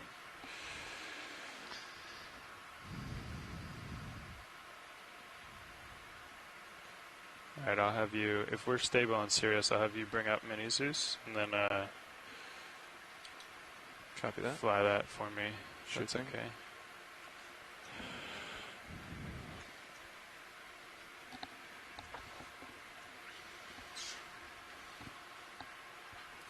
Okay, can we come in on Zeus? Hold there. Alright. And bring up Mini Zeus. Yeah, it's kind of hard to tell depth here. I hope we're close enough. I think we are. Okay, do we want to maybe, if there's nothing in the boxes, why don't we extend, why don't we go for port inner? Port inner, copy. Yeah. Extending pin. Yeah, I have something listed in port outer. Oh, okay. Is it float? Is it float? It's bio. So I think they said it was kind of gelatinous, so... Come full wide video? Okay, well then we'll go starboard inner, I suppose. Copy that. And you want to hold off on extending the drawer? No, we can go ahead and do that. Copy that. Extending. Well, actually, we'll hold off. Copy. Yeah. Standing by. Thanks, sir. No worries.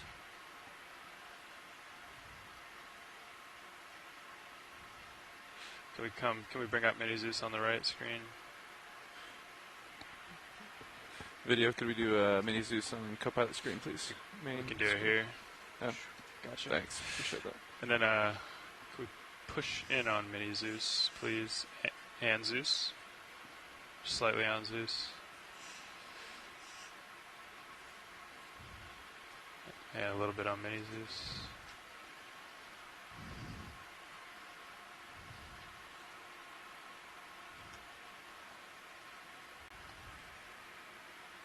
Great, thank you.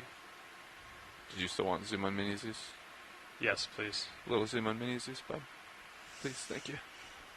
Awesome. Okay. Thanks, video. I'm not sure. It's hard to tell where that second branch is. But, I think we'll try for it here.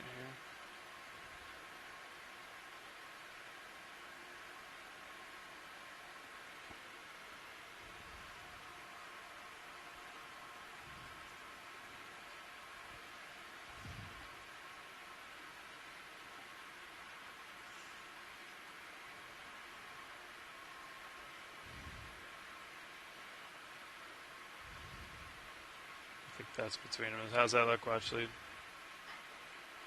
That looks just about perfect, Pilot.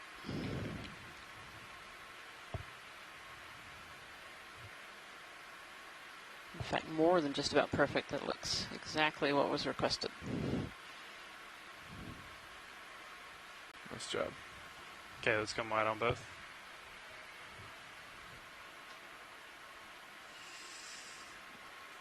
And tilt down on Mini Zeus. Copy that.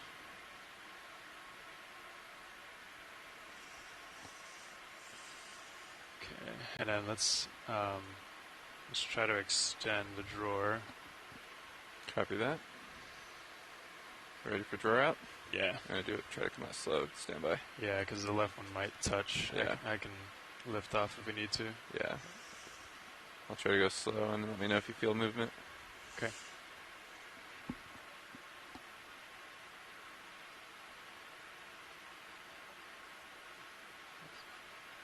Oh, yep, a little push there. Yeah, that's okay. I'm gonna keep coming up.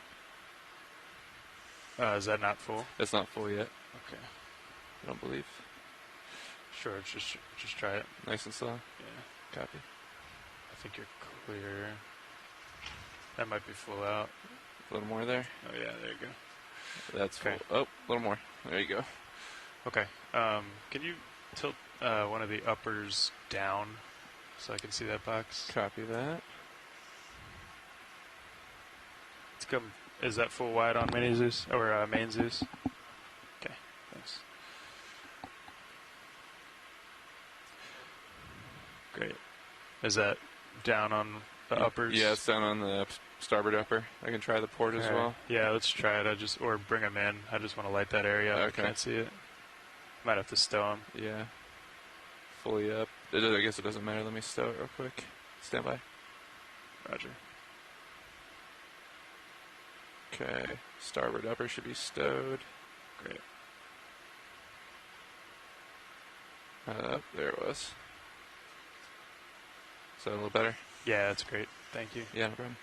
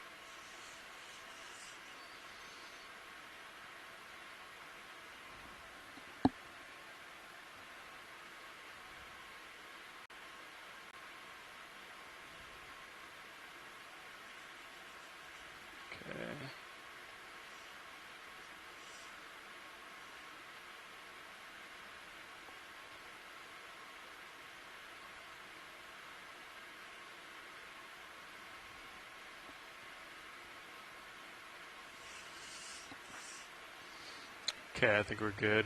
Copy that. Close. Drawers coming in.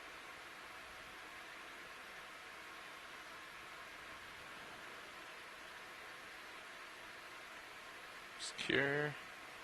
Great. Retracting pin. That's good. Centering Mini Zeus.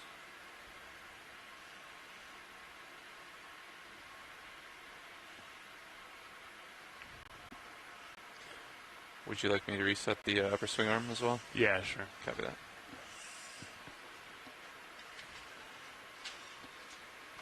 That's still that lighting was. I don't know what's going on with that. Usually we can brighten up the. I think I'd have to look at that camera or something. Copy that. It's hard to see like the edges of, but I think we got it. Yeah. Do you think port upper would have helped there? Or? Oh yeah. That was really well done, pilot. Thank you from myself and from all of the scientists in the chat room as well. Sure. Yeah, that was fun. All right. Oh, you're good. Yeah, you can take them back to wherever they were. Great.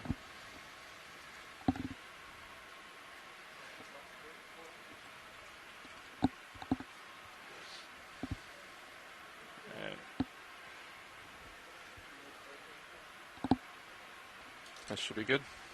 Yeah, looks good. We got a target down. Yep. Yep.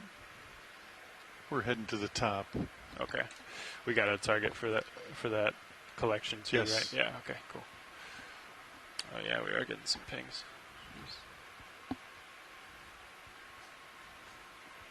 Nice job.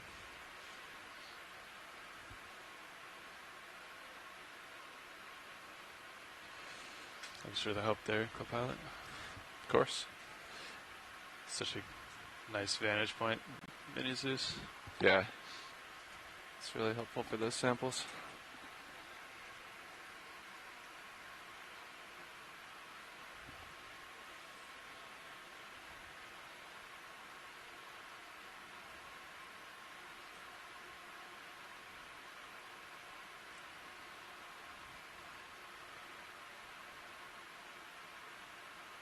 Correcting the 220 here. Oh, okay. Yeah, you turned your head a little. I didn't. It just wandered. Oh, okay. Yeah. I thought you came over to keep me in view. That was pretty good when we started. I'll come back to your center screen here. Copy that.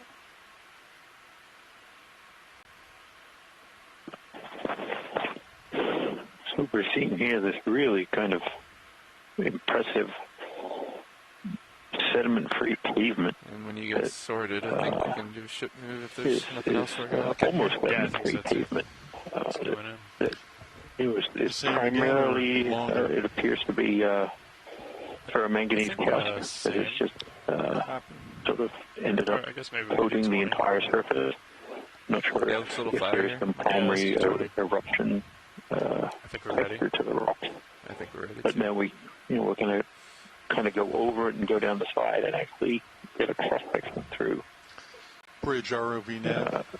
Through what we're seeing on top is kind of a smooth pavement. Range 20 below meters, is bearing far more chaotic 220 and rugged. degrees, speed 2 knots. It gives you a really good 3D perspective of the geology of these features. Good copy, thank you. Yeah, it's really fascinating. This looks quite different from anything we've seen yet. Maybe as we're getting pretty close to the top here, see more of these swept features.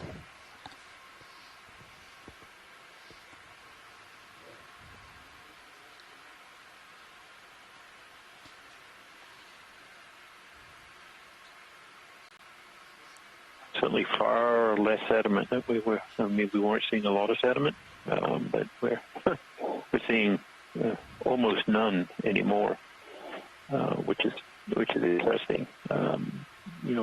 Quite possibly it's reflecting that there is enough current up here to prevent sediment from settling for any kind of length of time. Certainly, I don't think the rate at which the marine snow that Rian was talking about earlier has really gained. It's really about whether it can actually be retained. And here's kind of a transition where we see that more pavement, smooth, swept pavement. Yeah, and these corals seem to like that pavement. You can see them sticking out there. Yeah, and there's lots of little bases that's kind of sticking up. So corals have been colonizing this area for quite some time. I wonder if this explains where some of that debris, that coral debris we saw at the base came from. It's just falling down slope here as the corals are dying out. I think so. Certainly, if there's enough current to prevent sediment accumulation, it could be just pushing them down, and then they're able to just accumulate at a very small change in the gradient of. Small slope here. I'm noticing that there is like one distinct lava, morphotype in this area, or basalt morphotype rather, and then just it's almost like a line was drawn, and we're going then into a completely different kind of morphotype here. Yeah, I mean it's really fascinating, and something we haven't seen as clearly lower on the seamount. Almost out of again, this actually, once we get over this little edge, I wonder if it's kind of a little step. And then we sort of cut down into, something a little different. Little black coral there, maybe? Oh yeah, that's sort of do a snap zoom here video. Crossing over, and these kind of almost are like heat-like flows. If this is a lot of primary texture, we might be seeing a more sheet-type flows than Anthomastus. Oh, look, a little Anthomastus. We collected one of these yesterday down in the very bottom center of the screen there. And then the Bathypathes black coral in the background. I don't know, is that a juvenile, Scott, or has it been clipped somehow? I don't think I've ever seen quite that morphology. No, I think it's just being broken like a lot of these bamboo corals that we're seeing. So there's something going on here. I don't know if that's, Coming a little periodic. Closer here, video. downslope transport of something? I mean, we seem to be on a bit of a flatter surface here, so I don't know what it is that we're breaking off the branches. I don't know of any predators that individually bite branches off. It's kind of interesting. But that's, I mean, they don't grow that way. Those branches should all be about equivalent. About the same, right. Yeah. Yeah, and some of these look like they're actually... Yeah, some of them look like they're actually regrowing too. Like they look like, they don't look like they're broken. So it looks like they have tissue covering the ends, and then other ones further down on this right side, you can see are clearly broken. So it's really, it's really interesting. And can we just pan left a little bit? Was that a zoanthid, the yellow thing? Left. To be sure we're not overlooking Parameris. Yeah. Okay, thanks, Steph. Yep, that's his. Clear here? Yeah. I think so. Yep. Thanks, video. Good timing. Just starting to move here.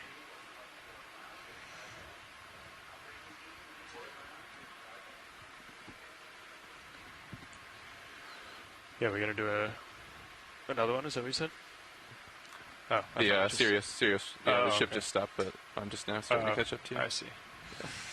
Now I understand. Sorry, should be more clear. No, that was me. Now we'll come over here to the right and try to look down this crevasse. Copy that. If you will. Very interesting looking. That's one option.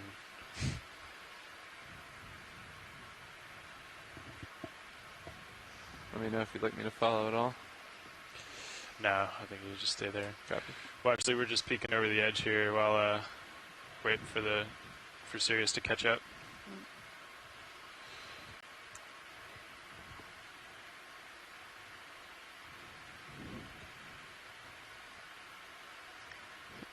Watch lead pilot. Hey, watch lead. Yeah, if we're sitting around waiting, we could do some snap zooms on these edges. Would be great. Okay. On the coral or more of the rock features? A little bit of both would be good. Sure. I think we can put in another move too, probably. What do you think? I'm okay with that. Just be advised, we got this ridge to get over here pretty quick. Okay, let's hold off on that then. Yeah. Let's do a quick snap zoom here, video. Hold there. I'm just going to push forward so we can keep moving over ground. But you can keep it in there, video. Thank you. More of these zoanthids covering over bamboo corals. Oh, a little tiny sea star hanging out on a rock. Yep. Tether's okay here. Okay, great. We're just, Sirius is still settling a little bit. Okay. Well, let's come wide if the ship is stopped, and I'll push out ahead so we can keep moving. I know they want to reach the summit here. Thank you, pilot. Good copy.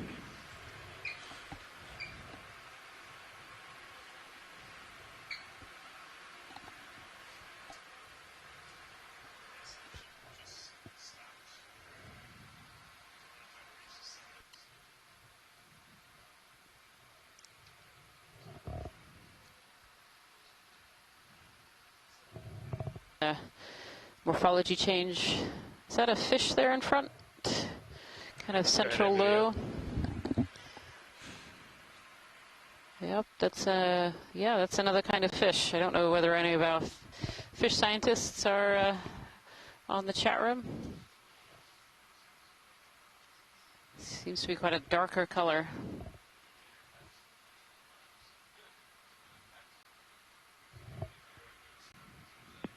Is this a hake, perhaps? You say that again there?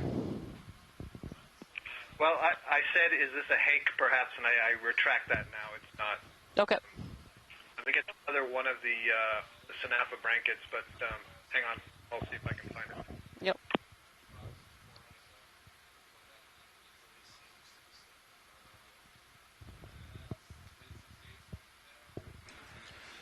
Okay, we can come wide here, video. Thank you. Thank you, pilot. Sure.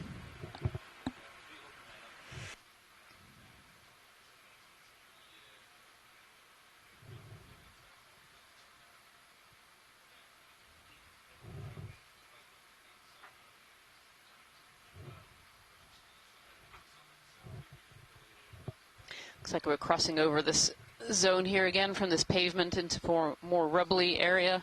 We're definitely climbing kind of on the last 30 minutes of our dive here. We are diving on Congress Seamount South. This is the second dive of the NOAA Ocean Exploration Expedition, North Atlantic Stepping Stones, and we are on board the NOAA ship Okeanos Explorer. So we started this dive at about 2,870 meters, and we are now at 2,586 meters. So we've come up a fair way on our dive, but in the last 30 minutes of our dive here. Pilot. Hey, co-pilot. Yeah, how's it going? Fine and dandy. Nice to see you. So certainly the change in the seafloor is noticeable from the start of the dive, and one of the scientists onshore, Delta 14. Kevin Conrad from University of Nevada, Las Vegas, said it does in fact look like overlapping heat flows that we're seeing as we approach the summit. So what we probably landed in at the beginning of the dive was we're on the edge of this that lack of manipulation throws off the erosional feature, or a gully. Fiber level. And now we have moved, we've transitioned into an area where the rocks are more in place, and perhaps a source of the material we saw below. So interesting dive and variety of bottom types, and as we see here, we're crossing over these kind of cracks and small gullies, and this one appears to be really heavily accommodating sediment. This crack here is really interesting. As we cross over it. Yeah. Lots of corals and sponges kind of living on the edges of this crack.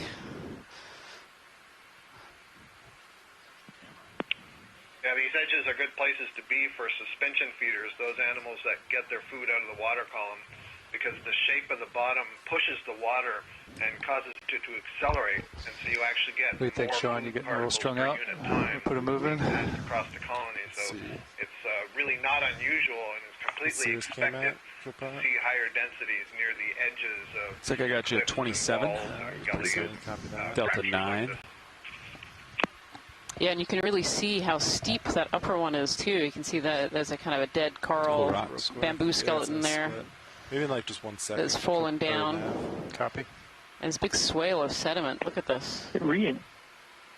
Yeah, if we could zoom in on that sediment, and it certainly looks like there's some generated ripples. On the sediment or on the rock there? On the sediment. I think, we're seeing the morphology that speaks to that increased flow speed that Scott was just talking about. Yes, it doesn't look dissimilar to what we saw further down. Yeah, I would have expected to see more of the bigger pieces of coral that would be living on the edges, accumulating in there. But video come wide. Yeah. Thank you, pilot. Yeah, no problem. Yes, thanks. Quite a lot thicker. Probably the thickest sediment I think that we've seen. Here, I don't know what the delay is, but just as you were zooming in on the left. Oh, in the foreground. Yep. Watch lead pilot. Yeah, go for it. There in the very foreground, there's a very light coral. I think it might be a bamboo. If we could have a quick snap zoom on that before we move on our way. But yeah, just with the sedimented background, I see what you mean. I think it looked a little lighter, but I think it's just another bamboo coral. All right, video snap real quick. Yeah, well, there have been a lot of bamboos in my defense during this dive. Fair enough. There you go, Scott. Yeah, that's actually not the one. To the right. Probably. But yeah, but it was further right. But that's a beautiful bamboo coral, and I appreciate that close-up. Okay. Yeah, I'm not seeing one similar that way. Yeah, it's just coming into frame for me. Is it the smaller one? It's these two white things that are for me now in the center. Bamboos yep, these are either bamboos or if we get quick snap zoom on those. Thank you. There was something about the texture looked so different as we were zooming in, but it may have been the focus. Yeah, these are these zoanthids actually overgrowing the skeletons that have been so dominant during this dive. Okay. Yeah. That's why it's different. Yep. Okay. Excellent. Thank you. Thank you, pilot. We can continue on our way. Got that. Thank you.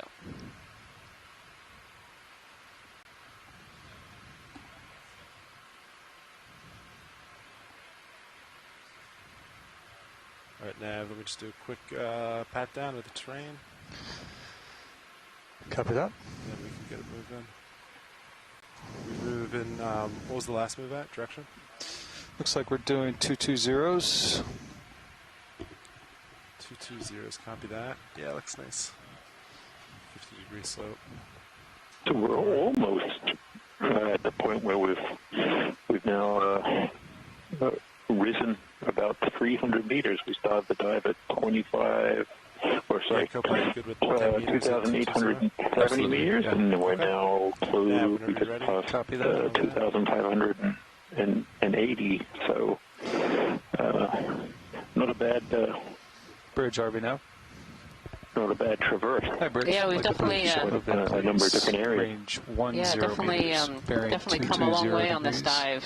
Though I have to say, having seen the potential juvenile giant squid first thing on this dive, it's kind of hard to beat that. And I personally have been sitting here waiting for one of the adult giant squids to come by. I don't know about you, Jason. Considering I'm sitting quite a ways from the ocean, sure, I would like to see that.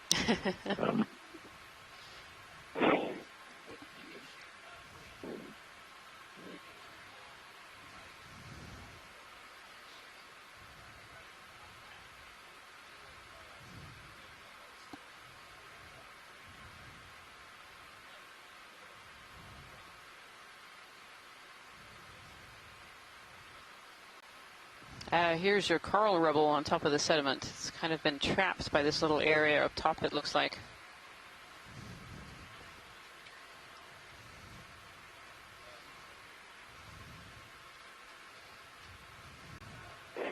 Yeah, the very rugged nature of of these seamounts. A lot of things get trapped in like riffles, so it can take quite a long time for materials to, be fully transported downslope. So, and during that time they break up and turn into smaller pieces and actually become parts of the sediment, the finer particles of the sediment themselves.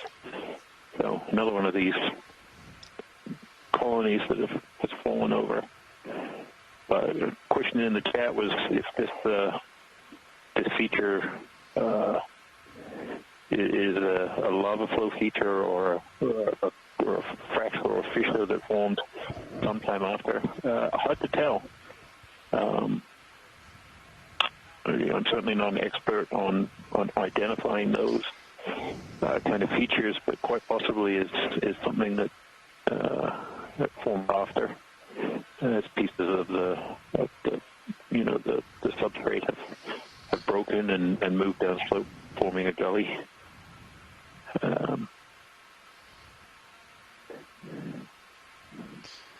It can form a lot of weaknesses, even if during the eruption periods and other things. Thank you, Bridge. You get weaknesses in the rocks. You can get fractures, fissures that form later on. But, are the weak points that fail first. So,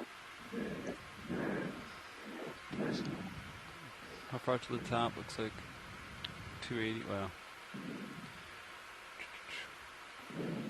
200.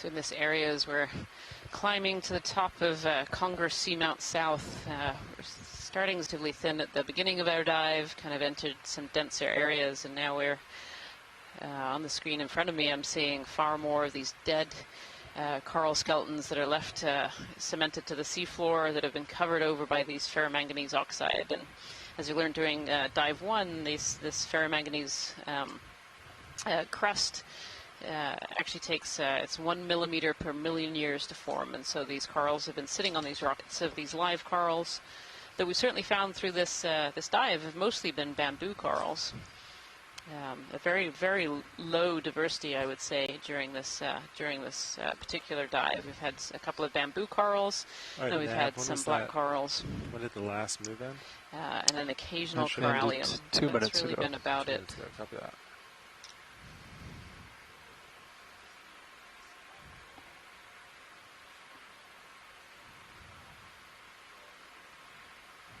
The reason these corals like these seamount features is these seamounts interrupt the flow of deep, cold, nutrient-rich water and cause it to come upwards, causing this upwelling.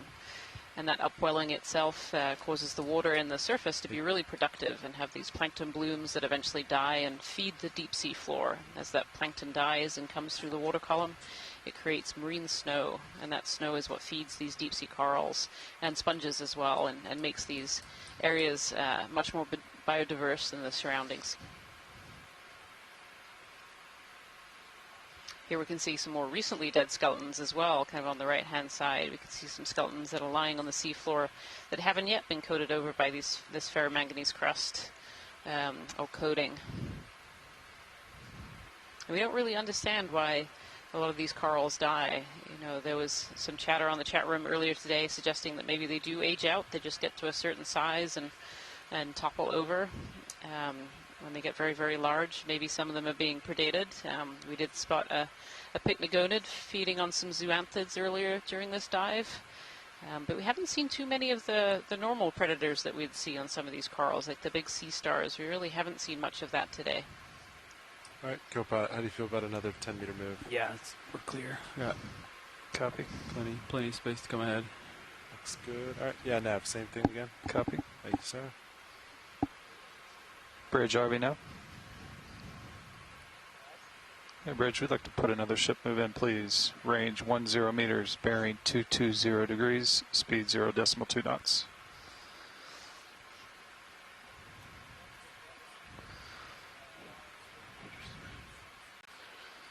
I have to say, at this point during the dive, Jason, I don't know if you get this feeling of pilots, coming to the end of climbing a mountain.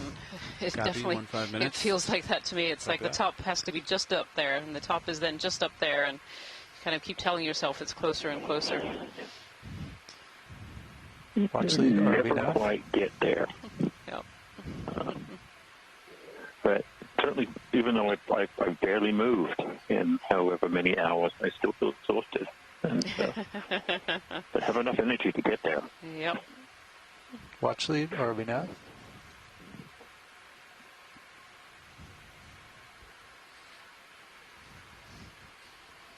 Oh. The bottom time. You're welcome.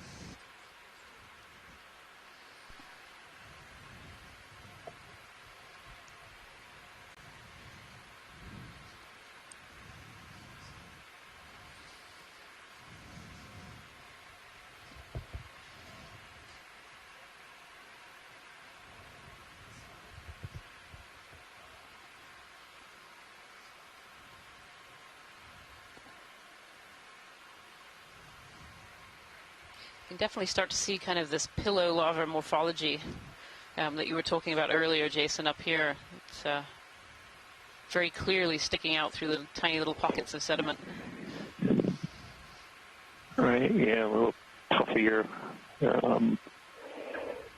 bulbous nature to the substrate under the, the really detailed sort of crust that forms, this botoidal, grape-like, bubbly texture that the ferromanganese crusts make, which, basically is or these little nuclei. It could be just sand grains or pieces of coral or something that are sitting on the rock itself.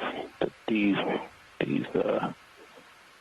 minerals precipitate around and then get these wonderfully complex textures overlying the original, lava textures that may have been there. And it sort of seems like we were seeing some heat flow textures, and now these more lumpy, rounded,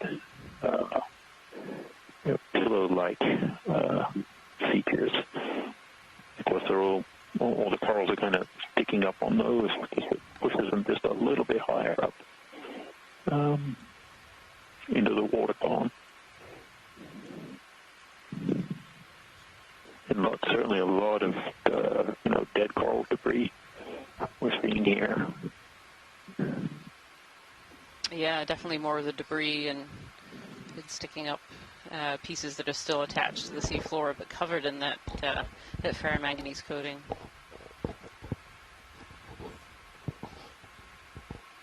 There's a bit of a discussion on the chat room a little bit about why we're not seeing quite as many species of coral as we saw certainly in dive 1, and that we know from previous dives in both the New England Seamounts and Corner Rise area. And we certainly don't know the answer from a single dive, but we can start to hypothesize about why this might be. So, these seamounts here are relatively new compared to some of the New England seamounts, and for corals to be able to grow, the habitat has to both cool. We have to have enough in the way of microbes to allow the coral larvae to settle. And of course, these particular seamounts, Congress, are kind of at that corner between the Corner Rise and New England seamounts. They're quite far away from any other seamount features. And so you're talking about the small larvae of these deep-sea corals being able to travel and successfully settle and not be predated when they're juveniles as well. And so recruitment events in the deep sea can be 15 meters. Very temporally spaced. It can take many years in between a successful recruitment event. Cool. And so maybe these seamounts, this particular Congress Seamount South and its partner Congress North may just be far enough away that those larvae don't settle very frequently.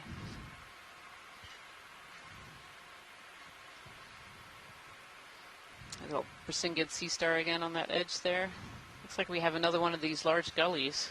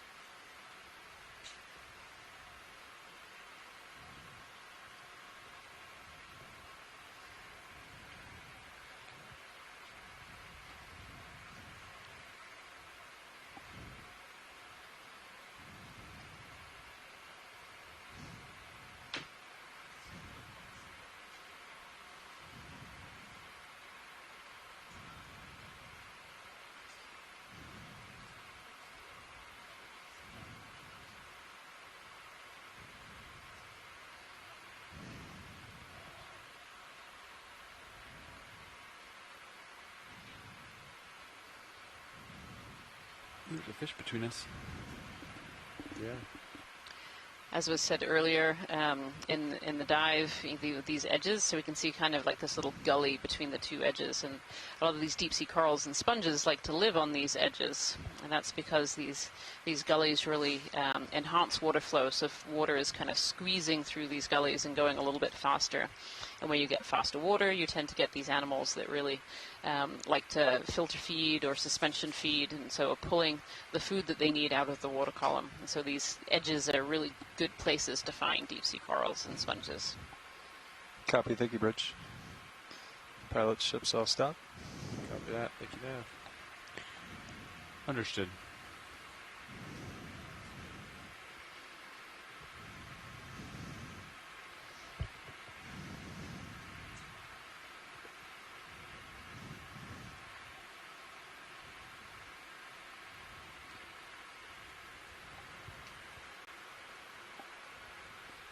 You're at 2565. Yes, a lot of that coral debris seems to be Oh, I think we might have lost Jason. I think he was going to comment that there was a fair amount of coral debris in these kind of sediment ripples that are in the middle of this gully, and those sediment ripples, I'm told, are created by fast currents that move through, and you can tell how fast the current is and how much it flows by the size of those ripples.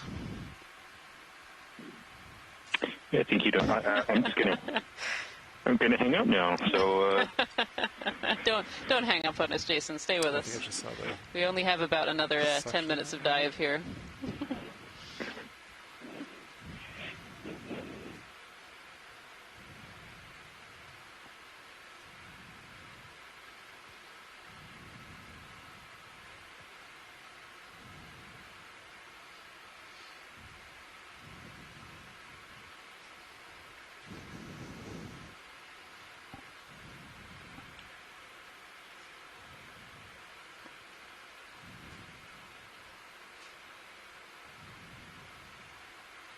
Get more of these bamboo corals, both alive and some recently dead that still have fairly white skeletons, and then some more of the much older dead skeletons, which I'm told it takes 1 millimeter per million years for that black coating to appear. So a lot of those corals have been dead for a very long time.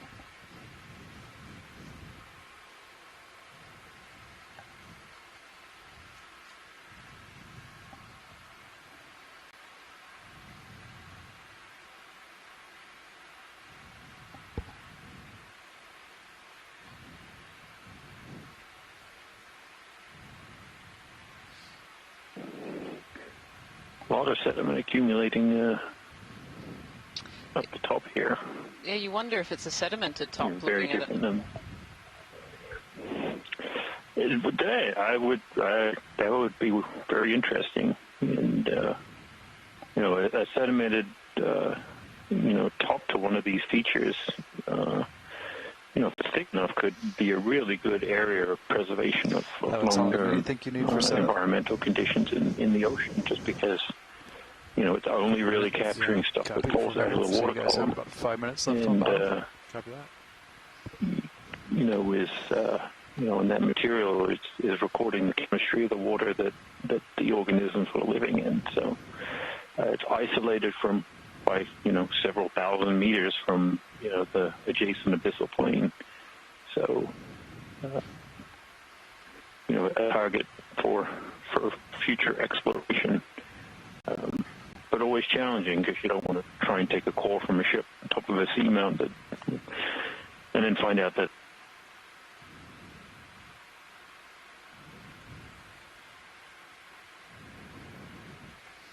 it really is part of the reason why dives like this with ROVs and submersibles are really valuable, because we get really good mapping data and other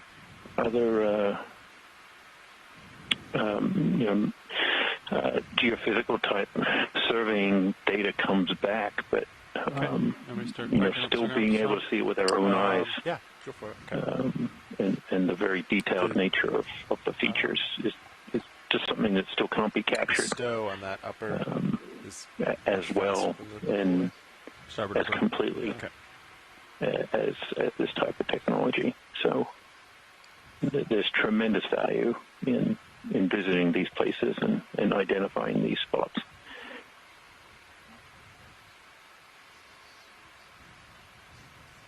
Pilot watch lead. Go watch lead. Could we have a snap zoom on the white in the middle? I'm wondering if that's a low-down sponge colony there, if that's possible. Towards the back? Yeah, it's a little far away, so it might be worth waiting, but just as we go by. Yeah, we only have maybe 2.5 minutes left. So, but video, you want to zoom from here? Let me see if that's a little sponge. Yeah. Yep. Yeah, that's another sponge species. I don't think we've seen that one yet this dive. Thank you, pilot. Yeah, no worries. All right, video, please come wide. Thanks.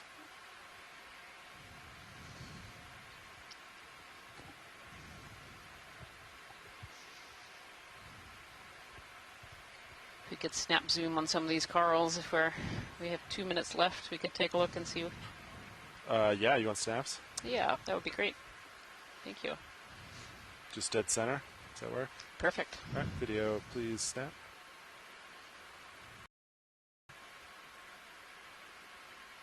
Yep, more of these zoanthids covering over these old coral skeletons. Thank you, pilot. No worries. Video when you're happy, come wide. And watch it. I might just stretch out. We have about a minute and a half left. Perfect. And see how far we can stretch out.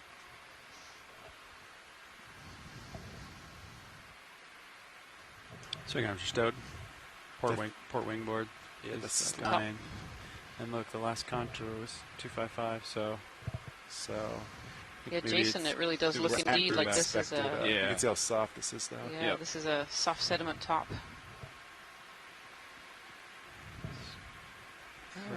There's some more back there, though. Yeah, goes up and back. Yeah, it's just soft. That's great. Yeah. I mean, you don't always see that just because it like the animals are up high to grab the food. A little bit. Let me know if I.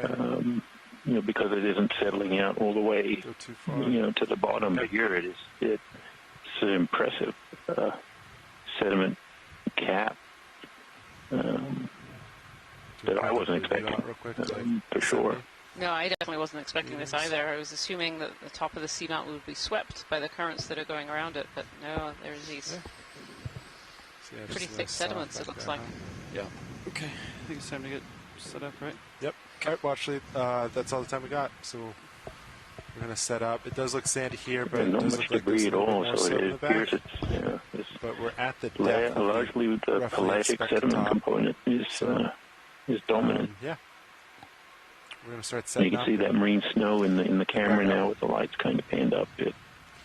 All right. Well, that eventually falls out. I'll center with you. You want to come up with me? Maybe like 20 meters. Okay. And then we'll do a spin.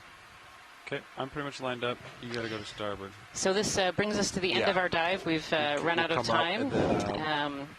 So it's been great diving with you today. This has been on Congress Seamount. So I want to thank you so much for all the crew on board, the NOAA ship Okeanos Explorer, as well as our science lead on shore, Jason Chater, and all of the scientists on shore in the chat room and on the telephone line as well for joining us today. We will be diving tomorrow, so be sure to tune in, as we'll be diving in a brand new, newly mapped seamount as well at that time. Thank you very much. Thank you.